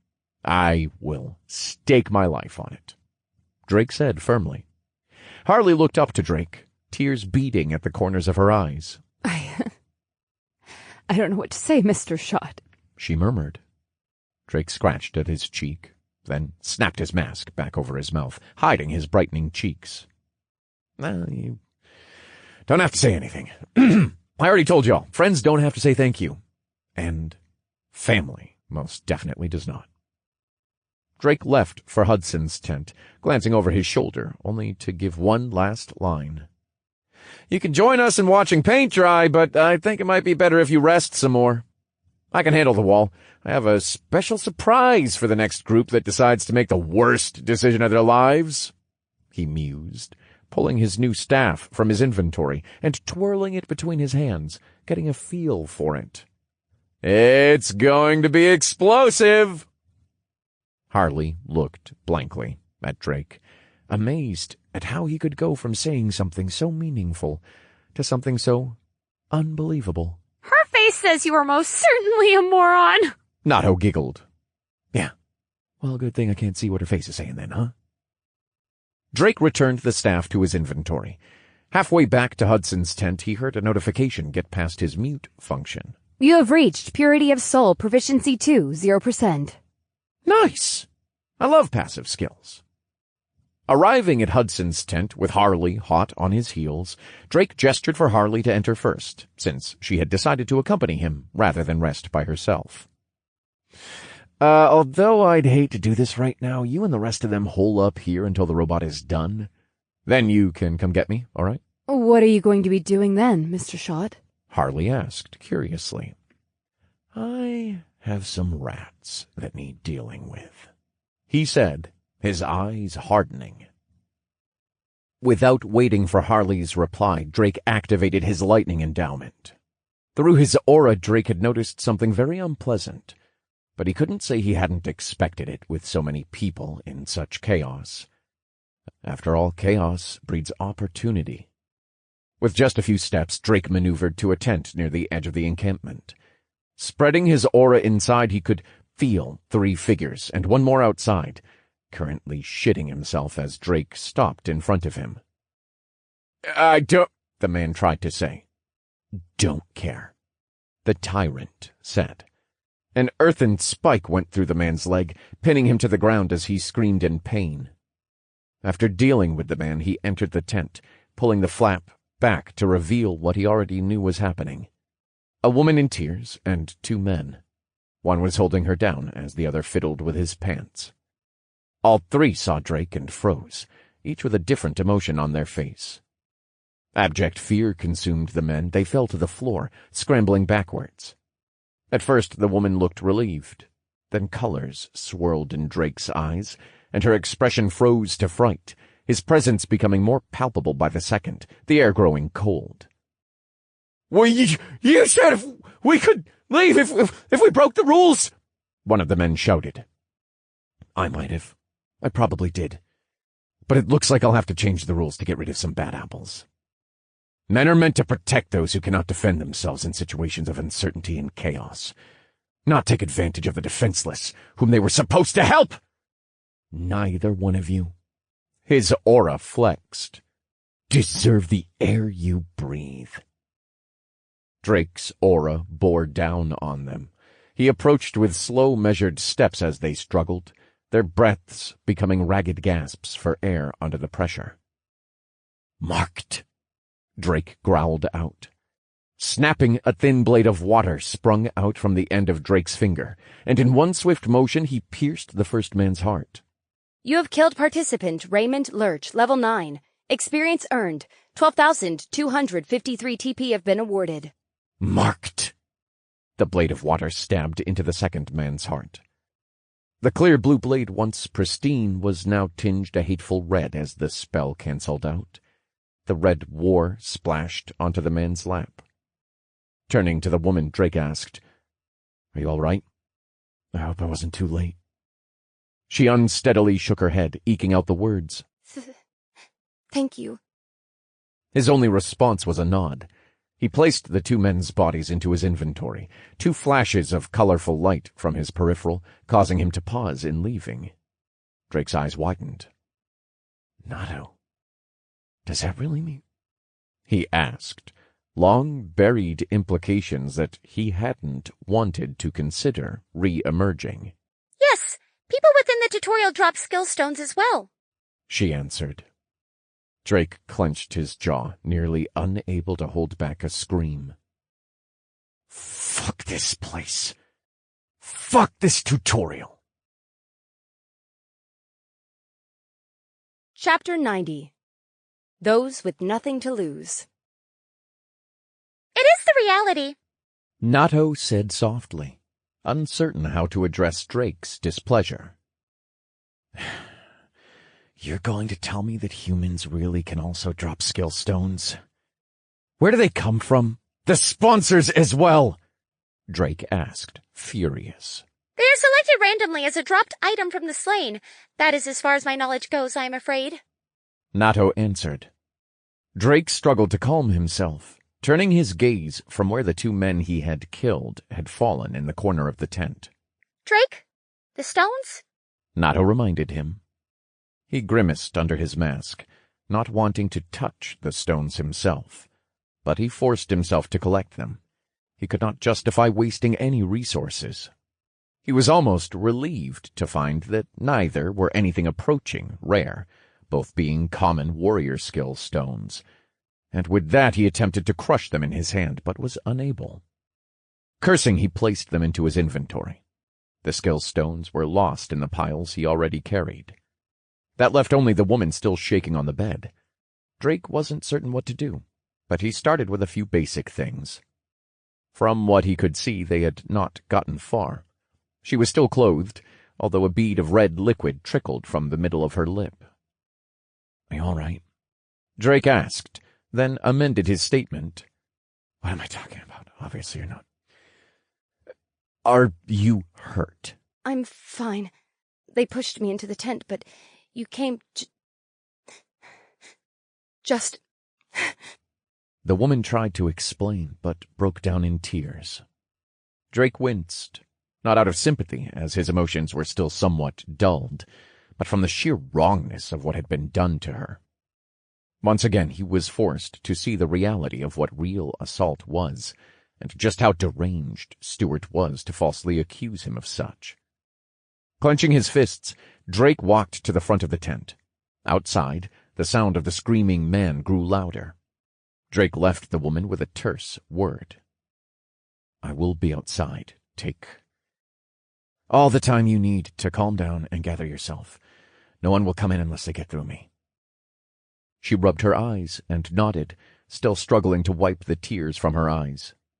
Drake exited the tent. Just outside was the man he had stabbed in the leg, still pinned to the ground. Around him, a circle of people all looked on in horror and confusion. Drake loomed over the man. He was gripping at the earthen spike desperately. Walking up to him, Drake crouched down to eye level, ignoring the gathered crowd. If anything, he wanted everyone to hear what had happened, and what would happen to this man. "Why were you guarding the door for those men?" he asked evenly, being careful not to mention the act in particular. They forced me! The man spat, wincing in pain. Drake grabbed the man by the face, forcing him to meet his eyes. Between that and Drake's aura bearing down on him in such close proximity, it was a reckoning. "I didn't ask what they did to you. I asked, why were you doing it for them?" The man's paling face stiffened. He finally understood what Drake was alluding to. He started, but Drake flexed his fingers. The man's skull creaked in his grip. We just didn't see a point in holding back anymore. You may be strong, but we aren't. It's only a matter of time before we die, just like the rest of some monster. The man stared into the tyrant's eyes. Or another. Drake cursed, releasing the man. "For your crime of being an accomplice in what just happened, you will be jailed for the remainder of the tutorial. Repent on what you allowed to happen to that poor woman, until either a monster takes you." Drake flooded his tattoo ring with mana. It flared to life in a blaze of ethereal blue flames. "Or someone like me, but worse, finds you." Drake wrenched the earthen spike from the man's leg as he screamed in pain. He poured a health potion on the man's open wound, to the man's surprise, but then grabbed him by the throat and dragged him through the camp for all to see. Once he reached the mines right next to Hudson's tent, those inside emerged with confused looks, all seeing the large entourage that Drake had brought. Opening up his inventory, Drake pulled out a familiar-looking wooden cage, which hit the floor with a thump. Swinging the door open, he roughly tossed the man inside. The lock clinked metallically as Drake locked it.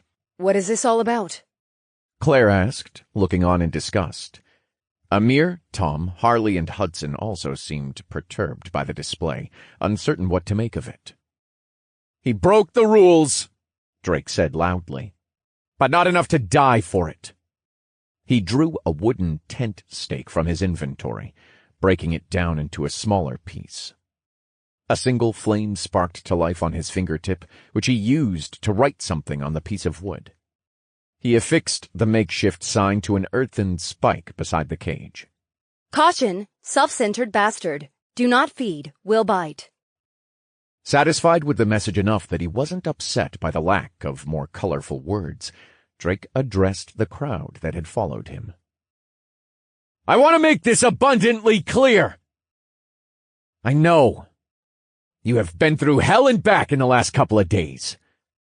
I know you might not think you have a chance in this new world and the changes it comes with. But I want you all to understand something," he announced. "The world does not care, not this one or the old one.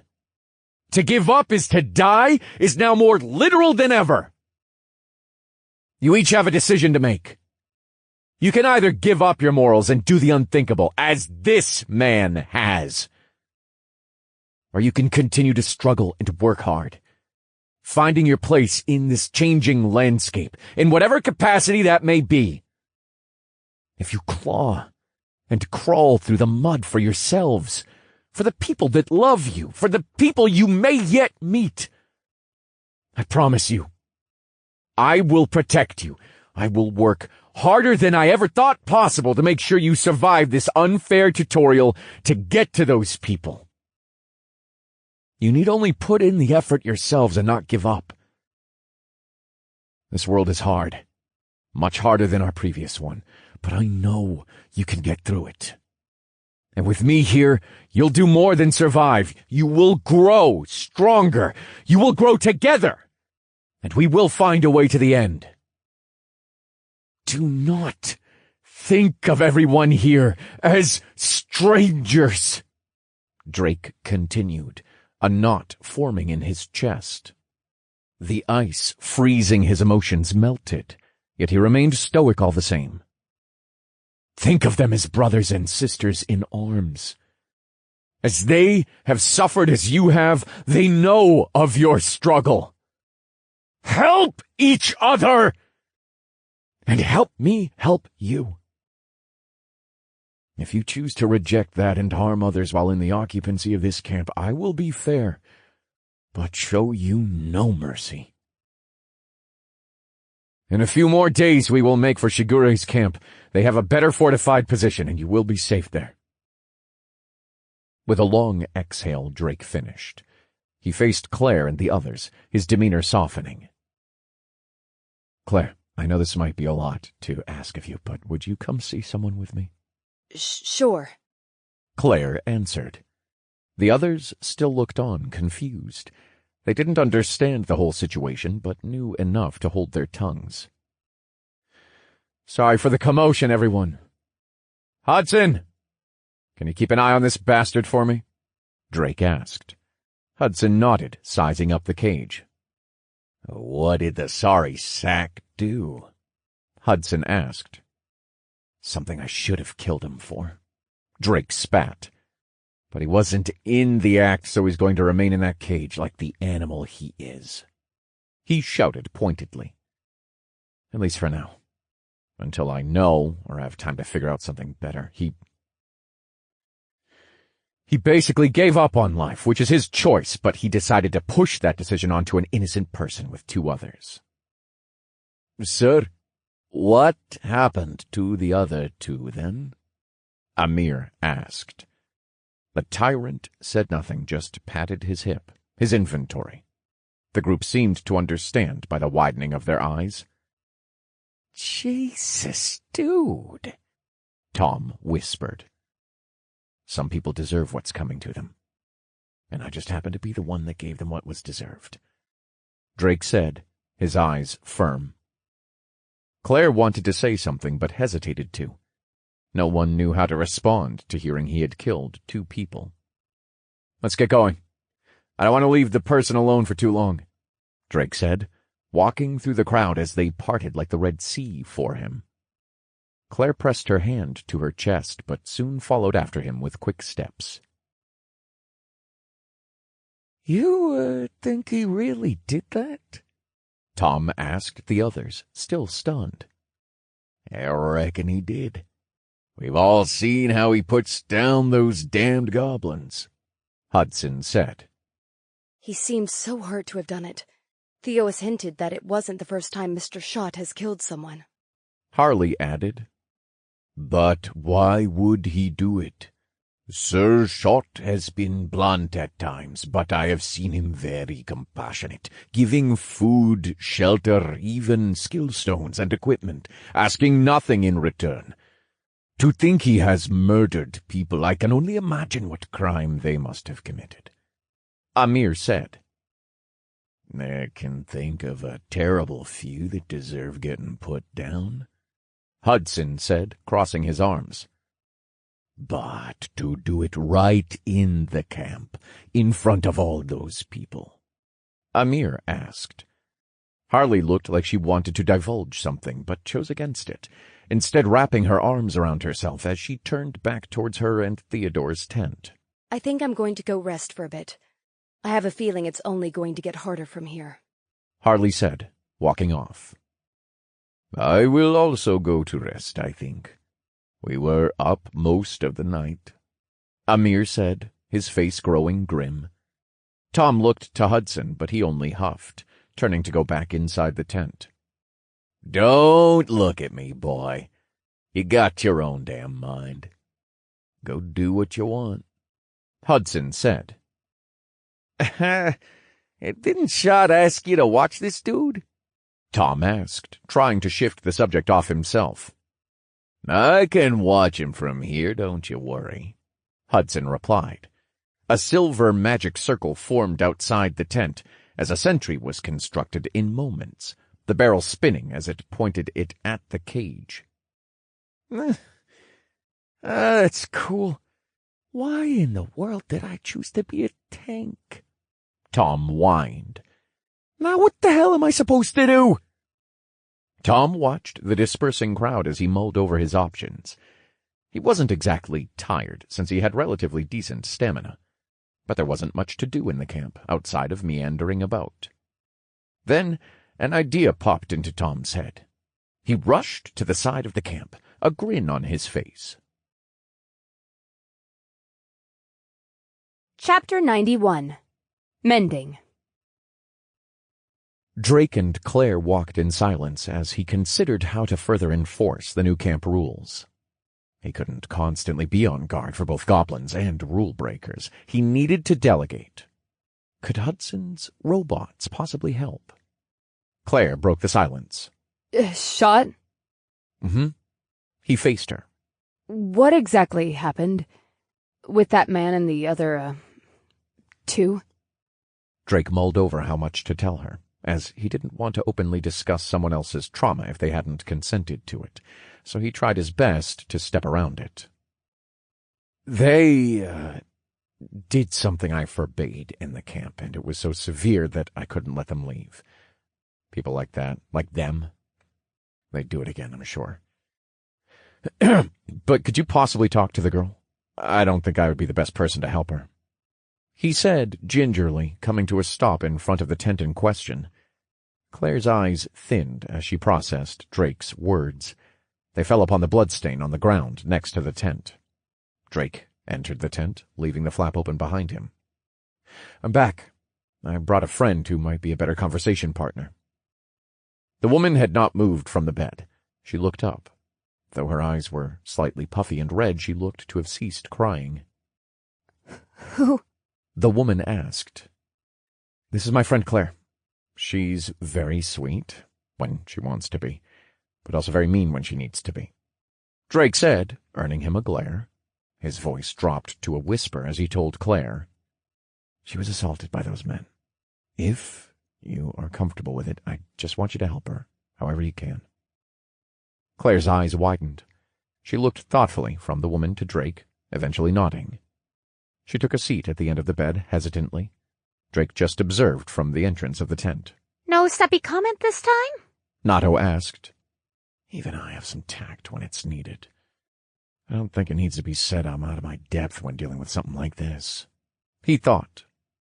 Neither woman had said a word yet. Claire continued sitting patiently at the end of the bed. Yes, well, it does not look like the girl is able to swim in the deep end either. Just give her some time. This is as much therapy for her as it is for the other woman. Without warning, the woman on the other side of the bed broke down in tears again, her head in her hands. Claire moved a little closer, her own eyes watering, hesitantly moving to touch the woman's back. There it is. All right, time for us to go, Drake said, wordlessly exiting the tent. What just happened? Women's special ability to observe and understand, that's what. My mom used to know somehow all the time when I did something wrong or school didn't go well. Didn't matter how well I tried to hide it. It was almost like a second superpower. What was the first, then? Oh, her ability to use everyday objects as a way to punish you. Drake chuckled, rubbing his butt from remembering the random beatings he used to get. Never underestimate an angry Pinoy mother surrounded by anything she can get her hands on. Drake shook his head, scanning the surroundings with his aura and eyes. That's beside the point, though. My point is, mothers, sisters, even my exes, women in general, seem to be way more in touch with their emotions and can somehow empathize with others better than I certainly can, especially now when my mind is all funky. Drake thought. That is rather observant yourself, is it not? Nato asked, slight awe in her voice. Yeah, well, knowing what you're good at and what you have no shot in the dark at doing is a good skill to have. And I was way off from that back in there. Claire, on the other hand, has unfortunately been through something similar, and I don't think she ever had a chance to talk it out or grieve about the experience. I was hoping she would open up to me with at least her brother, but she just wasn't ready. This was a good chance for her to vent while helping someone else. You truly are just a big softy. Or possibly you have feelings for Claire? Drake scoffed, instead walking towards Hudson's tent once more, satisfied that their surroundings were calm for now. Don't get me wrong, she is actually surprisingly beautiful, but I'm not looking for anything right now. I need to focus on the task at hand. Maybe after the tutorial, if we miraculously meet up again, I would consider giving dating a try again, but that is a big maybe. Who are you and what have you done with the weeby immature ape I know as Drake? You actually sounded like an adult for once. Nato snickered. I am an adult. Drake chuckled. But only when it suits you. Spot on. Or when the situation calls for it. Drake had carefully surveyed the camp on his way to Hudson.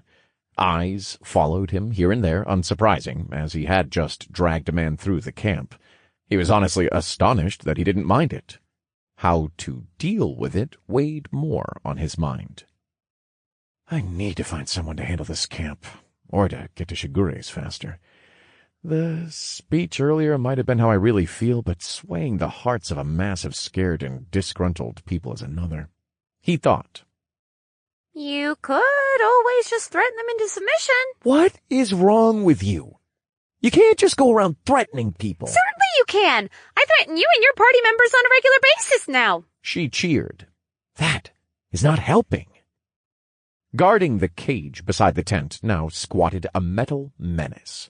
It turned back and forth with its 4-barrel muzzle, spinning every few seconds. Now, that is a real babysitter, Drake thought, then looked at the cage. I mean, bastard sitter? Nato made a gagging sound in his head, sounding far more unpleasant than Drake cared to comment. That joke hurt me, she said. Oh, maybe it was intended to get you to gag. You did eat a whole barrel of stew, Drake mused. Are you trying to say something intelligent or funny? Because I believe you are, but it is certainly failing. Drake rolled his eyes and pushed past the flaps of Hudson's tent. Honey, I'm home, he declared, his arms spread wide. Shut up, you git. Don't you knock. Hudson snapped. Drake laughed. That's not very nice to say to your fearless leader. How's the robot coming? And where's everyone else? Amir and Harley both went to rest, they said. The other idiot, I got no idea. Hudson answered, crossing his arms. Did he just say idiot? Drake thought. He certainly did. Nato confirmed. Oh, I knew I liked him. Maybe we can convince him to change his last name to Singer. I see you have a deadly metal bastard sitter outside. Nice touch. Hope the bigger ones are better. Need someone to help controlling this place until we get to Shigure's. He spoke out loud. It does seem a bit rowdy lately, especially after you pulled that sad sack through the place. The big guy here is going to take a bit longer than expected, and I'll have to get more materials from the mines for the next one, Hudson answered. Drake thought, putting his hand to his chin. I think I'll go walk around. Maybe showing I'm an actual person and not just a big scary murderer might help. Also, I haven't seen Sherry in a minute. Any ideas? Hudson only silently shrugged his shoulders, closing both his eyes. Very helpful. Nato sighed. I can't help being emotionally exhausted. It's in his nature, remember? Drake chuckled. He must be tired as well. I don't know what kind of stats he has, but I've been running him pretty ragged since yesterday. Drake exited the tent, taking in the surroundings. High above, the sun had just passed its apex. Not wanting to lax about this late in the day and thinking about the conspicuous absence of goblins, he began snapping his fingers, practicing spells as they circled around him.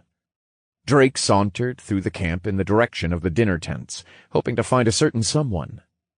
There she is. Where in the world does she fit it all? Is she taking lessons from you, Nato? He said under his breath. Nato scoffed in his head, not dignifying the question with a real response.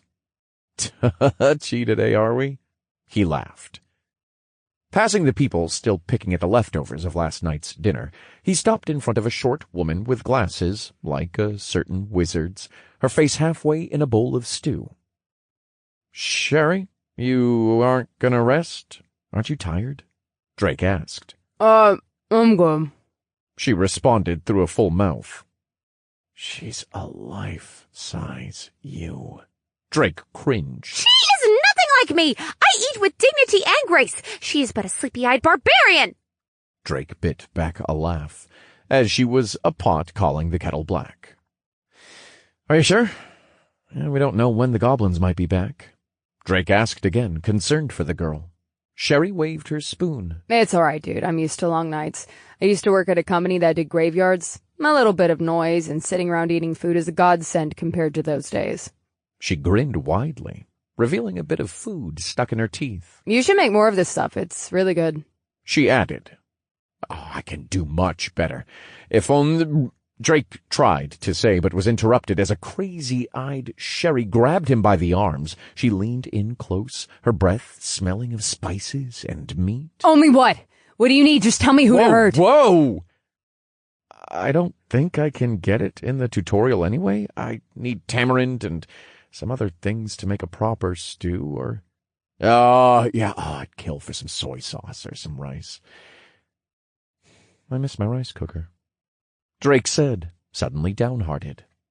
Sherry crumpled to her knees, her eyes watering as she nearly began to silently sob. My only reason for being, and you tell me I can't have it?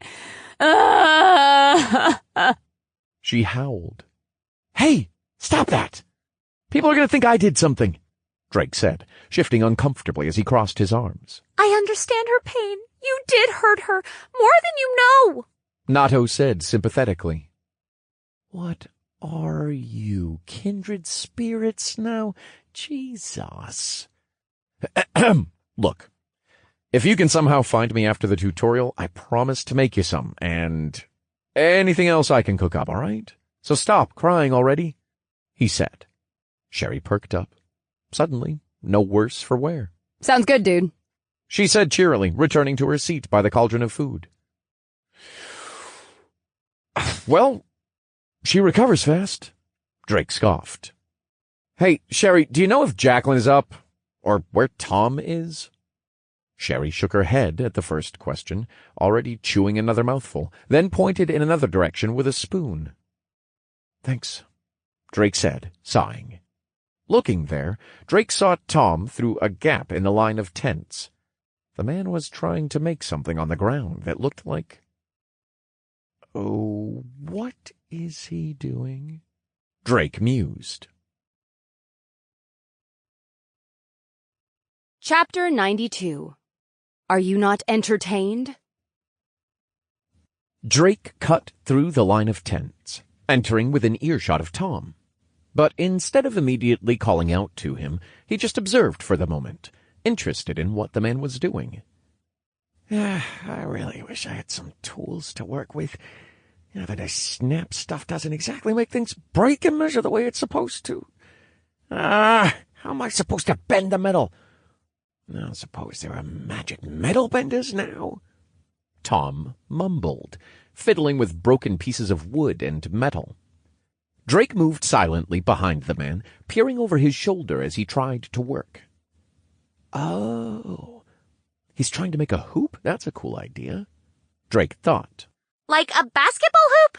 The things where one team of buffoons tries to put more balls into a hoop than the other buffoons? Nato said snidely. I don't think the NBA would appreciate you describing their game like that. Drake chuckled wryly. Hey, Tom, what you doing? He yelled in the man's ear. Ah! What the fuck? Oh! Hey there, Mr. Shot, all done with your murder thing? Tom said wearily, chuckling softly. Why, yes, I was, Drake said, pulling off his mask.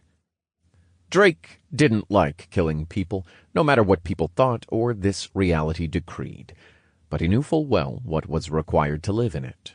And to make others safe, he was willing to shoulder the gruesome burden of being judge and jury for some. And if someone wanted to say he was wrong for what he had done, let them. Shaking his head slightly, he refocused on Tom and what he was building. "So, what's this all about?" he asked, pointing at the rather abysmal-looking basketball hoop. I was just thinking that there's not much to do here, so I wanted to make, a hoop or something," Tom replied, an embarrassed grin on his face. "That's actually an amazing idea, Tom. I'm actually really surprised and proud that you came up with something like that. That is exactly what these people need," Drake said, growing more excited by the idea. "Wait, it is?" "Yeah! They need a way to vent. Why didn't I think of that? They have no way to safely go out and fight to get stronger because of the sheer number of monsters out right now, and I couldn't possibly fit all of them in one party. Now, that'd be like shooting myself in the foot to spite my face. But then they're left with no outlet for their frustration. Here, I want to help." Walking further past Tom, Drake snapped his fingers. A large, expansive, flat slab of dirt rose up. Drake cut off the spell. The slab crashed back to the ground, forming a flat terrain, perfect for a sports field. Then he walked onto the slab, jumping up and down and testing its durability. "Yep, this'll work for relatively normal people." He grinned, turning around and snapping his fingers again. A backboard and hoop made from earthen spikes shot from the ground. On the other end of the makeshift court, Drake repeated the process. "And ta-da!" he said, spreading his arms out.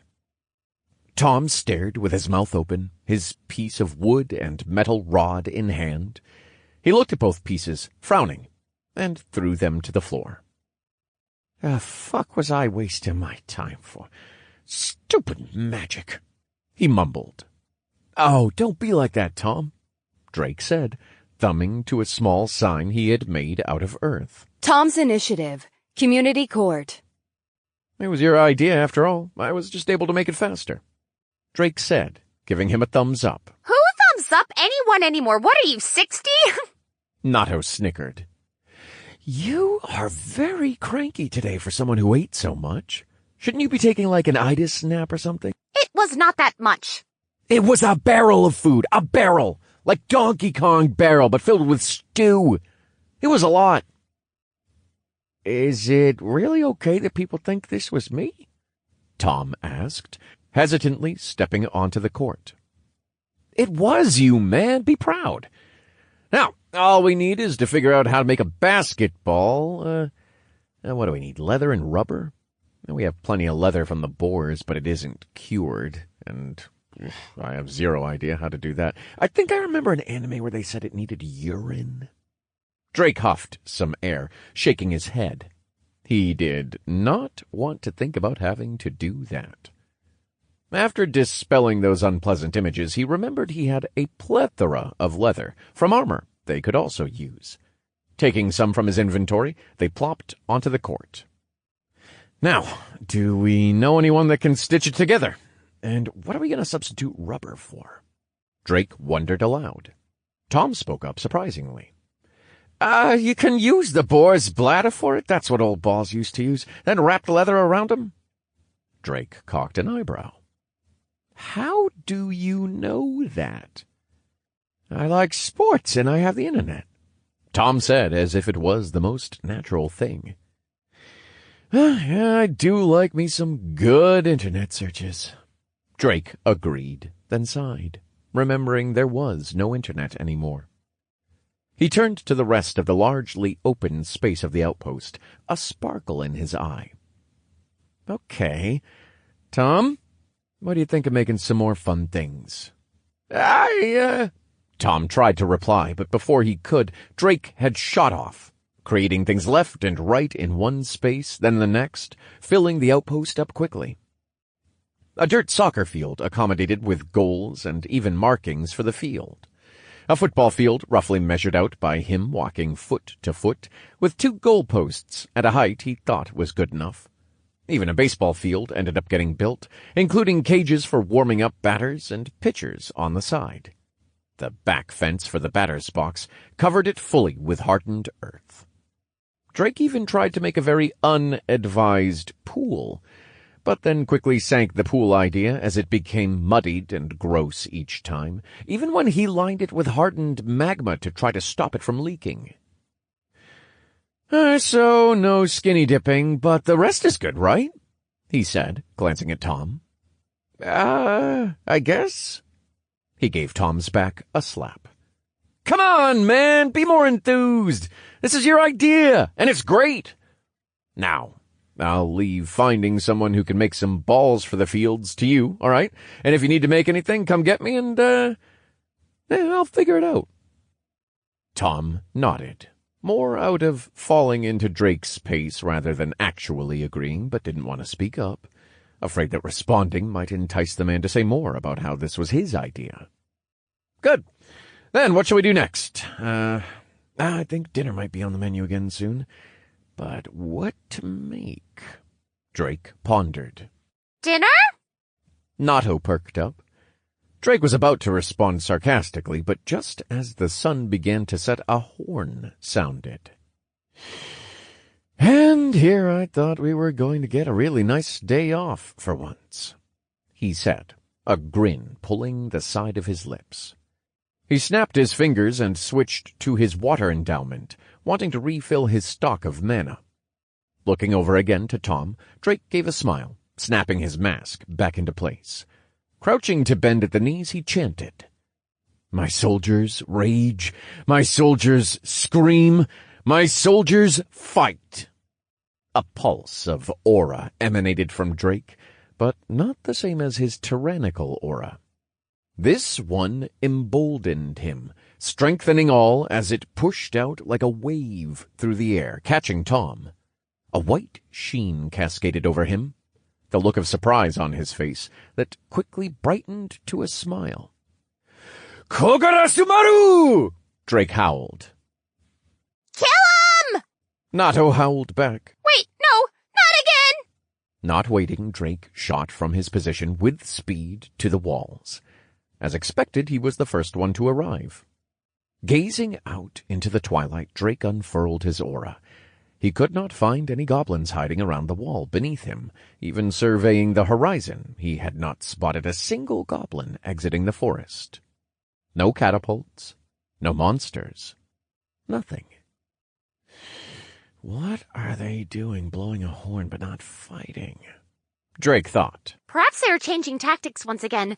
There must be a few generals alive, or there would have been an announcement updating the quest. I really wish you told me that. I feel like that's important information to know, Nato, Drake said, shaking his head. You didn't ask, and you would have found out eventually. He stayed vigilant as he continued surveying the surroundings, pacing back and forth on the rampart. Alone, and in pairs, the rest of the party joined him on the wall, the last being Jacqueline.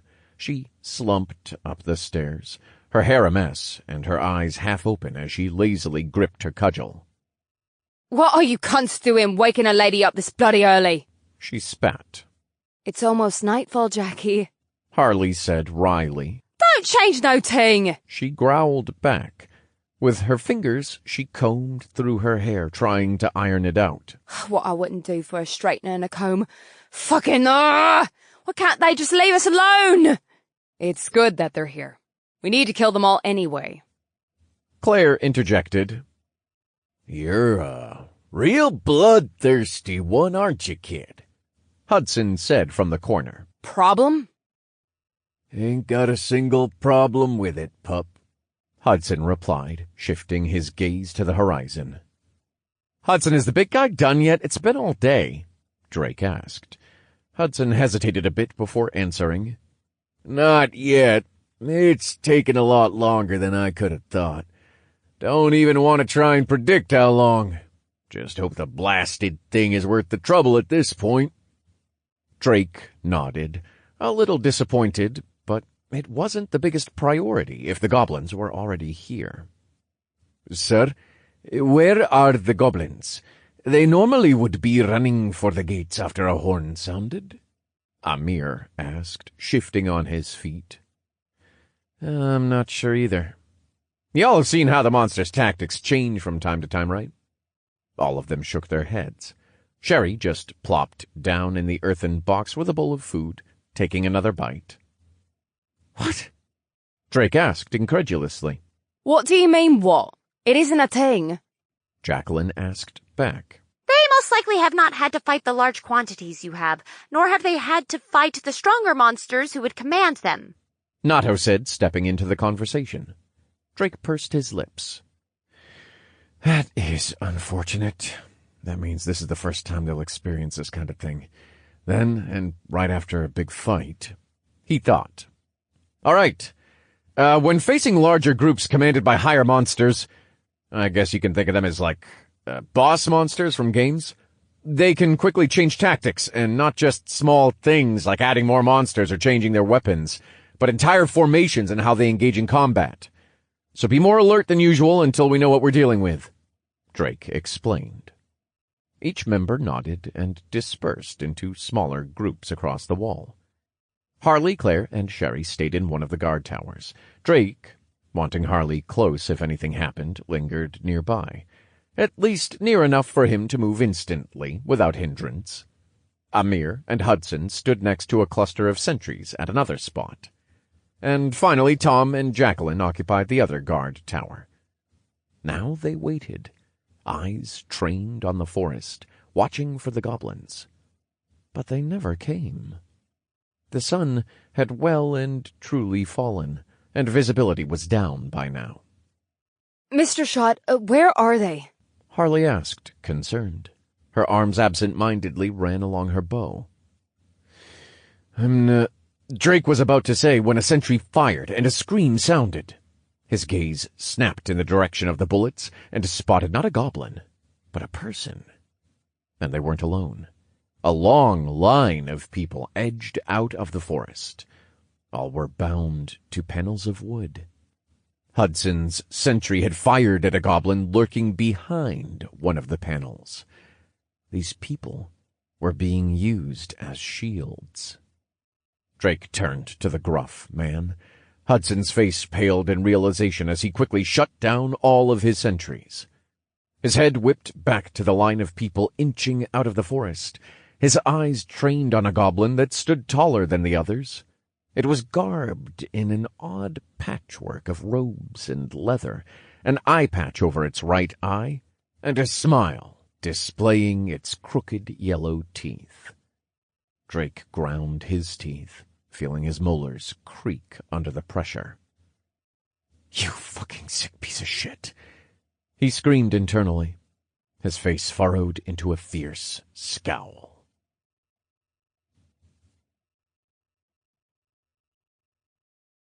Chapter 93.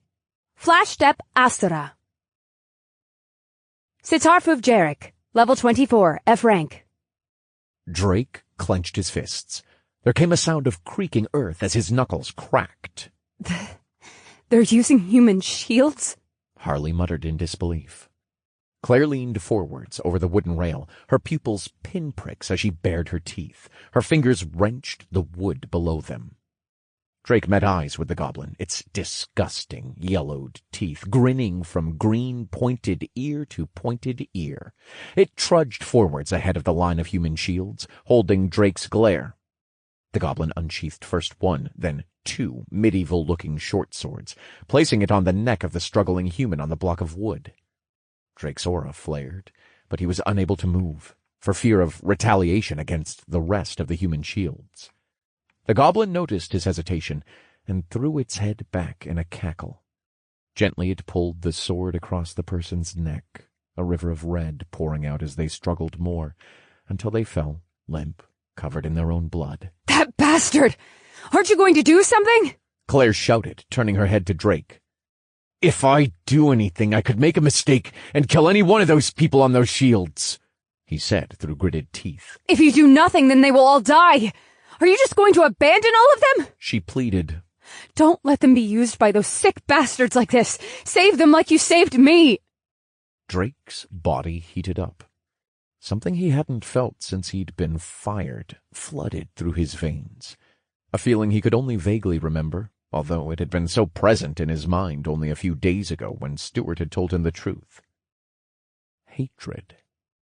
The monster moved to another woman.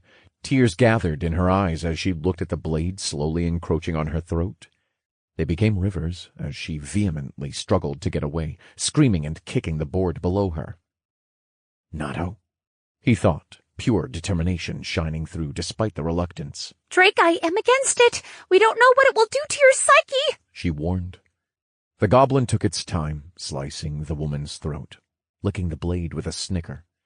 Raising one arm and shouting, the line of goblins advanced. It roamed behind them, a smile on its face as it held Drake's gaze. The dam holding back Drake's emotions began to rattle, began to crack. He could feel it, but the only emotion leaking through was unadulterated, seething hate. No. No more. No more watching as people who I can help suffer in front of me as I sit and debate all the possible consequences. I will go above and beyond. I'll go beyond what's needed, what's expected. He promised. Removing 2 stones from his inventory, he turned to Claire. Claire, chant, he said tersely. Her eyes softened, relief painting her face as she nodded.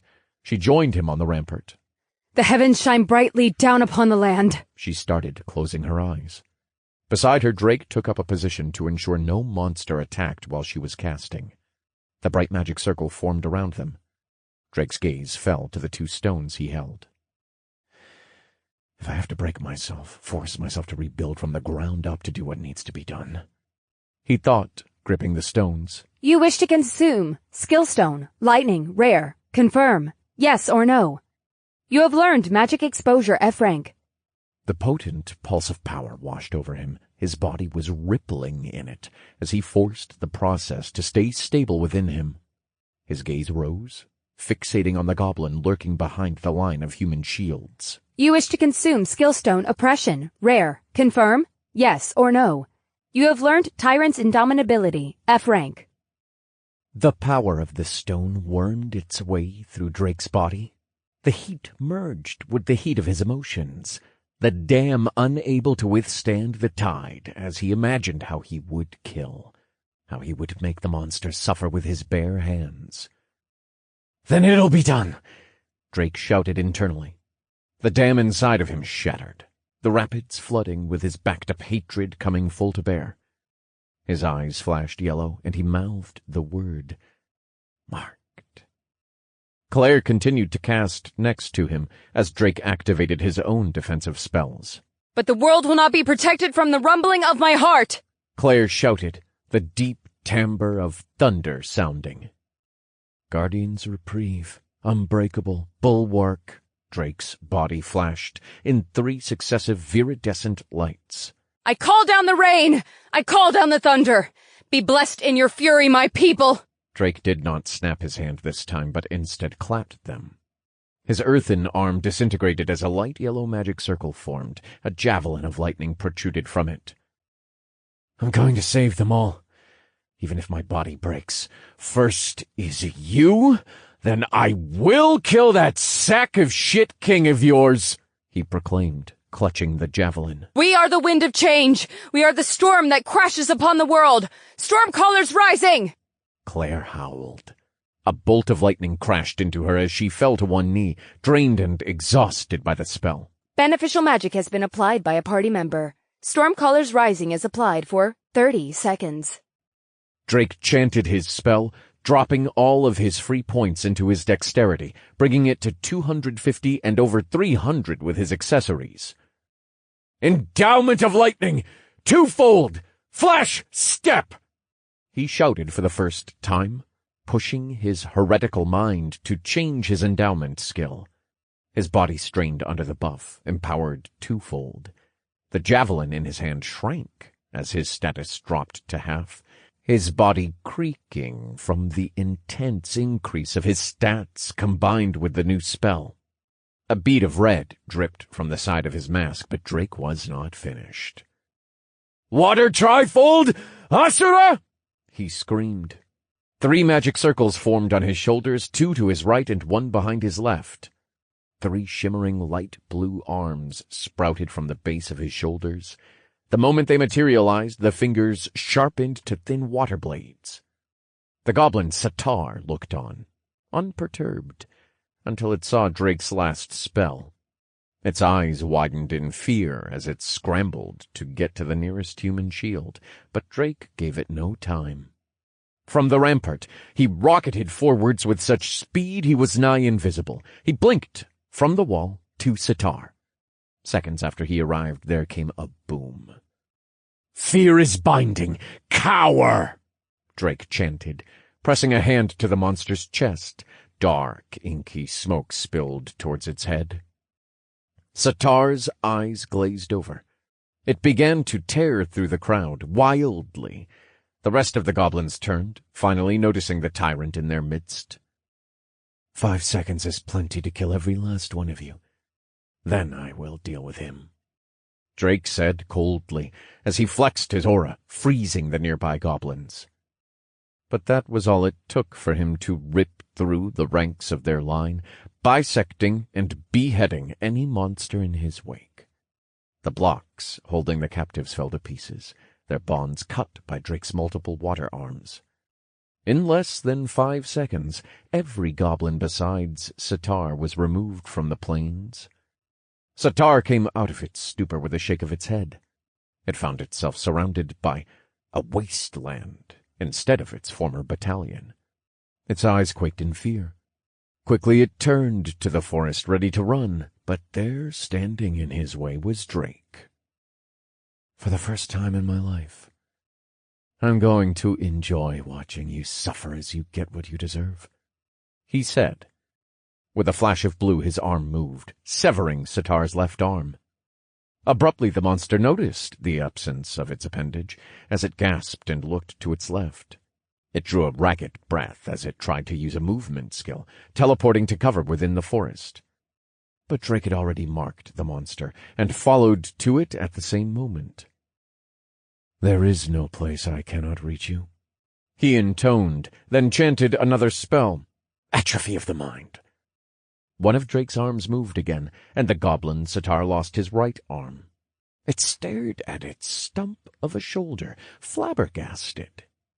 Drake's 2 right arms moved, and Satar became half his height as he lost his legs.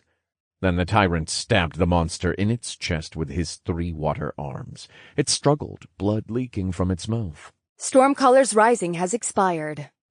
Finally, Drake cancelled his endowment. The ache and pain of the spell going beyond what his body could handle finally catching up to him. But he ignored it as his arms turned to ice, slowly freezing over, stopping the monster from bleeding out. Drake sauntered to the center of plains. Satar was still struggling, even lacking arms or legs. The rescued captives had gathered, quickly spotting the goblin. Scowls painted their expressions. "All of you, go to the outpost," Drake said. His expression was emotionless, but his eyes remained fierce. No one argued with him this time, as his Asura warned them that it was not a suggestion but an order. They all booked it to the gates of the outpost as it slowly opened and welcomed them in. Drake's party were still on the wall of the rampart. Drake, what are you doing? Kill that monster and move on! This is not like you! Nato shouted. "No," he said, hurling the monster as high as he could into the air, its body spinning wildly as it flew upward. "I'm going to send another message, wherever that king is, that this is what's coming for him." He scowled, his 3 arms melting away as his endowment changed to ice. "Operation X. Soft Flame," Drake whispered. An arm of fire spilled from the magic circle at his shoulder as Drake positioned himself parallel to the ground. "Hard Flame." A pulsing flame grew in his left hand, pointed right at the spinning, half-dead corpse of the monster. The glow of the spells cast his hair and tattoo in a hellish, reddish tinge. Drake dumped everything into the spell in his left hand. The flame shimmered to a bright azure, then was bleached to a hot white flame, heat threatening to consume him. Throwing his hand open and forward, Drake aimed right at the sky behind the monster. Burner! The white pillar of fire exploded, engulfing Sitar. The spell shone so brightly that the entire area was illuminated in a beautiful, horrifying white hue, like a nuclear explosion had erupted from the ground and funneled into the sky. You have subjugated Goblin General Sitar Vuvjeric, F rank, level 24. Experience earned. 350,000 TP have been awarded. Congratulations, you have reached Elemental Miller level 17. 40 FP have been awarded. Tyrant's Indomitability P1 0% F rank. Your will cannot be undone and will not be denied. Nothing will impede your rule. Passive. Any and all external and internal debuffs that are not from personal skills will be reduced by 150% effectiveness. Increases with proficiency. Reduction will only reduce effects to 0 and will not convert said effects to beneficial ones. Magic Exposure P1 0% F rank. Lay bare the rules of magic. Strip your enemies of their right to protection through your mastery. Passive. Spells and skills now strip targets of 150% of their defensive effectiveness. Increases with proficiency. Effects will reduce defensive effectiveness of the affected to the negative if there remains a difference reaching 0. Effects cannot stack on the same target. Spells now cost 50% more. Reduces with proficiency. Chapter 94. The Other Side. So did I tell you about that time when I was 22 and got involved with the Russian mafia? Ha ha ha! The only thing you got involved with at 22 was that girlfriend of yours in college who was nothing but a major ball hog, laughed the other man. Relaxed as ever, I see, Shigure said, walking up behind the two guards on the reconstructed rampart outside the main outpost's walls. Lord Shigure, we're sorry, we didn't mean to, the man said, fumbling over his words until Shigure held his hand up. It's quite fine. It just goes to show what a good job Sir Bear is doing, holding off the mountains of monsters that seem to keep finding their way here. Is he still out? He asked.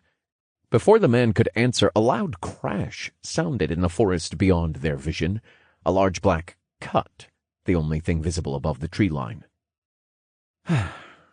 That answers that. Shigure laughed wearily. Yes, Sir Bear has been out there non-stop since the change in the quest. He's even managed to kill 2 generals and many more lieutenants. The other man replied, a smile on his face as he looked out into the forest. That is very reassuring, but I don't want him overdoing it. We only have a few more days until the king of these beasts appears. I'll go fetch him. We have a wall for a reason, and I wish he would realize that. Shigure sighed, hopping off the wall and onto the ground. After a few minutes of brisk walking, Shigure came upon a scene of carnage. The ground was split in two, a great chasm in front of a daunting man holding a large claymore in his one hand, goblins strewn across the ground around him. Bear, working hard as ever? He said, taking in the scene. His eyes stopped on a large goblin bisected down the center, a little further down the scar on the ground. Oh, Shigure! Good that you finally decided to come out. Going to stay for a bit this time? The monsters are only getting stronger, and we need to keep up if we want to protect the camp, bro. Bjorn said, resting the claymore on his shoulder. Shigure glowered as he crossed his arms. You know very well I can't do that. If you are out here, that means I have to be in there, in case anything gets past you. That's why I'm here. You've been hogging all the monsters. Bjorn smiled knowingly. Ah, that's what this is about? So I take it you've seen the ladder and you're getting worried, huh? Shigure fell back on one foot. What? Of course not. I just don't wish to fall behind any more than I already have. And with this invasion, it is the perfect time to level up, he said, fixing his obi. Lord Shigure, A female voice from behind him suddenly said, You need not worry about someone so below you. Even if he has risen through the levels, that is only because he was so low at the start. Remember, giving birth to a baby is easier than worrying about it. Shigure sighed, but the strange saying calmed him slightly. I suppose you are right, Uta. I am putting the cart before the horse, as they say. He may have begun catching up, but the levels are not the only difference between us, I'm sure. Top level leaderboard. Rank 1, level 26. Bear. Rank 2, level 23. Shigure Kenzo. Rank 3, level 20. Joker. Rank 4, level 20. Chris Springs. Rank 5, level 18. Super Megan. Rank 6, level 18. Layden Hampert. Rank 7, level 18. Big Willie. Rank 8, level 18. Vitamin D. Rank 9, level 17. XXX Gunlover 69 XXX. Rank 10, level 17. Shot. Miss Chelsea, this one must advise that we flee hence from this place. Whether thy comrade dwells thitherward is of no import. This place is filled to the gullet with goblins and— Theodore and Chelsea watched from their perch in a tree, both still concealed by Theodore's magic, but close enough to converse in whispers. Below them was a disfigured, gnarled goblin bound in chains, standing at the front of a barricaded cavern, wrapped in a soft glow. Grubrick Fuvjeric, F rank, level 23. Chelsea bit her bottom lip, seeing the named goblin standing in front of the place they had tracked her group to. Her frustration only built as she watched the goblin army circle the cave for a way in, knowing she was too weak to kill them all herself. But they're waiting, she murmured. What would such foul beasts halt their assault for? Dost they want for the strength to penetrate such a blockade? Chelsea shook her head, although Theodore could not see it. No, we have had 4 healer classes in our group, including Megan and Jackie. One of the other 2, Julia, specialized in protection. She gestured at the pearlescent glow coming off the barricade. That is one of her reinforcement spells. It's very powerful, but only lasts so long. I don't know how long they've been at it, but she will without a doubt run out of mana even with potions to help her regeneration. We need to do something. Soon. Chelsea gripped her bow, the wood creaking ever so slightly under her grip. We mustn't do anything drastic. We are only meant to find the place of their refuge and leave the rest to our liege. We canst not help them if thou art but a meal for worms, or worse. I can't just sit here and watch or go back and wait, though. Are you asking me to abandon my friends when they are right there in front of us? Chelsea said, her voice shaky. This one is only asking of thee to take the best course of action. There are hundreds of those beasts thitherward, and one general, of which we knoweth. What lurketh in the shadows, we hast not the faintest. My liege would not forgive me, Harley would not forgive me, if this one allowed thee to put thyself in danger, knowing it could have been avoided. Theodore entreated. Both fell silent for a moment, the only sound the clatter of armor and weapons from the army of goblins below. Their armor clanking clamored to finally strike the cave, and the cornered prey within. Chelsea's lip quivered.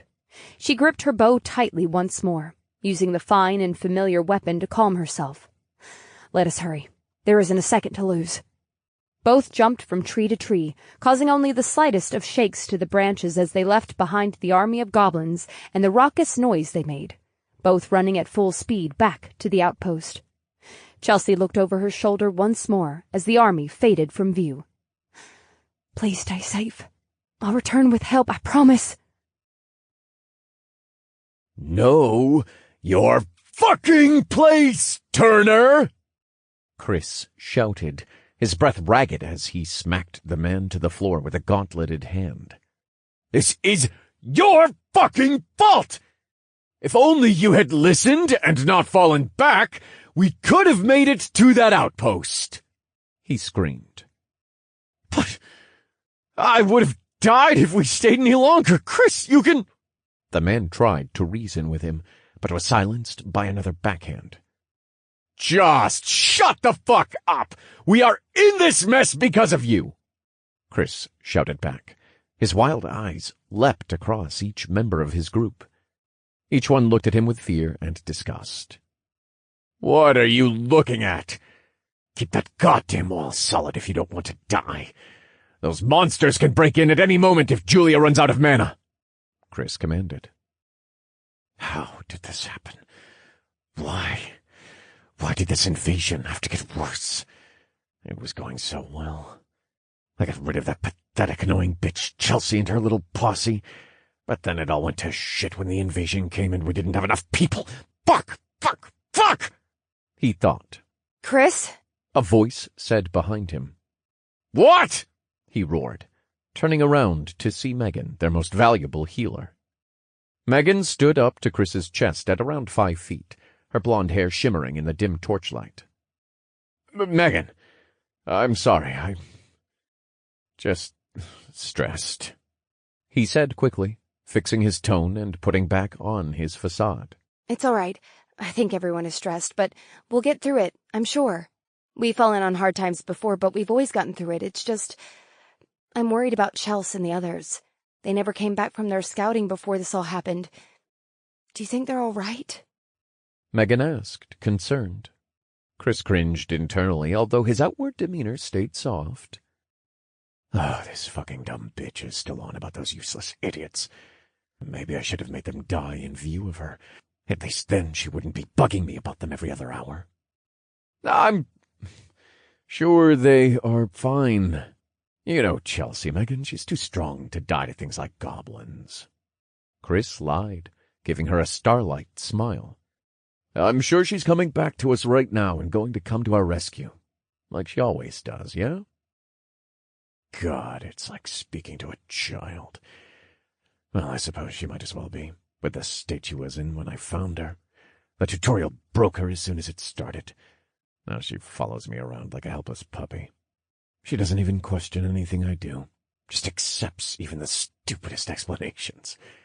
Chris thought.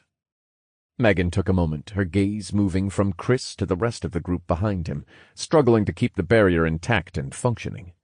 Her eyes fell upon the one struggling the most, Julia. She made for the front of the group, breaking the silence that had fallen. I'm going to see what I can do to help Julia. I can't have her doing everything on her own. Chris waved, a picturesque smile on his face. I swear if I survive this, I'm going to kill every last one of them, one way or another, and then make it out of this infernal tutorial. Damn it! Why did everything have to change in the first place? The company was doing so well, and Father had just handed me the coziest position I could have asked for. Fuck! Fuck this place. Fuck this tutorial. And fuck that stupid old man for taking so long to give it to me. If only he had croaked a few years sooner, I would have just inherited the company and lived the good life like in college. Chris ranted in his head as he looked at the struggling members of his party. His only thought was his own self-preservation. They were all no more than ants, tools for him to use and discard when he pleased. That was how life simply was. No one said no to him. No one. Chapter 95. New Me Who Dis? As soon as he had killed his opponent, the recoil from the spell struck Drake. His every strained muscle fiber in Drake's body screamed in protest. His status had fallen to 10% from the overcharged spell, slowly recovering thanks to his water endowment. He would meditate, but he was unsure of what might come out from the forest in that time. Using his new shawl, he brought a health potion into his hand, popping the cork and downing the liquid in one gulp. Well, that actually doesn't taste that bad. Kind of like fruit punch, if I had to say. Drake grinned from his seat on the ground. Are you quite done? What do you mean? I am talking about how reckless you are being. Will you not listen to my counsel? What would have happened if those skills pushed you even further over the edge? What if your skill had turned you into a madman? Nato screamed, genuinely furious. Honestly, I don't know. In that moment, all there was hate. Hate for that monster, hate for what it was doing, hate for my inability to do something about it despite how strong I am. But I'm going to push myself, Nato. I need to, for both my progress and to protect those around me. Drake thought calmly. For the first time in a long time, he felt calm, truly calm and clear-headed. Touching the stump of his shoulder, he knew what he needed to do more than ever, and what the consequences might mean for him. But now he felt the serene bliss of having his mental fatigue swept clean, as if the sun had finally come out from behind the clouds. A genuine smile creased his face. I feel better than ever! Ah!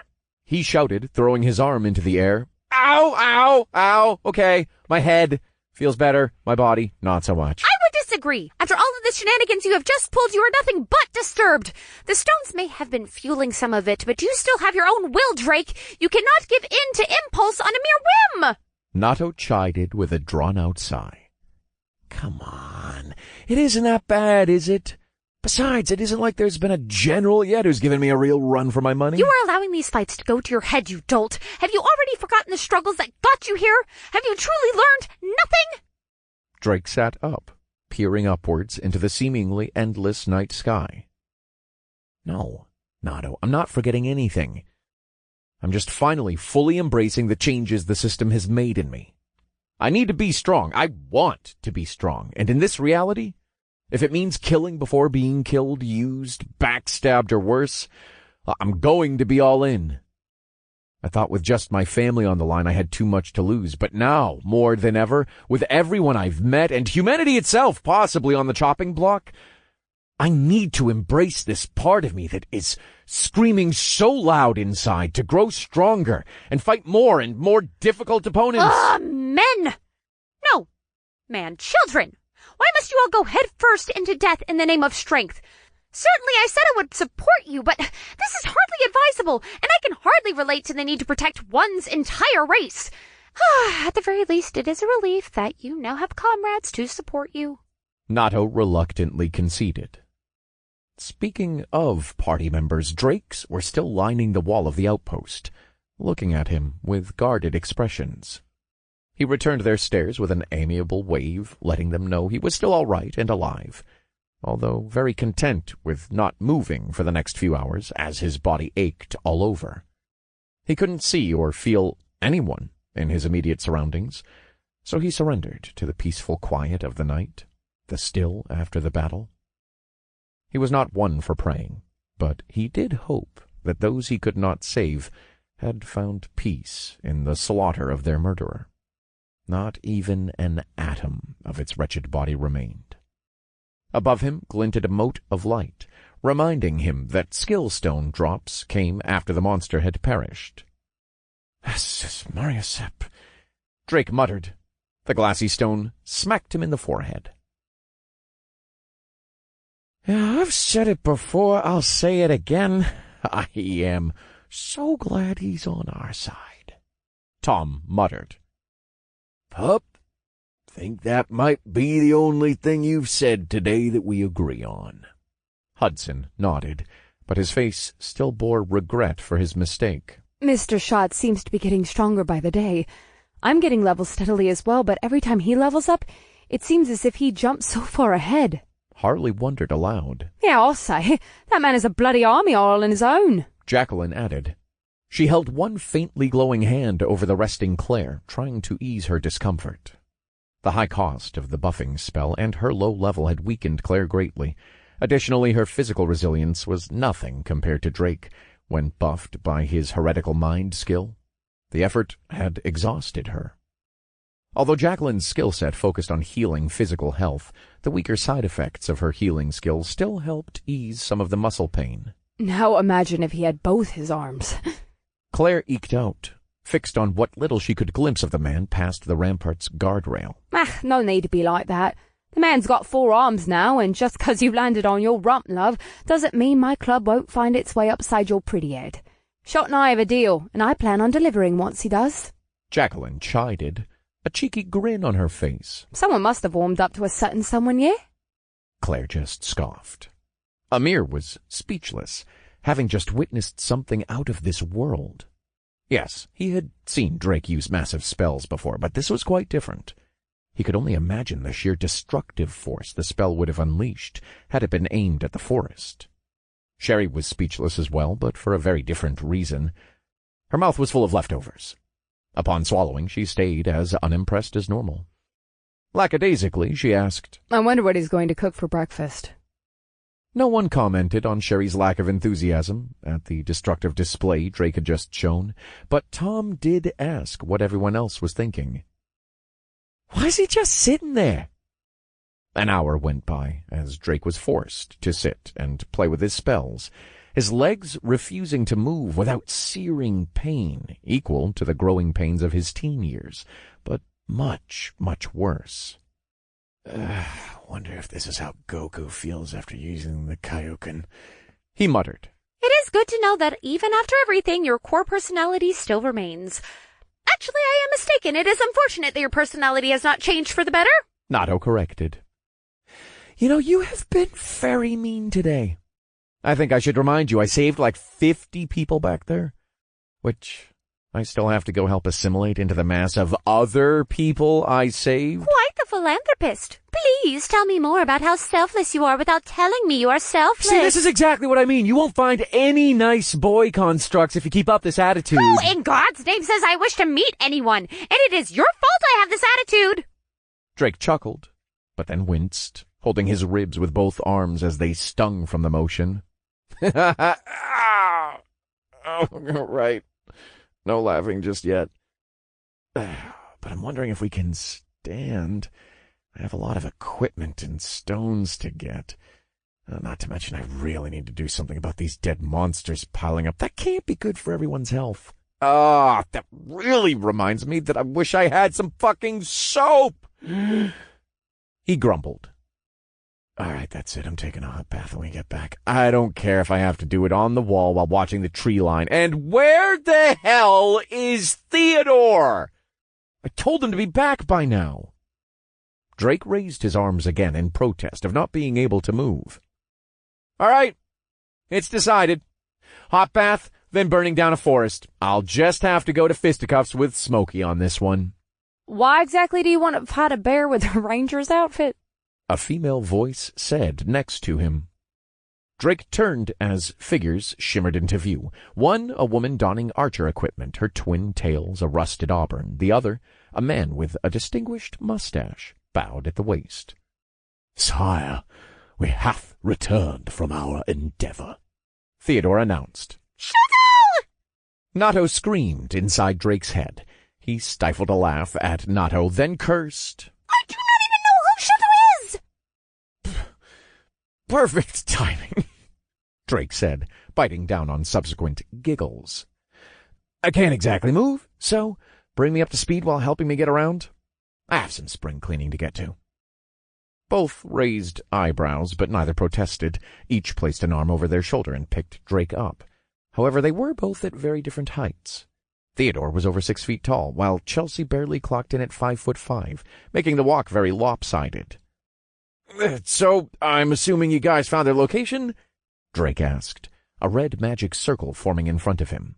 He didn't bother snapping his fingers. We did, said Chelsea, her grim and frustrated expression filling with anxiety. But there's a problem. Yes, there certainly is, my liege. 'Tis syrup. Drake cut the butler off. I'll stop you there, Theo. It doesn't matter what the odds are or what the actual circumstances are. Let me get my land legs again and point me in the right direction. You know the deal with me, and I'm all in from here on out, he said eagerly. Chelsea's mouth opened, but Drake's sheer confidence soon shut it again. He had been egotistical to a fault before, but at least he had been calculating. This was on a completely different level. What happened while we were gone? You aren't even going to ask about how many there are? She asked, confused.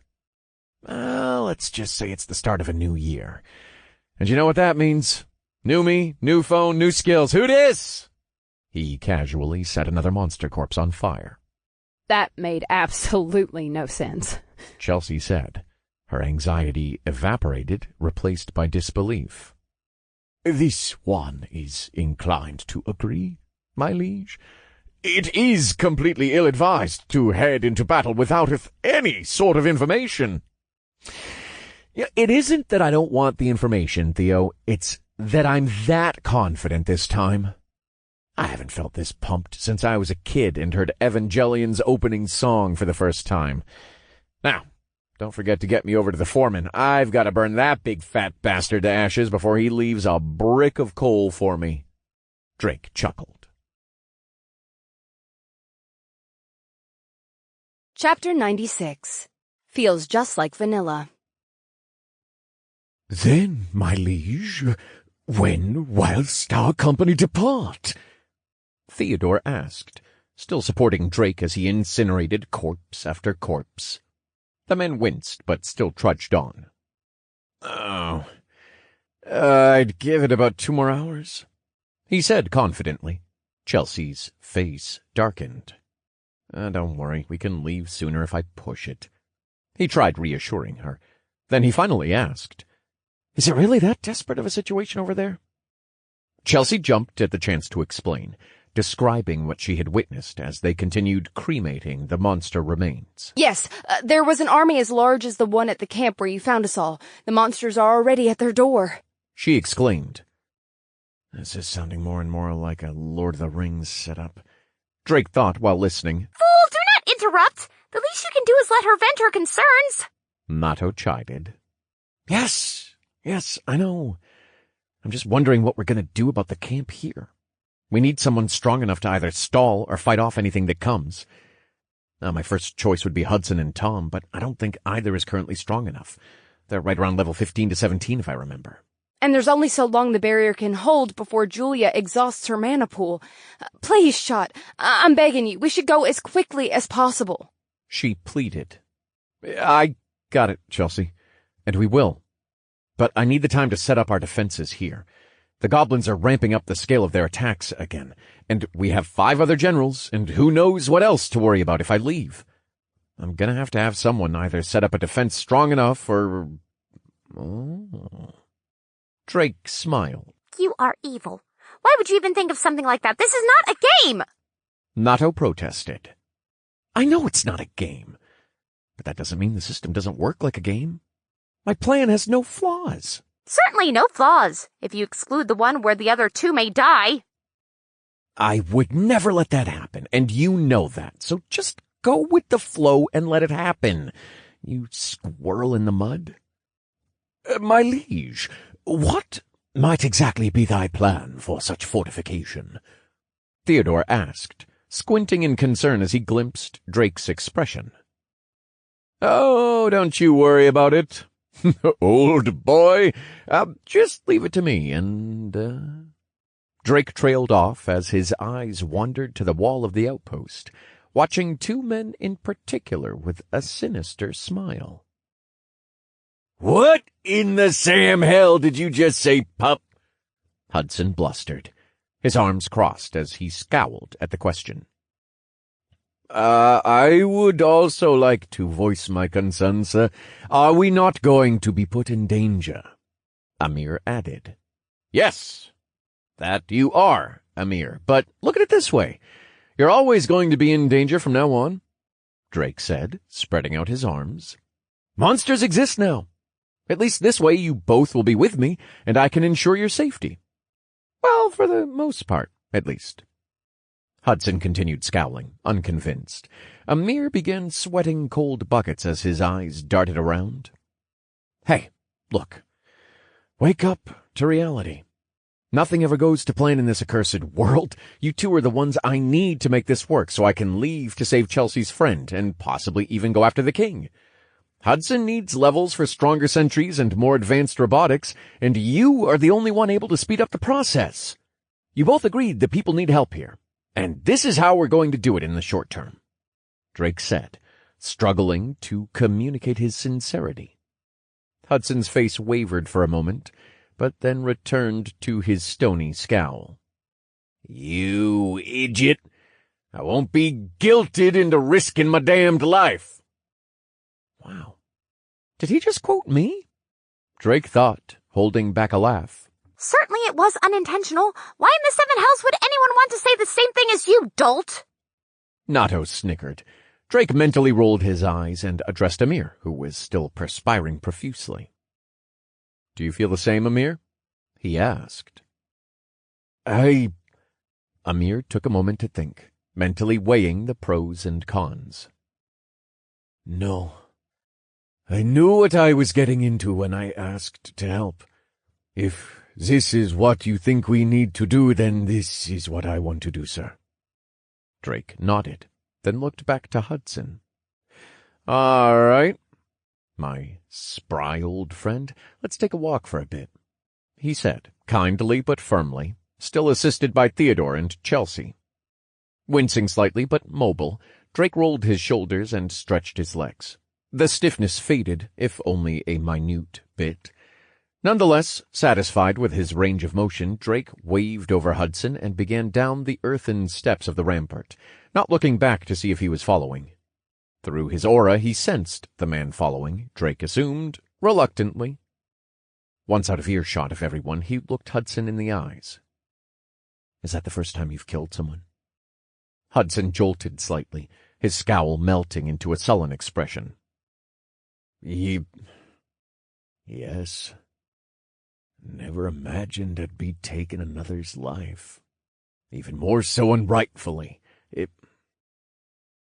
If only I could— Drake cut him off with a gesture, then removed his mask so Hudson could fully see his expression.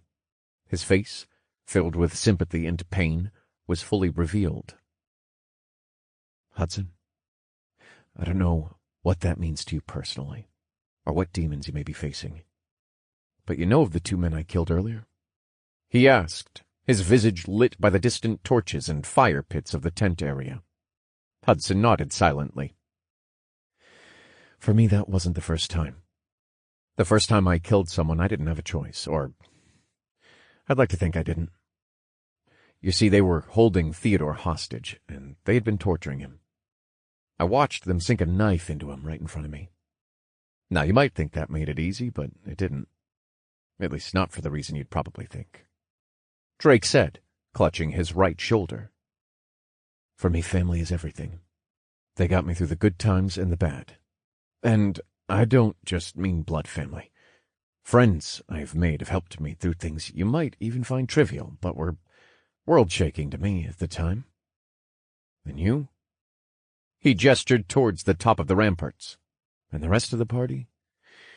Yes, even Tom, are now a part of that for me." Hudson looked at Drake like he was crazy, conveying a sense of pure, "Where are you going with this?" Drake scratched the back of his head. "What I'm getting at is, sometimes we do things because we have no choice. Sometimes it's because we make mistakes, and others because we must, for our principles and what we hold dear. That person you killed was in defense of this place, and these people I hold dear. And for that I do not fault you. I thank you. What befell that poor person who was taken hostage is something I will make those monsters pay dearly for, but it was not your fault. Don't let me see you sulk about it and make me give you another speech, because it's making my fucking mouth dry." Drake smiled. Hudson scoffed, but his face brightened ever so slightly. Pup, you are 20 years too young to be teaching me anything, you hear me, idiot?" he said. "But thank you. Fine. I'll tag along with your plan so you can go help the girl out." Drake chuckled. "Good, because I wasn't giving you the option of saying no," he said, clasping Hudson on the shoulder. "And don't you worry about getting hurt. I won't let it happen. I get hurt if you get hurt on my watch, thanks to this contract, and no one wants that." Hudson's mouth fell open, then curled into a smirk. "Selfish little bastard. Only when it suits me." Drake laughed, backtracking up the rampart steps. They both returned to the group. For now, the night still cloaked the forest and land beyond the outpost in pitch black. Soon it would be dawn, and another day would pass in the hellish tutorial. Time remaining until tutorial's conclusion. 105 days, 22 hours, 45 minutes, 43 seconds. Remaining participants, 2,254. Drake dwelled on first the ticking timer, then the remaining participants. Well, looks like the rate at which the participants are dying is slowed, he thought solemnly. Nearly 2/3 of the entire participant list were gone, and they hadn't even survived 80% of the tutorial period yet. Do not dwell too long on it, Drake. This is how the system intends it for these type of tutorials. The weak are taken, and the strong survive and prosper. Nato consoled. He held his tongue, his new skill stabilizing his emotions better than ever before. Despite his wanting to scream, he choked it down like bad medicine. He needed to hear it. He needed to accept it. He may have wanted to defy the system and the tutorial, but it would do nothing, for he had been told that was an established fact in the multiverse. At least for now. All right, everyone, it's decided. Drake started. What, breakfast? Sherry said, half yawning. Yes and no. I managed to find some flour in the supplies I looted, so I was going to try and make some pancakes later. Problem is, we don't have syrup, so that's a no-go. Sorry, Shares, Drake said, dramatically. But, on a serious note, I will be taking Amir and Hudson with me to power level them, essentially, so we can run over and save. He turned to Chelsea. Megan, She said, slightly irritated. Right. Megan. And hopefully most of their group, minus one asshole. Oh, that's a kicking idea. Does that mean you're staying there? Jacqueline jabbed. The funny one beat me to it. Nato laughed. Only if that means I get to stay further away from you, Jacqueline. Drake grinned. How long is this going to take then, Shot? Claire asked, her face conveying her inner thoughts. I will get them as far as I can in 1 hour. It's speedrun time! Drake shouted, raising an arm. As far as the rescue goes, I'm not entirely sure. I'm told there is an army waiting for us, so possibly one day. If I had more time, I would have taken Harley to level up as well as Tom. Their skill sets would massively help the defenses. But all in good time. You all will grow stronger, I'm sure. It isn't like I'm going to end the invasion while on this rescue mission. Everyone exchanged glances. What? He said. I swear you are clueless. Nato sighed. Drake was about to comment until he heard another goblin horn in the distance. Well, that saves us the trouble of going out there. All right, everyone who isn't Hudson, Amir, Chelsea, Harley, or Theodore, you are free to go. In fact, please go for now. I need people to handle the new arrivals and make sure everything is settled. Don't have to ask me twice, dude. Sherry said, waving him off and sauntering down the steps. I guess I'll go finish those sports courts we worked on then, Tom said, slightly disappointed after hearing he was in the running for power leveling. Oh, guess I'll go rightly fuck off then, yeah? Jacqueline sneered. Oh, don't worry, Jacqueline. I'll save your friend to be back before you know it. Don't miss me too much. Drake laughed. Fuck you, wanker. I hope you don't come back. She shouted, storming off in a huff. Drake turned to Chelsea with his big, goofy smile. Yeah, I think she's warming up to me, he said, but Chelsea just sighed with a shake of her head. Theodore placed his hand on his mustache and stifled a chuckle as Harley gently nudged with her elbow. He coughed. Last was Claire, and she was obviously reluctant to leave. Try to be back soon. I don't want to fall behind, she said softly. I'm going to go back and have a talk with Gracie. Gracie? Drake asked. The woman who, you know. Oh, I see, he said, realizing that he had never learned the woman's name. And don't you worry about anything. I promised you the revenge you deserve, and I won't go back on it. Claire nodded stiffly, descending the steps with the rest. Now, Drake said, trying some different things until he received the first notification. You have removed Claire Osberg from your party. Got it. That was surprisingly easy, he thought as he removed the rest rapid fire. You have removed Tom_the_King from your party. You have removed Sherry Turner from your party. You have removed Jacqueline Evans from your party. You have removed Theodore Rotwood from your party. You have removed Harley Mongrass from your party. You have removed Chelsea Jackson from your party. There we go, he said. He faced the forest, spotting exactly what he wanted. A fresh army of just regular old goblins with a few sparsely placed lieutenants for some juicy experience. Would it be inappropriate to state that this one feels naked as a babe without the camaraderie of my liege? Theodore asked suddenly. Of course not, Theo. Totally not weird and perfectly normal. Drake lied. Now let's get to it. Power leveling. Feels like I'm back in Meridon. Now pay up, 15 G's a pop, people, he said, offering an upturned palm to his confused party. Chapter 97. On the 5th day, look to the east. Shrieks sounded as massive fireballs fell from the sky, incinerating monsters left and right as they flooded the surroundings.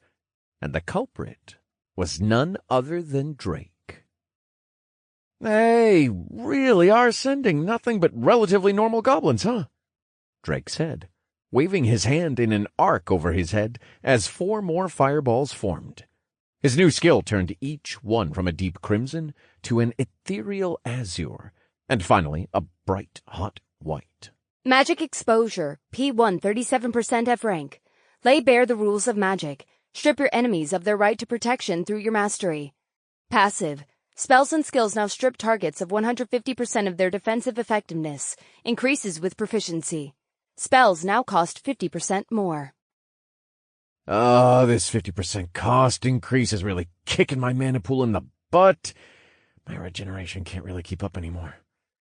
Hopefully when it ranks up in proficiency, it'll alleviate it a bit. He sighed. Sir, with that last batch, I have reached level 14, and we've collected around 1,000 cores again, Amir reported. Wow, already? They are really sending in a lot. The quest mentioned thousands as the bonus quest, but this is getting up there into the tens of thousands, isn't it? Drake said, firing off another round of white fireballs. Thanks to it, though, just hit level 15 myself. Well, shit! Got a new variation on my little ones! Hudson cheered, showing genuine enjoyment for the first time in a while. Oh, good to hear! What's this one?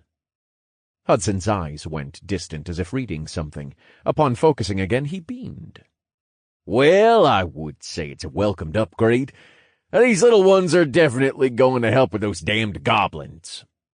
The man planted his hand on the ground, a silver magic circle forming. Drake and Amir watched as metallic parts grew from the ground up, almost like a 3D printer, coming together in the form of a flying drone. The whole process took only about 5 minutes. Hudson's smile spread to Drake. The drone was not one of the typical ones you see with the 4 propellers. These had some form of propulsion to them, keeping them upright as they lifted vertically off the ground. Even better, they were dead silent. Now that we have this, can we go? Chelsea asked, her face impatient. Hold your horses, Chelsea. I know you're in a rush, and so are we, but I'm going to do this right. Let's see what the little guys can do. Hudson, you're up, Drake said, giving him a wave. Hudson nodded, growing serious, as he stood, giving a mental command to the drone. It flew off towards the distant tree line. That there is hard to deal with, Hudson muttered. Once a little one gets out of vision, it switches over to a sort of heads-up display thing like out of those movies. But I can still see from my perspective as well. I don't like that shit, not one bit. I think I'm gonna... He tried to say, then expelled the contents of his stomach on the rampart. Ow, man, Drake said, grimacing as he washed away the vomit with summoned water. Besides not being able to hold your lunch, how's it looking, Hudson? Hudson stood back up from retching, wiping his mouth with his sleeve. Yeah, before I let the meal go, the little guy took out a goblin with no problem, with a small turret from its undercarriage. And looks like the little guy had a surprise as well, pup. Hudson grinned. Little bastard has some explosives. Won't kill him in one batch, but a few more of these little guys, and I'll be carpet bombing the Sam hell out of those little vermin. Then, my liege, shall we proceed henceforth? Theodore asked, both hands on his cane. I think this counts as a green light, yep. You have everything you need to make more of these, Hudson? And what's the count on these ones?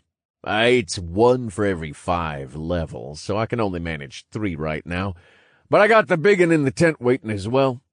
With that, I think I can manage with the rest of us to hold off anything short of the king himself, Hudson said, stroking his chin thoughtfully. Oh, that's all I needed to hear. With these, the sentries on the wall, and a mini Big O, I think we are all set to go, Chelsea. Theo? Chelsea's face relaxed, heaving a sigh of relief. Finally, she'd be able to keep her promise. Theodore nodded tersely. As you command. With all due haste, my liege. Then he turned to Harley, squeezing her hand and laying a peck on her lips. This one will return swiftly, my love. Be safe. Harley smiled dotingly and nodded. You too, Theo. Then she looked to Drake, silently telling him to keep Theodore safe. Drake nodded once. That went without question. He would make sure everyone would make it back at any cost. Then let's get going. Make sure you two can keep up. He grinned. Also make sure to keep the order here as best you can. Anyone doing anything naughty gets put in horny jail with the bad guy till I get back. And make sure to let the others know we've left for now. Harley, Hudson, and Amir nodded in unison as they saw the group off. Theodore Rotwood has joined your party. Chelsea Jackson has joined your party. Then lead the way, you two. I want to be there by sunrise, or sooner. Drake directed, when a thought hit him. If only you guys met with them before. Why in the world would that be a thing we would want? Chelsea asked, confused. Because then we could use one of the greatest quotes of all time. Look to my coming on the first light of the 5th day. At dawn look to the east. Yeah? Drake said, pulling out his staff and grooming a non-existent beard. You have to be the worst person I could have been stuck with. Nato sighed, her tone indicating she was cringing. Come on. You know you love me. Drake chuckled. God damn it. What are we supposed to do? What am I going to do? I can't die like this. I won't die like this. Chris screamed internally with incredible desperation as the banging on the barrier from the outside continued. With each thrum, the light enveloping the makeshift barricade visibly dimmed. Fuck! Can't you refresh the barrier yet, Julia, you useless piece of shit? Chris growled, his eyes shaking wildly. I just refreshed it. I won't be able to do it for another 15 minutes. Don't ask for the impossible, you lunatic! She shouted back, pools of sweat streaking down her face as she fought to maintain the spell. Each blow to the barrier depleted her mana bit by bit. Whoa! What did you say to me, you filthy bitch? Chris howled. He leapt at her, metal ringing as he drew his sword. You're lucky I ever asked you to be in this group, you ugly pig! Chris! What are you doing? Stop! Megan yelled from beside him, struggling to hold him back. Get off of me, you fucking dumb college skank! Chris snapped, throwing her to the ground. Why did I have to end up with so many incompetents? It wasn't like this at the company. All I had to do there was tell someone to do something, and it would get done without fail. But here you all miss the mark every time. I've had enough. I won't die here, not like this. All of you get to the front and protect me when they break the barrier. Are you crazy? Someone screamed. Oh, he's finally snapped, said another. The fuck did you just say? Who do you think got you all together? Who do you think got us this far? Chris shouted back. You mean got us into this? We would have been better off with Chelsea in charge. Someone whispered. Who fucking said that? Chris was about to roar, but loud thumping from outside cut him off. Fuck! Chris stammered, his brain running at 1,000,000 miles an hour to figure out a way to survive. Oh, I know.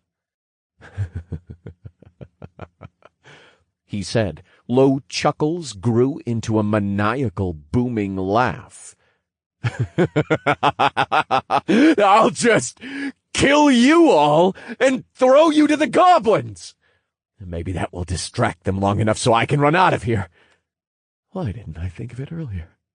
You're all dead weight anyway. What are you saying, Chris? Megan said, her face paling. You said you would protect us. You said I would be safe. You said that we could make it through this together. Blah, blah, blah. Stop running your mouth for once and shut up, Megan. It's like it never closes. The only reason I tolerated it for so long was because you were a cleric. And what's worse, you never even put out. How was I supposed to know you were some pure little girl who's saving herself? He said, spitting the word in disgust. The least you could have done was give some service to your fearless leader. Megan recoiled, her face shattering into despair. Her entire image of Chris was falling to pieces, like the shower of tears falling from her eyes. You promised, she cried. Shut up already, Chris shouted. For fuck's sake. Oh, I know. Before they get in, I'll let you die with at least a little bit of pleasure. I'll save you and Julia for last. He cackled.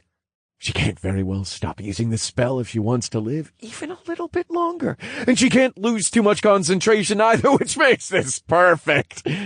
He finished, licking his lips as he looked them both up and down. You sick fuck! One of the men from at the back of the cave screamed, drawing a sword. But Chris was unfortunately faster. He had methodically planned to stay at the top level in the group. No one here could match him, regardless of class. Chris dodged the swing with ease. His own sword glowed red as he raised it, bringing it down swiftly on the man, gouging out his back and the meek leather armor he wore. Chris had also hoarded all of the good equipment in the name of protecting everyone else, even going as far as to confiscate people's quest rewards from them. Standing above the man's bloody body, he stared at the rest of the group. Some were clearly unwilling to go down without a fight, mainly those who had just recently been his own lackeys. So, you're just going to throw us in with them, huh? Don't forget, we have some of that equipment too, one of the men growled. He drew his bow, the nocked arrow shining green. I'm not dying here, not without a fight! The man screamed and loosed his arrow. It screeched across the cave, building speed and power as it left the string, now blazing a brilliant emerald light. But that meant nothing to Chris and his class. Chris raised his free hand, his red shield shining. The arrow collided with it as sparks flew, until the arrow shattered into motes of light. A smirk creased the madman's face. Did you forget? I'm a tank class, you fucking idiot! And still far above your level. Chris cackled as he rushed the archer. The red light spread to his sword, but he halted in his tracks again as the noises from outside grew louder, startling him. The goblins again. What? Are they getting through already? Do something, you stupid woman! Chris sneered at Julia. Julia's face had gone past pale and was turning ghostly white, jerking with every strike against the spell. Her hands shook as she struggled more and more to stay not only focused, but upright. Her form wobbled back and forth. Julia reached into her shirt pocket to retrieve a vial of blue liquid, removing the cork with her teeth. Julia, no! Megan shouted. You've already drunk too much already. Any more so soon will give you mana poisoning. Julia brought the vial to her mouth, ignoring Megan's pleas. She didn't want to protect trash like Chris, but she had no choice if she wanted to live even a moment longer. She could only pray for some kind of miracle. The banging and thumping intensified as she gulped down the liquid, but the mana potion backfired. She had taken too many too quickly. Julia coughed, drops of blood flying from her mouth. She convulsed, falling to the ground. Julia! Megan cried. Fucking useless! Now what are we supposed to do? All of you, get the fuck up there, or I'll kill you my goddamn self! Chris roared. The commotion outside fell silent. Within the cave, all were hesitant to speak, even Chris. When nothing more happened, some of his confidence returned. You cowards in the back! I thought I told you to get the fuck... But he never finished his sentence. The barricade crashed open with a sound of cracking wood and wrenching metal, the dust covering the entire cave entrance as everyone shielded themselves from the debris. What the fuck is going on now? Chris cursed. He peered over the arm he'd used to shield his vision, only to see a scowling woman, her twin auburn tails fluttering behind her as she roared and sprinted at him, her fist thrust forwards as it connected with him, square in the face. Chris, you fucking psychotic asshole! Chelsea howled. Chapter 98. This guy really is a classic villain, huh? The sound of the blow reverberated throughout the cave, but it was not exactly what Chelsea had been hoping for. Just before her hand connected with Chris's face, it was stopped by a red-hued shield. Oh, look who's back. Just in time for the goblin... Wait. What happened to all of the goblins? And the general! Chris yelled, his condescending sneer contorting into confusion. Chelsea recoiled, shaking out her fist. Don't worry about it, you goddamned crazy silver spoon baby. You'll get yours. She sneered. Get what? And from who? You? Chris laughed, spreading his hands wide. I think you're forgetting who you're talking to, bitch. I'm leagues above you in both levels and status. You should have just died when I sent those brain-dead morons after you. Do you think you're going to come in here like some sort of hero? Save your dumb bimbo friend? God damn, is that what I sound like when I monologue? Oh, please tell me I'm not like that, Theo, said a voice behind Chelsea. And no, Mr. Classic Villain, I'll be the one saving everyone today. The owner of the voice stepped into the cave's opening, the new dawn silhouetting him with bright white and yellow ribbons. From his hand, a ball rolled into the cave. Or at least it seemed to be a ball until it rolled to a stop in front of Chris's feet. His face paled. This is the general, then the goblins? You couldn't have killed them all with just the two of you. Chris stammered, becoming hysterical once again. This one is forlorn to be left out of my liege's conquering band. 'Twas this one's illustrious illusions that helped a handsome sum, Theodore said, shimmering into existence behind Chris, his cane pointed at the back of his head. You were very helpful, Theo. I'll be sure to sing your praises when we get back to the outpost, Drake said from the light, and fully entering the cave. Gilded black battle robes fluttered about him as his mask obscured his face. But I do have to say, this general, he said, pointing down with his finger, was honestly kind of meh. I've fought better, if we're being honest. I was hoping for a bit more... Chelsea gave him a sidelong glance before turning to the other people of the cave, ignoring Drake's overdramatic entrance. Looking around, her eyes finally landed on Megan, holding a limp Julia, the shuddering woman's mouth dribbling a purplish liquid. Megan! She yelled, running to her, nearly skidding to the floor as she slid down next to her. Tears streamed from her eyes as she wrapped her arms around the cleric. You're right! He hasn't done anything to you, has he? And what happened to Julia? This is blood and mana potion? She didn't overdose, did she? Megan's eyes watered as she started to sob all over again. This time, thankfully, from relief. Finally, she and the others were saved. Yes, she took a potion to save us, and then she started seizing. Megan eked out through her crying, pressing her face into Chelsea's arms. I don't know what to do. Please, Chelsea. Chelsea's face turned serious. It's going to be all right, Megan. I won't let anything happen. Now that I'm here, Shot is going to take care of everything, and you are going to be safe. Who is Shot? Do you mean the number 1 on the TP ladder? Megan asked, her face incredulous. Chelsea laughed wearily, knowing his personality saying something like that may not be for the best. Yeah, that one. Across the cave, Chris shouted as he swung his sword at Theodore. Do you think you're going to be able to do anything to me, you stupid asshole? You're only level 17. Ugh! Even if you're a pure damage specialized class, you can't get past my defenses. I'll outlast you and kill you myself. All you've done is hand-delivered me more experience in TP.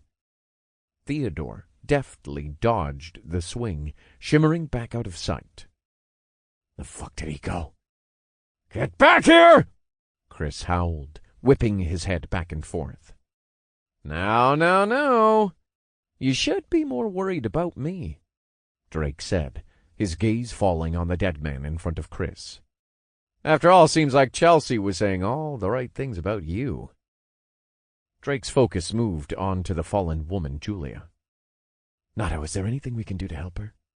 I regret to say that there is not, unless you wish to magically find herbs that can't possibly be in this tutorial. Whether she survives or not will be up to her.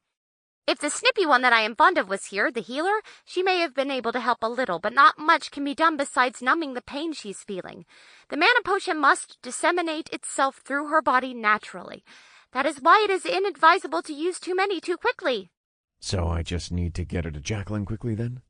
That would be the best course of action, yes. Drake mentally acknowledged Nato, then returned his gaze to Chris. The man was slightly taller than Drake remembered, and broader built.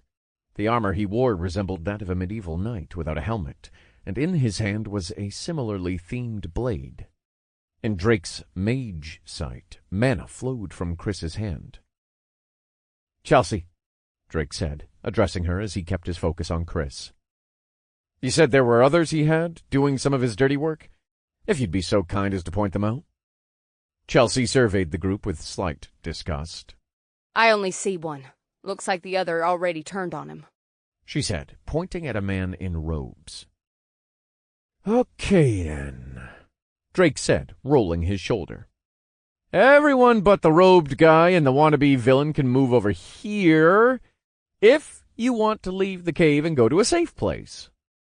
Most seemed hesitant, with only a few sprinting when given the offer, confident from seeing Chelsea that the man wasn't lying. How do we know you actually killed all the goblins? A person in the back asked warily. I didn't kill all the goblins. I killed all the ones outside, Drake said, shifting his mask to offer a smile. Wait. I know you. You're that fucking loser I tried to recruit at the beginning of the tutorial. How the fuck did you survive for so long? And make it to the top of the TP ladder? Chris sputtered. A few people ran past him. And all of you, no one move! Chris screamed wildly. I said don't fucking move! His sword came. It moved quickly, but not as quick as the now red-haired Drake. An ethereal blue radiance enveloped his arm as he caught Chris's sword. Nah. Well, looks like you were telling the truth. You don't have much strength. Or at least not more than me. Drake scoffed. With his mask back in place, he jingled a ruby earring hanging from his lobe with his earthen right hand. Drake's earth magic, just like his fire magic, had evolved from his new skill, deepening in color to an almost obsidian black. It was closer to steel than earth now. What?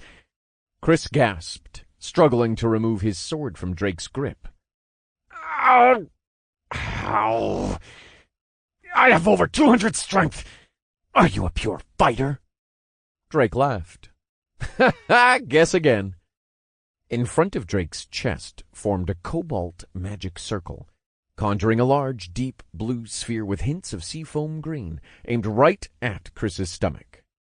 Chris yelped as he was thrown backwards into the rear of the cave by the water ball, right into a mess of debris. As the dust cleared, a red shield was revealed in front of Chris, right where the water ball had impacted. Drake whistled. Oh, he is tough. Ugh, Nada wasn't joking when she said tank specs are crazy durable. He said, checking the people now staring at him with wide eyes and gaping mouths. All right. Ready to move now? Absent-minded nods answered him, their feet slowly beginning to shuffle. Drake looked back at the pile of rubble containing the makeshift villain. Not far from him was his lackey, paling where he stood. And now it's just the three of us, you guys and I. Drake chuckled. Fuck you! The robed man screamed. The mana around him shifted to crimson, pooling in his hands. Oh, a mage! On a fire one at that. It's a good chance to see how well my defenses do against a proper human mage, Drake said, casting his defensive skills before the mage could finish casting his own spell. Several green lights flashed. The robed mage finished his spell with a shout.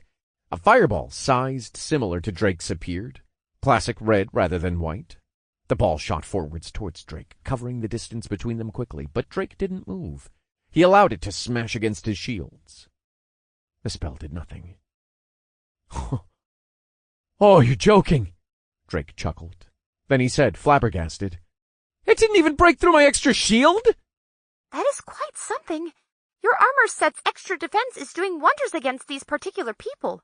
It would seem they do not have particularly high levels outside of the cackling chicken you put into the rubble, nor high proficiency. Nado surmised, her tone light and obviously impressed, despite her perpetual instinct to tease Drake. Yeah, but with this, I can't even use my movement skill. Oh, I'll have to think of ways around that. Maybe more maneuverability with fire and air? Like a jet!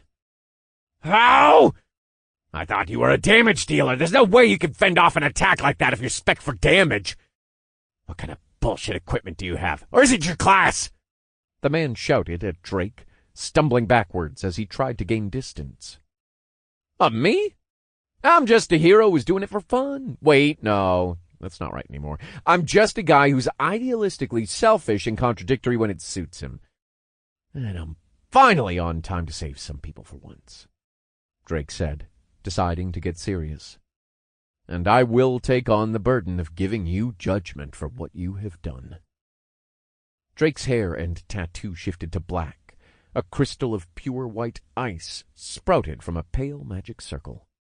It glowed faint blue until Drake crushed it in his hand, his hair and tattoo cascading into white.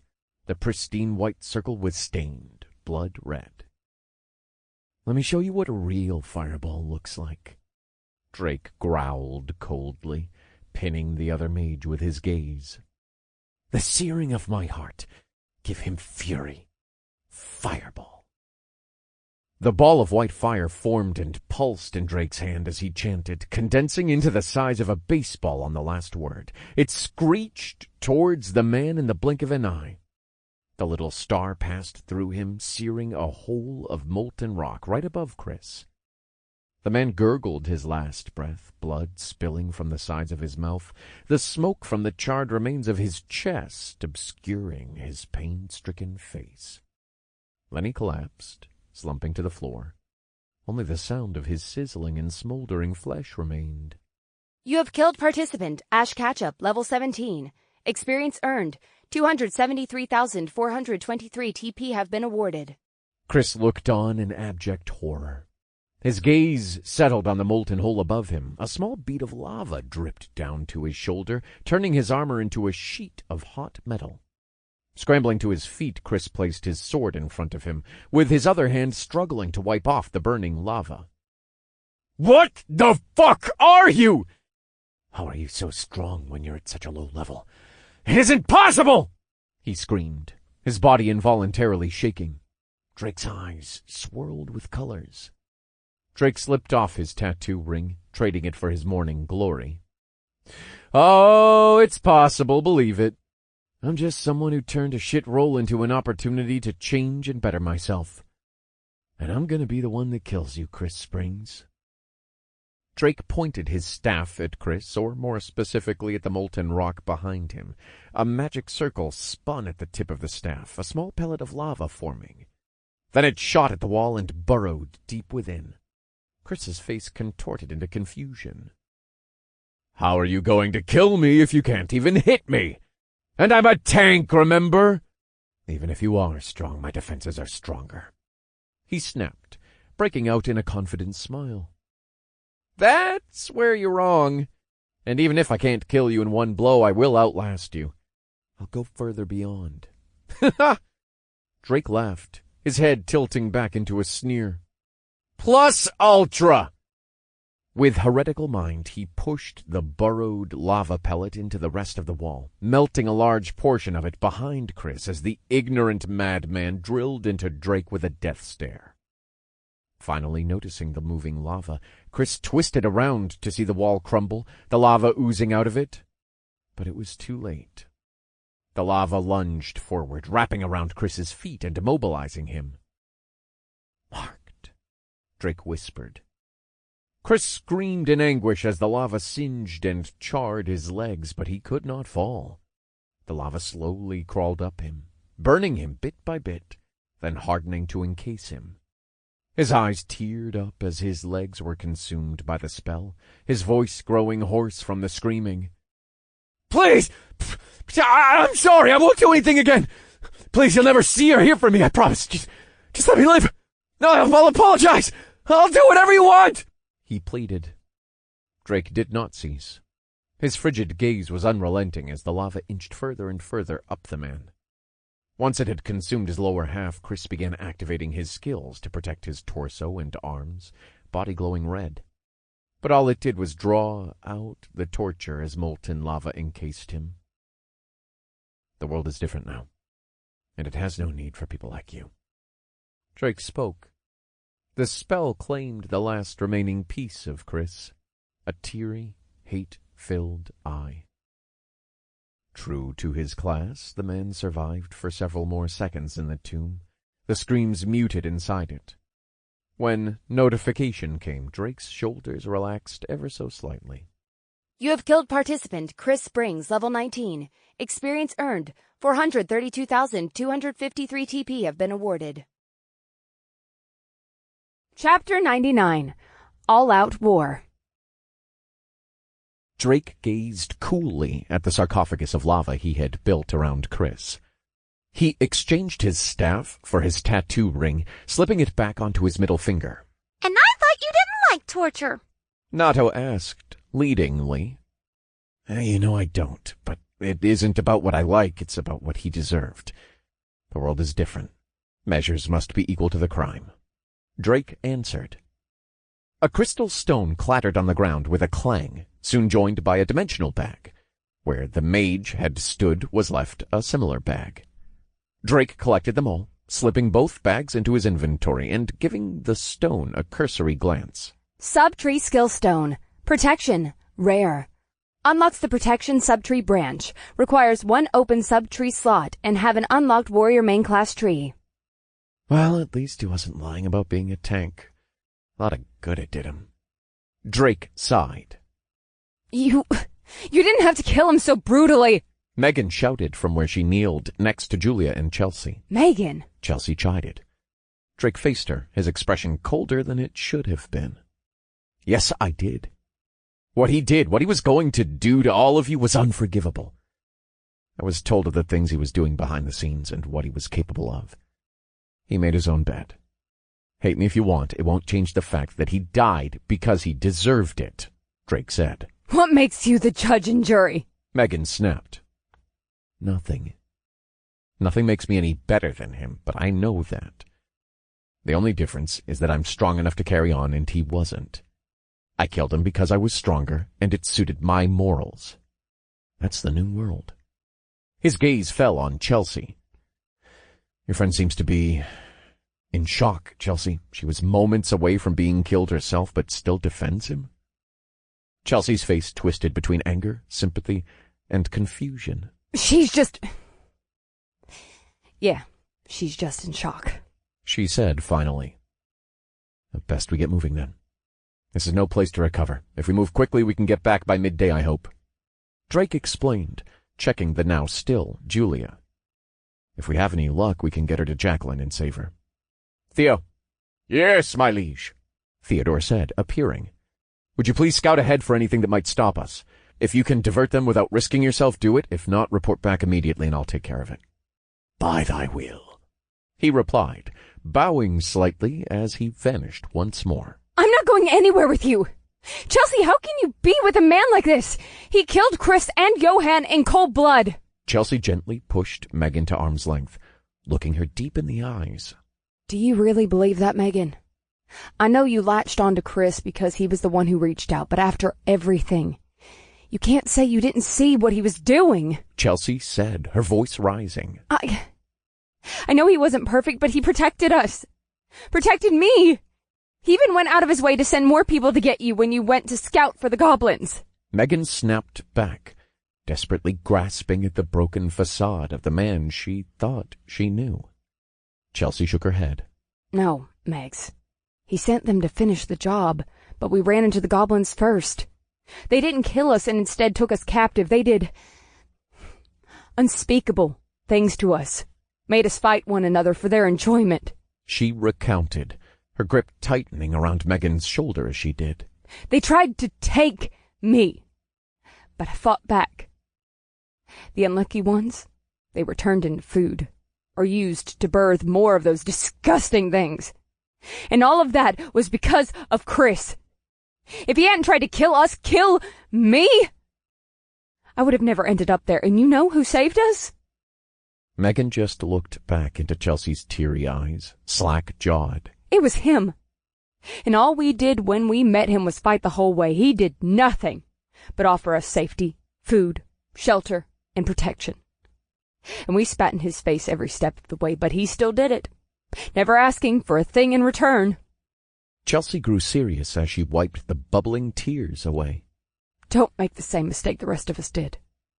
Face the reality of who Chris was and who is saving you now. Chelsea watched as Drake lifted up Julia, gently cradling her. He even went as far as to summon wind to cushion her body so as to not rock her while carrying her. It isn't as easy as that, Chels. Megan rebutted. How am I supposed to just trust some man who came out of nowhere and killed 2 people? Chelsea's regretful expression twisted as she wore a forlorn smile. Then you will just have to see for yourself. You aren't the only ones he's saved, Chelsea said. She helped Megan to her feet, guiding them to the entrance of the cave. All right, everyone, are we ready to get this ill-advised show on the road? Drake said, checking over his shoulder. Tired and weary faces returned his gaze, as most were on their last legs of energy. The few nights they spent huddled in the cave, waiting for death at any moment to either Chris or the goblins, were taking its toll on them. Well, I guess I should have expected that. All right, if we can make it back to the outpost in time, there will be plenty of space, food, and hot water to go around. So bear with it, and put your running shoes on for me, people. He requested as they left the cave, only to hear a notification. Tutorial-wide quest update. The 10 goblin generals have been slain, forcing the hand of the Goblin King. He has now deployed his army early in response to such disrespect. Mothruvar drags his army by its heels to an all-out war, while his most trusted knights accompany him to battle. Bonus quest reward for subjugating the king prior to all-out war has been removed. Well, shit. Who killed the other 4 generals? It has to be Bjorn and Shigure, right? Drake thought, sighing. I would certainly believe so, although there could be a group we do not know about. Perhaps a group of PKers have decided to fight or were cornered and had no other choice. Regardless, we now have more to worry about. Nato explained. Now we best get back to the outpost as soon as possible, then. All right. Looks like we have to double time it. Chelsea, you know these people better than I do. I'm going to have to ask you to keep track of them while we make a dash for the outpost. And do you know of anyone with a class that could help speed up everyone? Drake asked over his shoulder. Chelsea's eyes wandered to Megan. Megan has a group buff, but it will only affect those in her party, so a max of 10 people. Drake turned to look over at Megan. She scowled. Then find the 10 slowest people and get them to the outpost as quickly as you can. Chelsea, you're in charge. Drake directed. Chelsea Jackson has left your party. Chelsea nodded hesitantly, turning to Megan. The cleric scoffed, facing fully away from Drake, but seemed to have accepted the party. A few more people gathered around as she began mumbling a spell, enveloping all of them with a large, bright, white magic circle, reminiscent of Claire's, but a different color. I wonder if her mumbling was intentional so that I couldn't hear the spell. Drake thought. It does beg the question of if she will be yet another problem that you have to take care of. I am certainly surprised that the mouthy one has decided to fall in line when she seemed to be so adamantly against you only a scant few days ago. Nato giggled. It's my devilish charms, what can I say? You can say something that makes sense, you dolt. I will be amazed beyond reason if you someday find a person willing to tolerate you as a partner. All right. Bet on it? I have never heard of a more easily won prize. Certainly then. What shall we wager? Nato asked, intrigued. All the candy in my apartment when we get back, and any future candy found or made. I have never tasted candy. You cannot expect me to wager that. Can't you just go into my memories and taste it that way? Well, of course I can. A moment. Nato said, going silent. When no more was said, Drake shrugged it off and began the march. He fully left the cave, with Chelsea and the group following closely behind. Thanks to Drake's magic, he kept good pace without disturbing Julia in his arms, but it still wasn't anywhere near even his normal speed, as Chelsea and the others in Megan's party began to overtake him. The group of 20 people crossed the forest relatively unhindered. Only Drake began to lag behind, carrying the injured Julia. This wasn't the worst option by far. It let him keep a close eye on everyone and cover their rear, providing a way to retreat if necessary. This is going a bit too smoothly. Why haven't we run into any monsters yet? Drake thought, scanning the surroundings tirelessly. He raised his brow when he didn't receive a reply from Nato. Hello? Nato? My apologies. I was, preoccupied. She replied. You're literally in my head. What could you possibly be doing? Wait, did you actually use my memories to see what candy tastes like? He chuckled, still surveying the group and surrounding trees. I do agree that it is certainly suspicious that there are no signs of monsters nearby. Perhaps they have all retreated to rally with the Goblin King? She speculated. Then, with a small cough, she added, I would like to also state that I will accept that wager. Uh-huh. Any reason why you decided now to agree to it? None. Now pay attention, you buffoon. Nato chided, trying her best to deflect the conversation. Drake rolled his eyes, letting her. The group marched through the forest for several hours as the sun slowly moved through the sky. Their increased physiques from the system level-ups were doing wonders for their pace, but it could only go so far, as many of the group who were lower level or not endurance-oriented slowed once the sun reached its apex. Drake jogged to the front of the group to join Chelsea. She was still breathing evenly, but the same could not be said about her friend Megan and some of the other forerunners. It looks like we need a break. I'll get a light snack out and some water, he decided, then raised his voice with wind magic so everyone could hear. Break for 10 minutes. Eat what you can without slowing you down. He quickly brought out some food he had stashed, dried jerky from the goblin's rations, and not the human kind, as well as some of the stew he had made the day before, still just as hot as when he stored it. Hey, that's my stew! Why are you giving it away yet again to these ungrateful apes? Nato roared. Come now, you could go for a bit of a diet. Those, chipmunk cheeks are getting a little out of hand there. Drake teased. Why, I have never! Just, think of it as making room for all that candy you're gonna have. Drake chuckled, gently placing Julia down with his magic onto a spare bed from his inventory. While overseeing the group of people getting their break, Drake felt something unseen enter his aura sphere. He knew it was not Theodore. He would have never sensed Theodore, meaning this was someone, or something, else. Drake fired off a small white flame bolt. A yelp sounded as the bolt pierced whatever it was. Some of the startled people shrieked. You have subjugated Goblin Scout level 16. Experience earned. 1,500 TP have been awarded. A scout. That certainly can't be a good sign, Drake said, ignoring the yelling. Theodore appeared in a bow. My liege, he said, "'tis most certainly not. Thitherward the path to thine outpost is treacherous, to say the least." "Is it that bad, Fubar?" Drake asked. This one doth not understand thy reference, sire, but this one believes my liege will have to see to understand the magnitude of which this one speaks."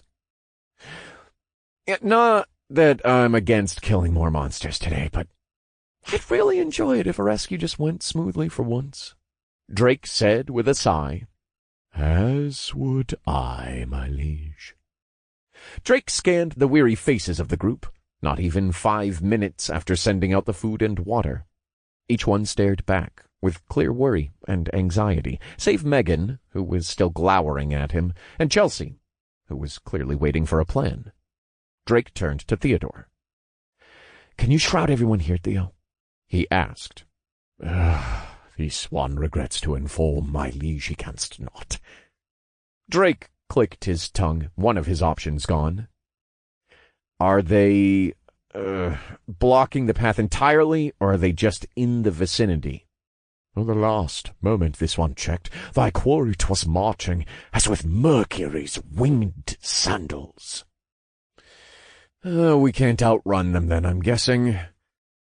Do we just go back and let the new people hole up for now? Drake pondered aloud. "This one believes that is the correct course of action, sire." Drake nodded. No need to get them in the line of fire if we don't have to. He agreed, then raised his voice, addressing the group. "Listen up.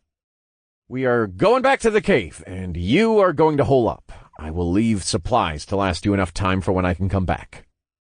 Megan's scowl deepened. What about Julia? We need to get her to Jackie or she might die, she shouted.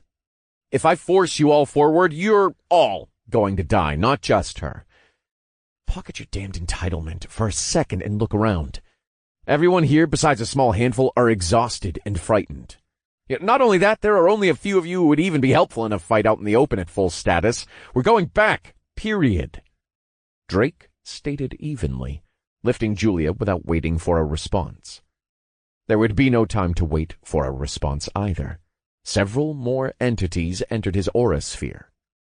"Shit," Drake cursed, his eyes falling on a group in the distance. Mothru Var, level 28. Indu Ru Vixric, level 26. New subjugation quest. Subjugate 5 Royal Goblin Knights. Reward. Experience. TP. Map of the King's Treasure Hoard. Avir Ru Vixric, level 26. Voker Ru Vixric, level 26. Zibrick Ru Vixric, level 26. Laurier Ru Vixric, level 26. Chapter 100. The King is the last one standing. Loud screaming and scrambling broke out as the group suddenly realized what had surrounded them.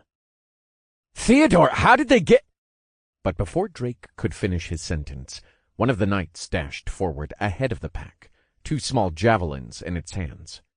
The goblin knight raised one arm, the weapon shining red as it hurled it forwards, aiming straight for the group. "Shit, not even room to talk," Drake thought. His hands and mind moved at breakneck speed, activating his wind endowment. His hair shimmered a mint green as he snapped his hand, summoning lances of flame and water simultaneously. Drake closed the distance to the knight's javelin, making it just barely in time to swat the weapon away. His left arm burned like a star from the mana poured into it. At the same moment, he willed his own magic javelin forwards, aimed at the incoming goblin. But the goblin deflect avoided the 2 spells. They collided together, forming a screen of steam. Looking down, he saw a scratch on his arm, a small bead of red trickling down his forearm as it minutely trembled from the impact. Fuck. That's no joke of a skill or a weapon. "Everyone, make a run for the outpost. I'll hold him. Theo, do your best to delay them with illusions and get to the outpost," Drake barked. No. One leave, hissed a deep, gravelly voice within the steam. What? It can speak? Drake said in disbelief. Before he could even parse the revelation, an arrow ripped the steam wall wide open, glowing green as it flew straight for him. Drake clicked his tongue, dropping 2 of his rings into his inventory and ripping out 2 peridot rings simultaneously, thanks to his shawl. In one swift motion, he dumped mana into his ring. His arm blazed blue as he threw it forwards, his fingers precisely equipping the dexterity rings as his adrenaline acuity ramped up. His hand didn't stop there. It turned with Drake in the trajectory of the arrow as he grabbed it out of the air, spinning in place from the momentum and hurling it back through the mist. The arrow flew true, like a curved bullet. There was a cry of pain from within the mist, but no notification of a kill. Tough sons of bitches, aren't they? Drake cursed, summoning 3 fire lances and a ball of water to his side, ready to go the moment he might need another screen. Sensing where the targets were, Drake chucked the 3 lances into the still dissipating steam cover. He glimpsed a flare of light as 2 of the 3 struck their targets. But there were still no kill notifications. For the first time in quite some time, Drake was unable to one-shot these monsters. My liege, thine enemy's aid hast cornered us. We are hounded at every corner, Theodore shouted from behind. Drake's eyes widened. How did they surround us so quickly? Did some of their scouts manage to trail us outside of my aura's perception, or did my mage sight miss an advanced stealth unit? Drake wondered, trying to go over the answers in his head. He only had so much time, though. The steam fully dissipated, revealing the entourage of royal goblin knights and their king. Drake's new skill kept him calm, but even now, a spark of emotion for the beast that had started all this suffering smoldered. The reappearance of these goblins revealed Drake had been unable to inflict any real damage. The long, drawn-out pause in the scuffle allowed him to examine the goblins more thoroughly. Each one held a specific weapon made to fill in a role, almost like an adventuring party. 2 wore similar armor, bearing staves, much like the mage generals, but much more extravagant. I thought this was supposed to be a tutorial. This is more like goddamned hard mode. The goblins sneered back at Drake, meeting his scowling, hate-filled eyes with equal resentment. Only the arrogant king held them back. From left to right, the goblins guarded him in a semicircle. On the far left was the one holding double javelins, which seemed to be some sort of unique item, as the one it had thrown had been replaced. Next to it was one of the mage-like goblins, garbed in long, dark robes that dragged on the forest floor, a gnarled staff in one hand and a bright blue gemmed ring in its other. On the other side of the king, the 3 remaining royal knights stood, all of them equally eager to be let loose on Drake and his companions. One carried a bow and quiver attached to its back, one eye covered by a goggle-like lens. It wore leather equipment, a matching glove adorning its drawing hand. The second to last of the goblins was the other robed individual, this one with a lighter beige hood that covered its face, but did nothing to veil its large, bumped nose and pointed ears. Finally, the last of the royal knights, and the most problematic at first glance. This one boasted a kite shield. It was at least 3 times the size of the goblin generals Drake had faced before, but the monster seemed unimpeded by the bulky mass. Its abnormally large frame was covered head to toe in glistening metal, holding in its other hand a sword that reminded Drake of Bjorn's. Oh, we are well and truly fucked, I think, Drake thought, a wry smile forming behind his mask. Then why are you smiling? You are certainly becoming a battle junkie, and I am fervently against it. There are better ways to increase your level without facing death every time! Nato screamed in Drake's head, her worry and caution spilling over. Yeah, but what's the fun in that? We're stuck now, might as well enjoy it. And if they don't kill me, this spell surely will. He answered, allowing Nato to glean parts of his plan. Drake, not only is that going to kill you, but I am not even sure if it will work with your level of mana manipulation. You are not even E-rank yet. Your skill will not compensate for the control. She pleaded. In for a penny, in for a pound. As a great man in multiple anime once said, it's now or never. Drake roared, his fierce eyes drilling holes into the Goblin Kings. Kill the vermin. King Moth hissed, its jeweled finger pointing right at Drake. No, past him. Drake whipped his head around. The encirclement of goblins were closing in from all directions. He cursed, his plan already off to a horrendous start, and he was forced to change it. Crushing the ball of water in his hand from earlier, Drake activated his water endowment. Lightning and ice weren't options, as he needed his wind magic.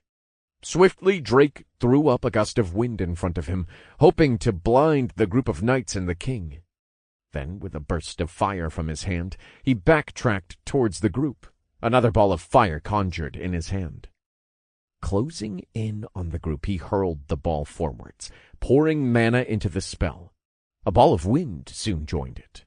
The white-hot ball of flames flew into the crowd of oncoming goblin troops with a beautiful explosion of white fire and debris. A fraction of a second later, the wind ball arrived at the center of the impact. Drake snapped his finger. Detonate.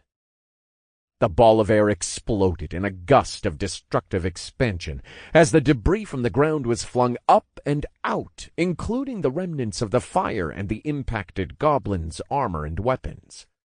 The explosion made for an incredibly successful pipe bomb of earth, weapons, armor, and partial goblin remains. They rained down on the surrounding forces, killing a whole section of the encirclement instantly. Theo! Chelsea! Run! Now! Drake shouted, magic circles at his hand firing twin fire lances. Both the lances stopped at the impact, forming a fiery wall to hold the lane Drake had opened. Theodore did not even look back as he pulled Chelsea forwards. She did the same for the group, all running as quickly as their exhausted bodies would take them. But it was not fast enough. The double javelin goblin broke off from the group behind Drake. Sprinting forward at such speed, he overtook the tyrant in a breath. Fortunately, thanks to Drake's adrenaline acuity, he was able to catch the instant it came into his peripheral, allowing Drake to conjure a third lance of fire. He threw it directly in the path of the goblin, slowing it down by a hair's breadth. Simultaneously, Drake activated his wind endowment. Moving at a speed incomparable to earlier, Drake lunged forward and passed the goblin. The surprise on its face made him even more jubilant. "Marked atrophy of the mind!" he chanted, passing by the monster as its eyes followed Drake. He reached out for the lance of flames he had thrown earlier. It had slowed the goblin down by just enough for Drake to block it. With one quick motion, he brought down the lance onto the goblin. It was unable to change course, unable to get its feet under it. Forced into desperate straits, the goblin raised its javelins into a crossguard above its head, spinning its body for the impact. "Fool!" Drake sneered. The lance fell downward, but split in two as it met the javelins, painting a near unbroken line of white onto its body. But Drake wasn't done there. After the spell seared into the clothes and flesh of the goblin, screaming in anguish, Drake raised his arm again quickly. The tattoo flared to life in ethereal blue and red from his martial skill before he slammed it down into the face of the goblin. With a deafening crunch, it flattened into the earth. You have subjugated Royal Goblin Knight Voker Ruvixric, level 26. Experience earned 500,000 TP have been awarded. Drake had no time to even revel in his triumph as the sound of a soaring arrow tore through the air. Drake narrowly avoided it as it collided with the ground, the impact much larger than should have been possible, throwing debris into the air all around him. He lost sight of the rest of the goblins, but felt two fast-moving targets to his right, and the army of foot soldiers closing in around the walls of flames. Drake exchanged wind for ice, needing the extra power for his magic and regeneration. With a terse glance, he saw the group was only halfway through the wall of flames, and cursed.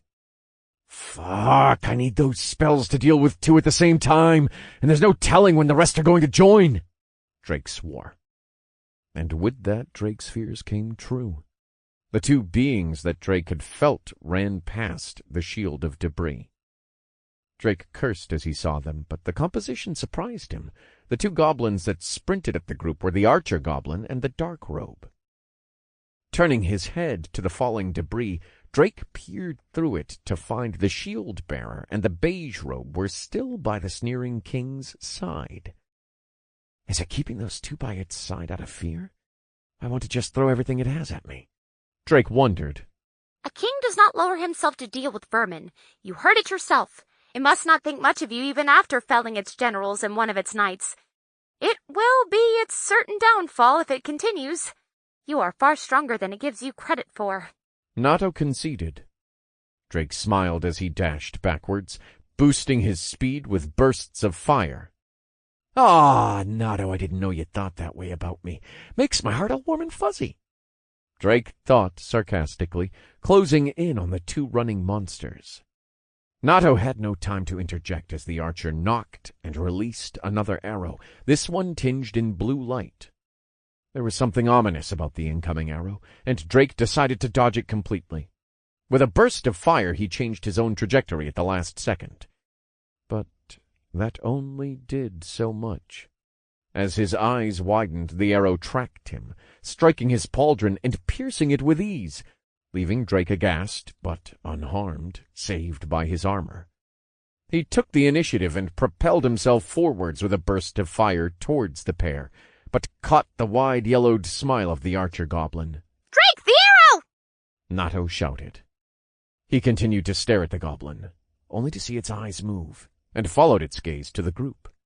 Seconds dragged out into hours as Drake forced his head to turn. He tracked the arrow as it changed directions again. It was aimed right at the backs of the retreating group. Drake could only look on helplessly as the arrow flew to its true target, straight into the back of Chelsea, piercing right through her shoulder as she fell to the ground. A phantom pain pierced his chest. The contract dropped his own health, plummeting it to below half, despite taking no damage. But Drake hardly felt the pain. Sound faded as he watched one of his party members once again lay on the ground in a mess of their own blood, injured. Drake's pupils shrunk into pinpricks. He swung his head around, zeroing in on the archer. You die first. Chapter 101. The King is the Last One Standing, Part 2. Marked.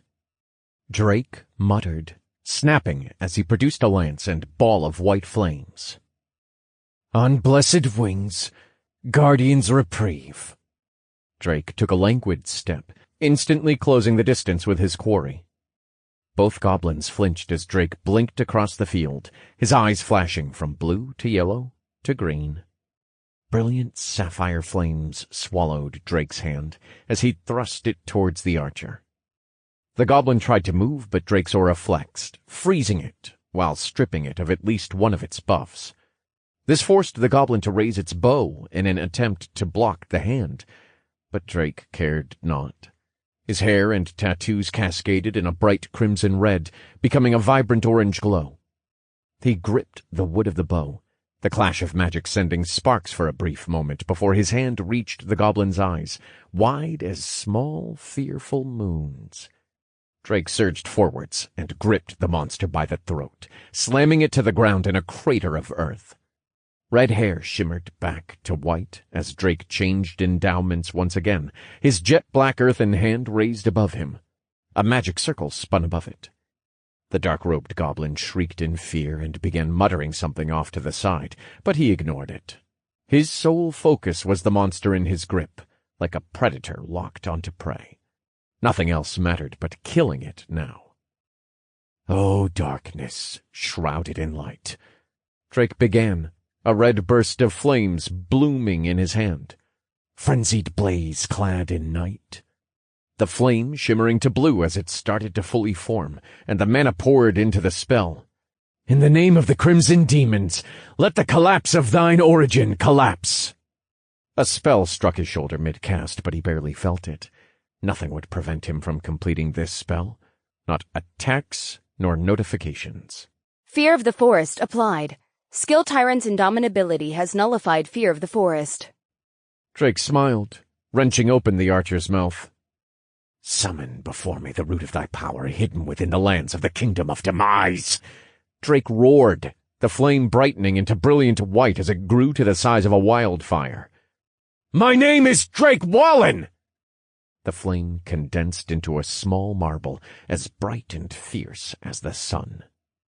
Drake slammed the small spell into the goblin's mouth, then threw himself backwards.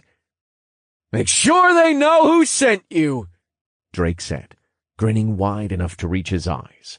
Snapping his fingers as morning glory appeared in front of him, his tattoo ring slipped into his inventory. He pointed his staff at the archer, its eyes wide in horror as smoke sizzled from its charred mouth, now seared shut.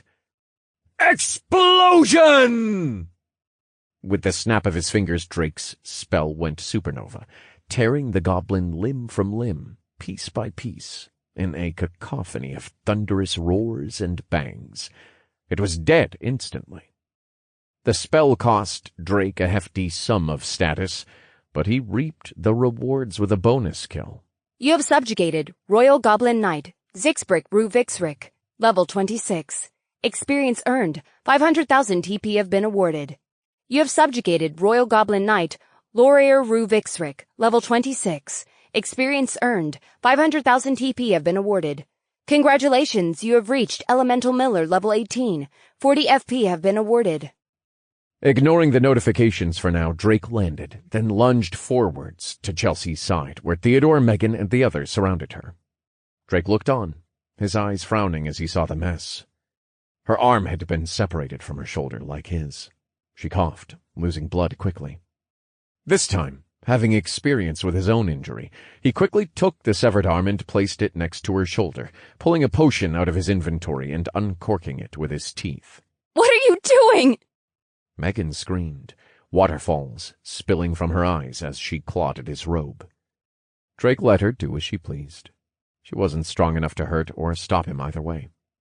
He poured the potion onto Chelsea's wound, hoping for the best as he kept a honed watch on the surroundings with his aura sense, making sure nothing would interrupt them. With a quick flex of his will, the firewalls bent, connecting to raise a circle around them. He waited impatiently for a sign. Chelsea struggled in pain, but still fought as she yelped again, the potion mixing with her blood, gradually seeping into the wound. Her flesh slowly but surely mended, and he heaved a relieved sigh. When the mending stopped, it had not fully mended the arm. It was enough to let Drake sear the rest of the flesh, saving her arm and stopping the bleeding. Even against Megan's fervent screams he did so. Then he looked at Chelsea, her face pale but more peaceful after the ordeal. He addressed Theodore. Get them to the outpost. After an hour, give her another potion and have Jacqueline look at her, and when she wakes up, tell her I'm sorry that I couldn't protect her like I promised. My liege, Theodore whispered. This one doth not thinketh. Drake cut him off by standing. When mistakes are made, we must take accountability. I put myself in charge. It's my fault. I won't hear otherwise. And for that, I'm going to make it right, he said, gripping morning glory in his hand. It's time I broke this bad boy in, he declared, approaching the edge of the ring of fire. With a wave of his staff, the fire blew outwards, killing the waiting goblins in the closer proximity, charring them at their bisected midsections. Make it there safely, Theo. I'm counting on you once again, Drake ordered, crossing the charred line left by his fire spell. The group quickly rallied behind Theodore, and the exit made again by Drake, rushing forwards as fast as they could manage. Drake then twirled his staff in his left hand, slamming it to the ground. His earthen arm disintegrated, as he would require all his spells for full use of his staff. His hair receded to black as he cancelled his endowment. 5 magic circles formed around him, Red, blue, brown, green, and finally yellow winked on as their corresponding magic bloomed to life. Symphony of Elements! Drake shouted, the spells soaring to the encircling remains of the army the king had brought. Drake's spells began wreaking havoc upon the goblin's ranks as he met the king's arrogant gaze. Its face gradually shifted from a sneering confidence to a worried scowl. Drake's fire magic threw bullets of piercing white flames through goblins, ramping up his magic damage with every kill, quickly reaching its max of 20%. His water spell was lashing out like a whip, bisecting the soldiers with ease, rejuvenating him with flat mana regeneration each 20th kill. Next, his earth pillars pierced goblins like barbed lances, launching them back into the crowd and striking more as they went, activating his defensive boosts. Small air bullets fired off rapidly in all directions, leaving marks in the foreheads of any goblin that dared to approach. Drake used it to bide his time, waiting for the 100th kill notification. In the wings, his lightning spell crackled. All mana regenerated by his water spells was dumped into this one. The rumbling slowly grew fiercer and more pronounced, the lightning tinged with a sinister violet color. 100th air spell kill stacked. Next spell's cost reduced by 80%. As soon as the notification came in, Drake dropped down to the ground like a sprinter. His staff vanished into his inventory, replaced by his ring. Drake canceled all of his spells besides the lightning and water. A small ball of water fell in front of his face as he bit through it, launching himself forwards. Blue dyed his hair and tattoo. Drake screeched through the air, closing in on the king, his lightning spell traveling in cadence with him. He met the king's eyes and threw his arm forwards, willing the spell into action. The king's face turned again into a snide smile, instead of the fear Drake expected. The goblin with the kite shield appeared before the king, its large metal slab of a shield raised in defense. But Drake didn't care. A blue bottle of liquid appeared in front of him. Drake roared as he shouted the spell. Almechia Lance! He devoted all his mana and status to it, then crunched the mana potion in his mouth, glass and all. More mana to feed the beast that was his spear of lightning. The spear, vibrant white, shimmering cascade as sparks flew from it like whips, surged forwards. Drake willed it straight into the center of the goblin's shield. The spell clashed against the shield, roaring and thundering with a boom that could be heard for miles as the collision kicked up dust. The battle went back and forth between the throngs of lightning and the shield painted red from the skill. Drake howled like a primal thing as he pushed his will and control of the spell to the limit, pressing his desperate want for the spell to pierce the shield. The goblin shrieked and screamed in turn against the pressure of the spell. Drake's aura flexed, erasing the shield's defensive skill as he screamed out, "Marked!" The shield glowed red-hot vibrant orange and yellow as the spell melted a hole through the center of it. The goblin screamed in disagreement, its helmet shaking back and forth, fervently trying to deny the situation. But it was all for naught. The spell still burrowed through the goblin's armor, deep into its chest. Yet somehow the goblin survived. There was no kill notification. Drake cursed, forced to jump backwards. He kicked the shield-bearer into the goblin King Moth. Neither would survive unscathed. The shield-bearer may not have died, but was left mortally wounded. The spell pierced through its shield, armor, and body to singe the armor of Goblin King Moth. Forced back, and low on status, Drake considered his options. He hoped he had bought enough time for the rest of the group to get away from the goblin army as he released a ragged breath through his mask. Looking at the nearly dead shield-bearer and Goblin King Moth, who was nursing his side, Drake smirked. He was so close. Just a little more and he could easily finish them, he thought. Unfortunately, fate was not so kind. The beige-robed goblin stepped out from behind the king, its hand and staff bathed in a white glow. "Oh, you've gotta be fucking shitting me," Drake thought, his teeth clenching. The goblin that had stayed behind and by the king's side this whole time was a healer. Drake cursed, admonishing himself for being so naive to think he did not have a pocket healer, being a boss. He had made a grave error, one that might cost him. Searching desperately for a way to recover, he spotted the dredges of the goblin army, and smiled. He could do it, but only if the king acted exactly how he hoped it would, now that Drake had shown he could hurt, if not kill it. Drake exploded from his position, running as fast as he could. With one swift motion, he traded his 2 strength rings for dexterity, necessary for his plan. Behind him he glimpsed the shield-bearer rising from the ground, green flesh showing through the new gap in its armor. The Goblin King recovered just as quickly, leaving a bad taste in Drake's mouth. But he knew now which one would have to die before the others. Reaching the still disoriented army of goblin footmen, Drake's disgruntled emotions became pure anticipation. Oh, just you wait for what I have in store. Chapter 102. The King is the Last One Standing, Part 3.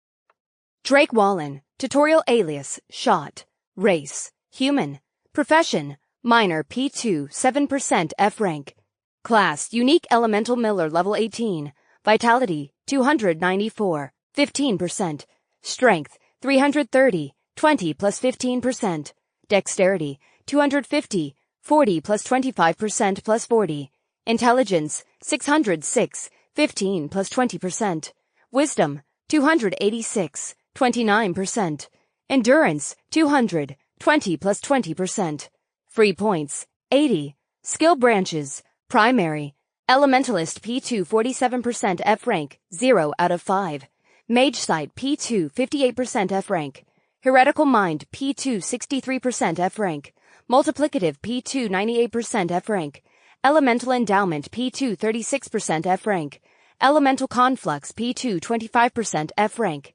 secondary, shield miller P1, 96% F rank, 0 out of 5, warrior stamina P2, 47% F rank, guardian's reprieve P1, 94% F rank, aura of command P1, 5% F rank, martial strike P2, 21% F rank, empty, primary subtree, internal mastery F rank, 0 out of 5, of the apex P2, 15% F rank, weak point P2, 13% F rank, tempered in flames P2, 35% F rank, tyrannical aura P2, 24% F rank, tyrant's indomitability P1, 23% F rank, secondary subtree, soul mastery F rank, 0 out of 5, mana manipulation P2, 79% F rank, atrophy of the mind P1, 45% F rank, cower P1, 30% F rank, sound body and mind P2, 55% F rank,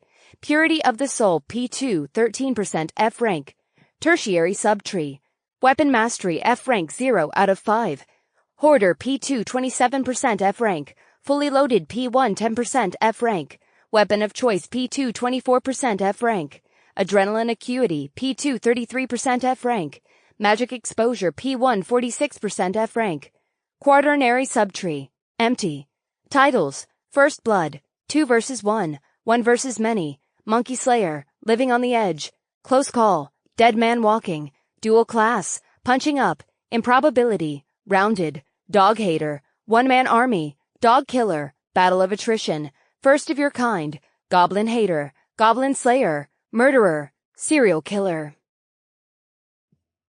Drake tore through the packs of goblin footmen, his knife-like earthen arm butchering and crippling goblins as he went. His goal was to keep a slow pack of them around him, blocking the Goblin King's view of him. Or perhaps he could even use them as goblin shields. He did not stop, he did not slow, but took glances at his status. He was happy with his growth, but was also irked that Proficiency 2 to Proficiency 3 was such a steep wall for many of the skills. That some of the skills were still Proficiency 1 just showed how much Drake had neglected them in recent fights. Thankfully, some of his most used skills were close to reaching their peak for this rank, giving him renewed hope for the fight. You are now weakened. Drake's adrenaline acuity had finally run out of juice, leaving him 10% weaker for 5 minutes. He cursed. Damn it, right at the worst time. Feels like the old days with this, living on a knife's edge. One blow might mean certain death. Drake laughed internally, dancing his way through the goblin soldiers. He dodged sword swings, magic spells, curses, and arrows, his regeneration slowly replenishing his stores. Drake began placing some of his free points into his status, knowing exactly what he needed for his next spell. He could only hope the amount he had now would be enough. Dodging and weaving, only nicks and scrapes grazed against his guardian skills barrier, not even enough to break it, and with every passing moment Drake became more adept at dodging. "Ho! This is the best practice I've had in days! Maybe I should have done this earlier." He joked aloud, dumping points into vitality and endurance. Both pools of resources needed to be as large as possible. He ended with 300 in vitality, with his endurance at 274. His stats and skills weren't ideal for what he wanted to attempt, but it would have to do. If he didn't at least try, he wasn't sure he could kill the healer and tank with enough to spare for the Goblin King. Drake continued to harass the Goblin army, biding his time and allowing his status to recover steadily, his new vitality and endurance doing wonders for his body. Then another horn sounded. Drake's head snapped in its direction. He glimpsed something through the trees dotted across the battlefield. More goblins. Tuz Fuv Crooks, level 25 F rank. Ikrub Fuv Crux, level 25 F rank. Tsud Fuv Crux, level 25 F rank. Mora Fuv Crux, level 25 F rank. From a distance he could identify 4 knights, with more peering through the spaces by the second. Endless armies marched behind them through the forest. But Drake didn't panic. In fact, this was exactly what he wanted and needed. "Good! More experience decided to show up," he yelled, almost laughing. Drake, you certainly are becoming a battle maniac. Nato sighed, voice tinged with worry. "It'll be all right, Nato. I'm doing what I must to get out of here alive. I need to have you meet my mother, remember? You need a lesson in manners." Drake chuckled, deflecting a downward strike from a foot soldier. I take it all back. I hope the king does kill you. Maybe I will find a better owner in my next life. She humphed. Drake smiled gleefully, enjoying his banter with her. It let him breathe in a bit of the comfort of normalcy he hoped to survive to enjoy once more. His family, his friends, his new comrades. To see them again, to speak to them, to eat meals and joke with them. That was what he was fighting for. That was what he was going to risk it all for. His status was still barely at half, but that was all he needed for now to take on the goblins, outside of the royal knights and the king. Drake turned up the destruction. No more simply injuring the monsters. It was time to farm some experience. He started skewering goblins left and right. Some he tossed into others, extending his earthen arm to pierce and cut through several at a time, bit by bit, stacking up his experience again. But the easy part was soon over as the horn sounded from the same direction once again. Massive hordes of the goblins flooded the battlefield, all vying to kill Drake first. He only laughed at the bloodthirsty, red-shot eyes of the goblins. Now that more have arrived, it's time to turn up the pace. He traded Morning Glory for his tattoo ring. Drake canceled his endowment temporarily, using just his basic spells in quick succession, dodging and shelling out spell after spell to stack his buffs from Morning Glory, laughing with each kill. Upon stacking 20 kills for his water buff, he exchanged weapons once again, quickly reforming his earthen arm and reactivating his water endowment. The added buffs, along with his recovery from his endowment, allowed him to slowly eke out a sliver more of regeneration to speed up his recovery. The others helped with his defense and attack, and most of all, reaching his 100th kill, and allowing him to use the spell he had been preparing. Every second ticked by. Each was a longer, more drawn-out fight for Drake as he was forced to dodge, turn, block, and deflect incoming swords, spears, spells, curses, claws, and arrows. But in his turmoil he also found solace. He was fighting to survive, to make it to the end, but the process... Oh, the process. His body reveled in it. Drake's new skill, Tyrant's Indomitability, brought him clarity, helped him wipe the slate of his mental anguish clean. But now something else was taking its place, slowly eroding it as he bathed in the experience of one fight to the next. His ripped wider like an open wound, and his daring and confidence bloomed to heights he didn't think possible with every passing kill, every inch of ground he gained. Drake continued to weave his spells for their buffs, then switched out for a deft melee, inching his status and experience forward. You have subjugated Goblin Knight Ikruf of Crux, F rank, level 25. Experience earned, 400,000 TP have been awarded. You have subjugated Goblin Knight Tsudf of Crux, F rank, level 25. Experience earned, 400,000 TP have been awarded. You have subjugated Goblin Knight Moraf of Crux, F rank, level 25. Experience earned, 400,000 TP have been awarded. Then, what he had hoped for happened. His eyes met with the Goblin King's as the notification sounded in his head. You have reached Multiplicative Proficiency 3, Max. You have gained the title, well on your way. 100th air spell kill stacked. Next spell's cost reduced by 80%. Drake's eyes fixed on his status as his weakened debuff began to blink, indicating it was falling off as well. What forced him to click his tongue, however, was that his status was still not full. His mana sat at only 60%.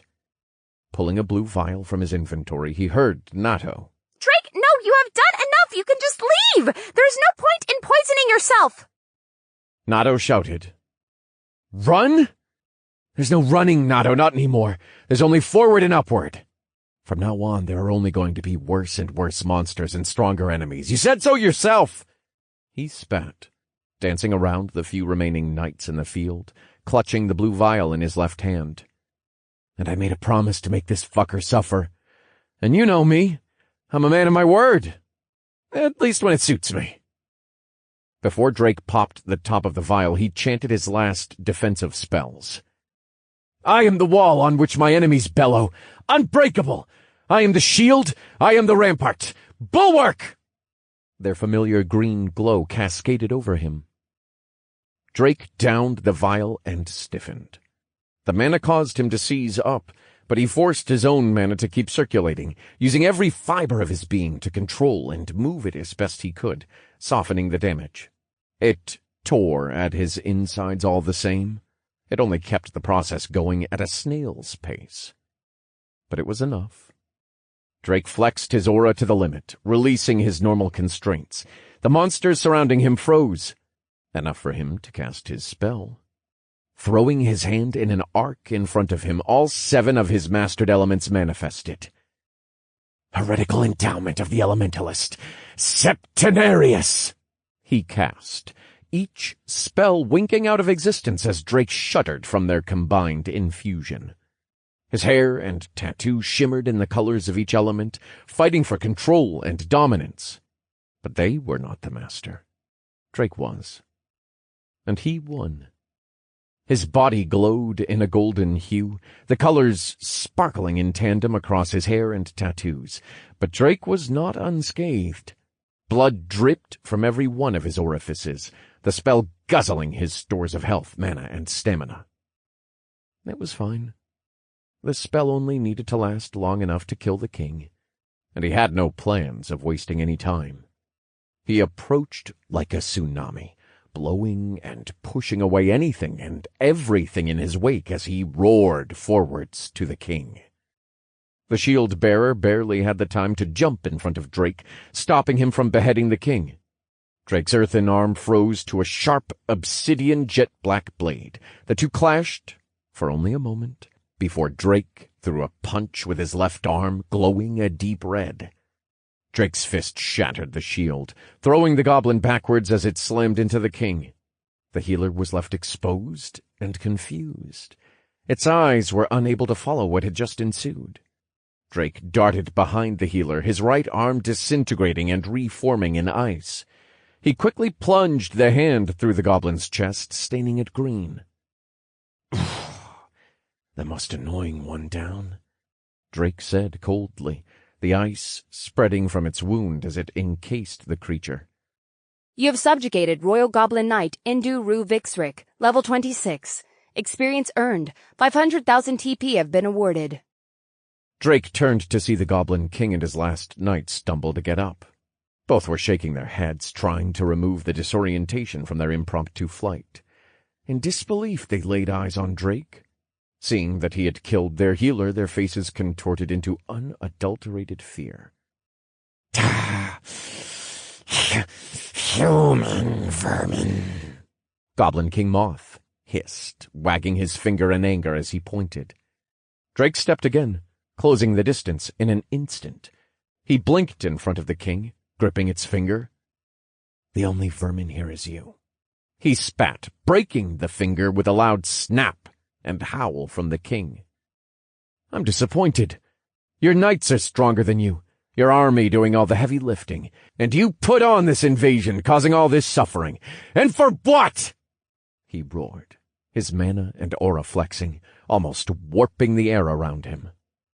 The Goblin King Moth looked defiantly at Drake. Forced by system. No choice, but is our way. Drake's face cringed at the hissing sound from the monster's mouth. He turned to look at the last knight, struggling to raise itself to the defense of its king, its bones mostly broken from Drake's earlier strike. "Yeah, well." He scoffed, his right arm melting into magma. It dripped over the knight, who began to scream in pain and anguish. "Your way sucks pretty hard, donkey dick." You have subjugated Royal Goblin Knight Ever Ru Vixric, level 26. Experience earned. 500,000 TP have been awarded. Quest complete. 5 of 5 Royal Goblin Knights. Accept rewards, yes or no. Drake swiped the notification away mentally, having other pressing matters. Over his shoulder he could hear the stomping of footsteps from the last remaining forces of the goblin army. Turning back to see the Goblin King's face, he was disgusted. The monster still had hope in its eyes, as it saw his forces rally. Drake summoned 2 large magic circles, one of carmine red and one of mint green, wind and fire. He placed both next to each other as he poured mana into them, his palms facing outwards to the incoming force. Impact. A tremendous boom cracked the ground around him. He rushed forwards, propelled by white flame and wind. Drake twisted with it, spinning and snapping in a torrential blast of fire. The goblin army was immolated. Only charred remains now stood in their place. The king's face became one of horror once more, as his last hope was wiped off the face of the tutorial. It looked up at Drake in fear. "Not human monster!" it screeched, skittering backwards on its hands and feet. Drake sighed. Blood leaked from his mouth, eyes, and ears, dripping past his mask and pooling on his chin. "Only when I need to be. And it seems to be more often than not now." Looking at the pitiful Goblin King Moth trying to scamper away as fast as he could, lit a fire in Drake's heart. He had expected more. He had expected the monster that caused all of this to be strong, to put up a fight, to not be this. He screamed at the back of the monster. Don't run! Don't run! After everything you've done! Take responsibility for thousands of your own kin dying! Of all the people you enslaved, killed, and... In Drake's head, Claire's face flashed, then Amir, then Hudson, Sherry, Jacqueline, Tom, Harley, and finally Chelsea. And worse! You fucking coward! Drake tried to roar, but coughed instead. His body was beginning to give under the stress of all his magic. But Drake refused to stop now. He grit his teeth. He rushed forwards, adamant to keep his promise. With his lunge toward the king, he reached it quickly, gripping its skull and slamming it into the ground, crushing its face. Then Drake thrust his magma arm out. It hardened to deep black earth. With 4 quick swipes of his arm, Drake removed all of the king's limbs, then used a small fire spell to cauterize them. And with that, he silently dragged the monster by his hair to their final destination. Open the gate! This one bringeth new refugees in need of thy treatment! Theodore shouted over the outpost gates. Within seconds, the gates shot open. Harley and Jacqueline rushed forwards. Harley threw her arms around Theodore, welcoming him back, but he reluctantly kept her at an arm's distance, focusing on Jacqueline. Miss Jacqueline, Miss Chelsea has suffered a severe injury. This one implores thee to aid her. He asked. Without hesitation, she rushed to her side, offering the still crying Megan a brief nod. She gave Chelsea a once-over, then got to work. Her hands began glowing with a warm white light as she chanted her spell. Theodore beckoned the rest of the group. Inside the rest of thine fare! We wouldst not wanteth to be ambushed here in the open. 'Twould make more trouble for my liege, he directed. Once Miss Chelsea hast received an ample amount of healing to keep her from the Styx's Plutonian shores. Prithee, look at Miss Julia as well, albeit inside, he added for Jacqueline. Jacqueline nodded, but kept her focus on healing. What in the bloody hell did this to her? She asked, sweat lining her brow. Theodore grimaced. 'Twas the king's guard. Both Harley and Jacqueline jerked slightly. Then does that mean that's where Shot is? Claire suddenly said, emerging from the gate. Is he still fighting them? Is he fighting the king? Theodore's face darkened. Yes, this one suspects so. Then we have to go. Even he can't fight something like that on his... She began pleading, but soon stopped as a figure appeared on the horizon, backlit by the sun. Without waiting, she ran forwards, popping a health potion into her hand. She slowed as she saw the state of Drake. In his hands was an abomination, a goblin with severed limbs and a crushed face. Drake was a bloody mess. His robes were disheveled, his pants torn, his hair caked in blood and sweat. And worse, from every opening on his body, blood slowly oozed. Drake stopped in front of her, throwing the monster at her feet, ripping away his mask with his other hand. Kill it. It's the king. The one responsible for everything that happened to you, he said weakly. Claire recoiled in disbelief for a moment, her hands shaking. Her mouth opened and shut. Drake was silent. Shot? Shot! Claire said, concerned. At his unresponsive state, her hand went to grip him, but Nato popped out from his head and stopped her. Do not touch him for now, she said calmly. He is passed out on his feet. Kill the pitiful beast, then find a healer. Her attention was fixed on Drake. His eyes glazed over. Kill the monster! Is that not what you have wished for since coming here? Revenge? Kill it and be done with it! Claire still hesitated, but deliberately took out her staff, the health potion she returned to her inventory. Pointing the staff at the monster, she chanted the only attack spell left in her toolkit. Spark! A small yellow magic circle formed at the tip of her staff. From it emerged a small ball of electricity, jolting the half-dead corpse of the king. You have subjugated the Goblin King Mothruvar, level 28. Experience earned. 2,500,000 TP have been awarded. Congratulations, you have reached Stormcaller, level 14. 24 FP have been awarded. Congratulations, you have reached Storm Color Level 15. 24 FP have been awarded. Congratulations, you have reached Storm Color Level 16. 24 FP have been awarded. You have gained the title Accomplice of the Vanquisher of Kings. You have gained the title Aid in the First of Many. Tutorial Wide Quest Update. The Goblin King Mothruvar has been slain, ending the invasion. Contributions will be calculated and rewards will be bestowed to the participants. Calculating rewards. Rewards based on contribution. Experience earned. 250,000 TP have been awarded. Distributing titles based on performance. Supporter of the Vanquisher. Survivor of Torment. Follower of the Tyrant. Calculating leaderboards. Contribution leaderboard. Rank 1. Shot. 32,741 goblins subjugated. Rank 2. Bear.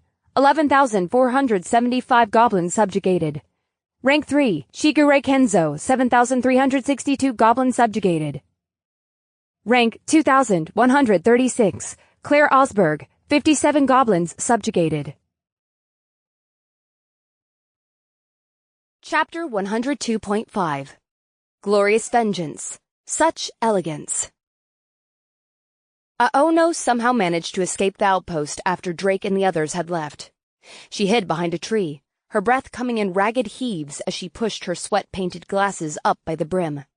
She was surrounded by monsters that could easily find and kill her, should she make one wrong move. Thankfully, the scene that was playing out was more than a good distraction. It was art. Pure euphoria choked her throat at the battle in front of her. "Elegance," she whispered, her glasses glinting in the sun as she poked her head out from the tree just a little bit more to get a better view. In one hand was a pen, in the other a faintly glowing piece of paper. She watched the scene, maniacally catching on paper the pure, unadulterated violence unfolding before her. "My sparkling knight in shining armor is killing the foul beasts left and right. The magic, the punching, the stabbing. Oh, the spell. Is this an ultimate move?" Aono squealed with fangirlish jubilation. Drake muttered his spell, his staff appearing before him as multiple spells manifested, lashing out in all directions. "Now that is magic! Yes, continue your great deeds, my knight. I shall document them passionately and precisely," she giggled, looking down at the page. On the faintly glowing paper a figure, supposedly Drake, stood. His chin was tilted upwards, lit in the color of his spells as they annihilated the throngs of monsters in his way.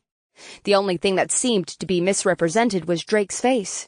It missed his iconic mask, instead replaced with a chiseled jawline and an incredibly handsome face with equally sparkling teeth. "Ah, it's perfect," she whispered. Then her head snapped as she heard the horn of more monsters.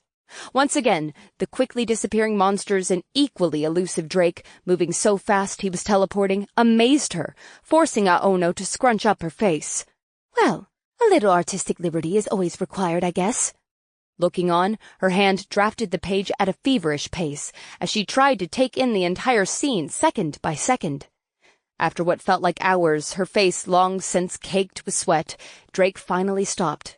Something in the air washed over the surroundings, even reaching her. A chill froze her drawing hand, stopping.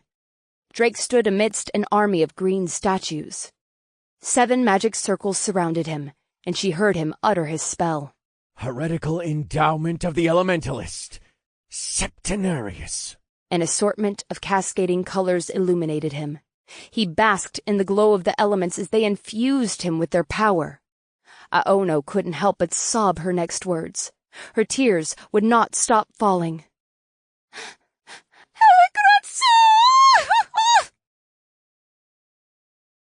End of Book 1.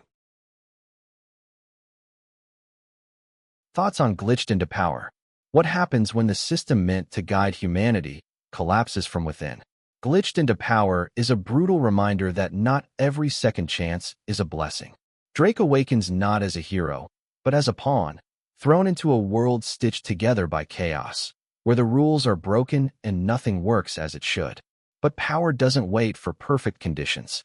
In a world filled with corrupted spells, glitched enemies, and unstable systems, Drake forges his own path. It's messy. It's ruthless. It's survival, rewritten. This is not a story of destiny. It's a story of defiance. You've been listening to Glitched into Power, only on Magecat Audiobook. Like, comment, and subscribe for more epic lit RPG adventures.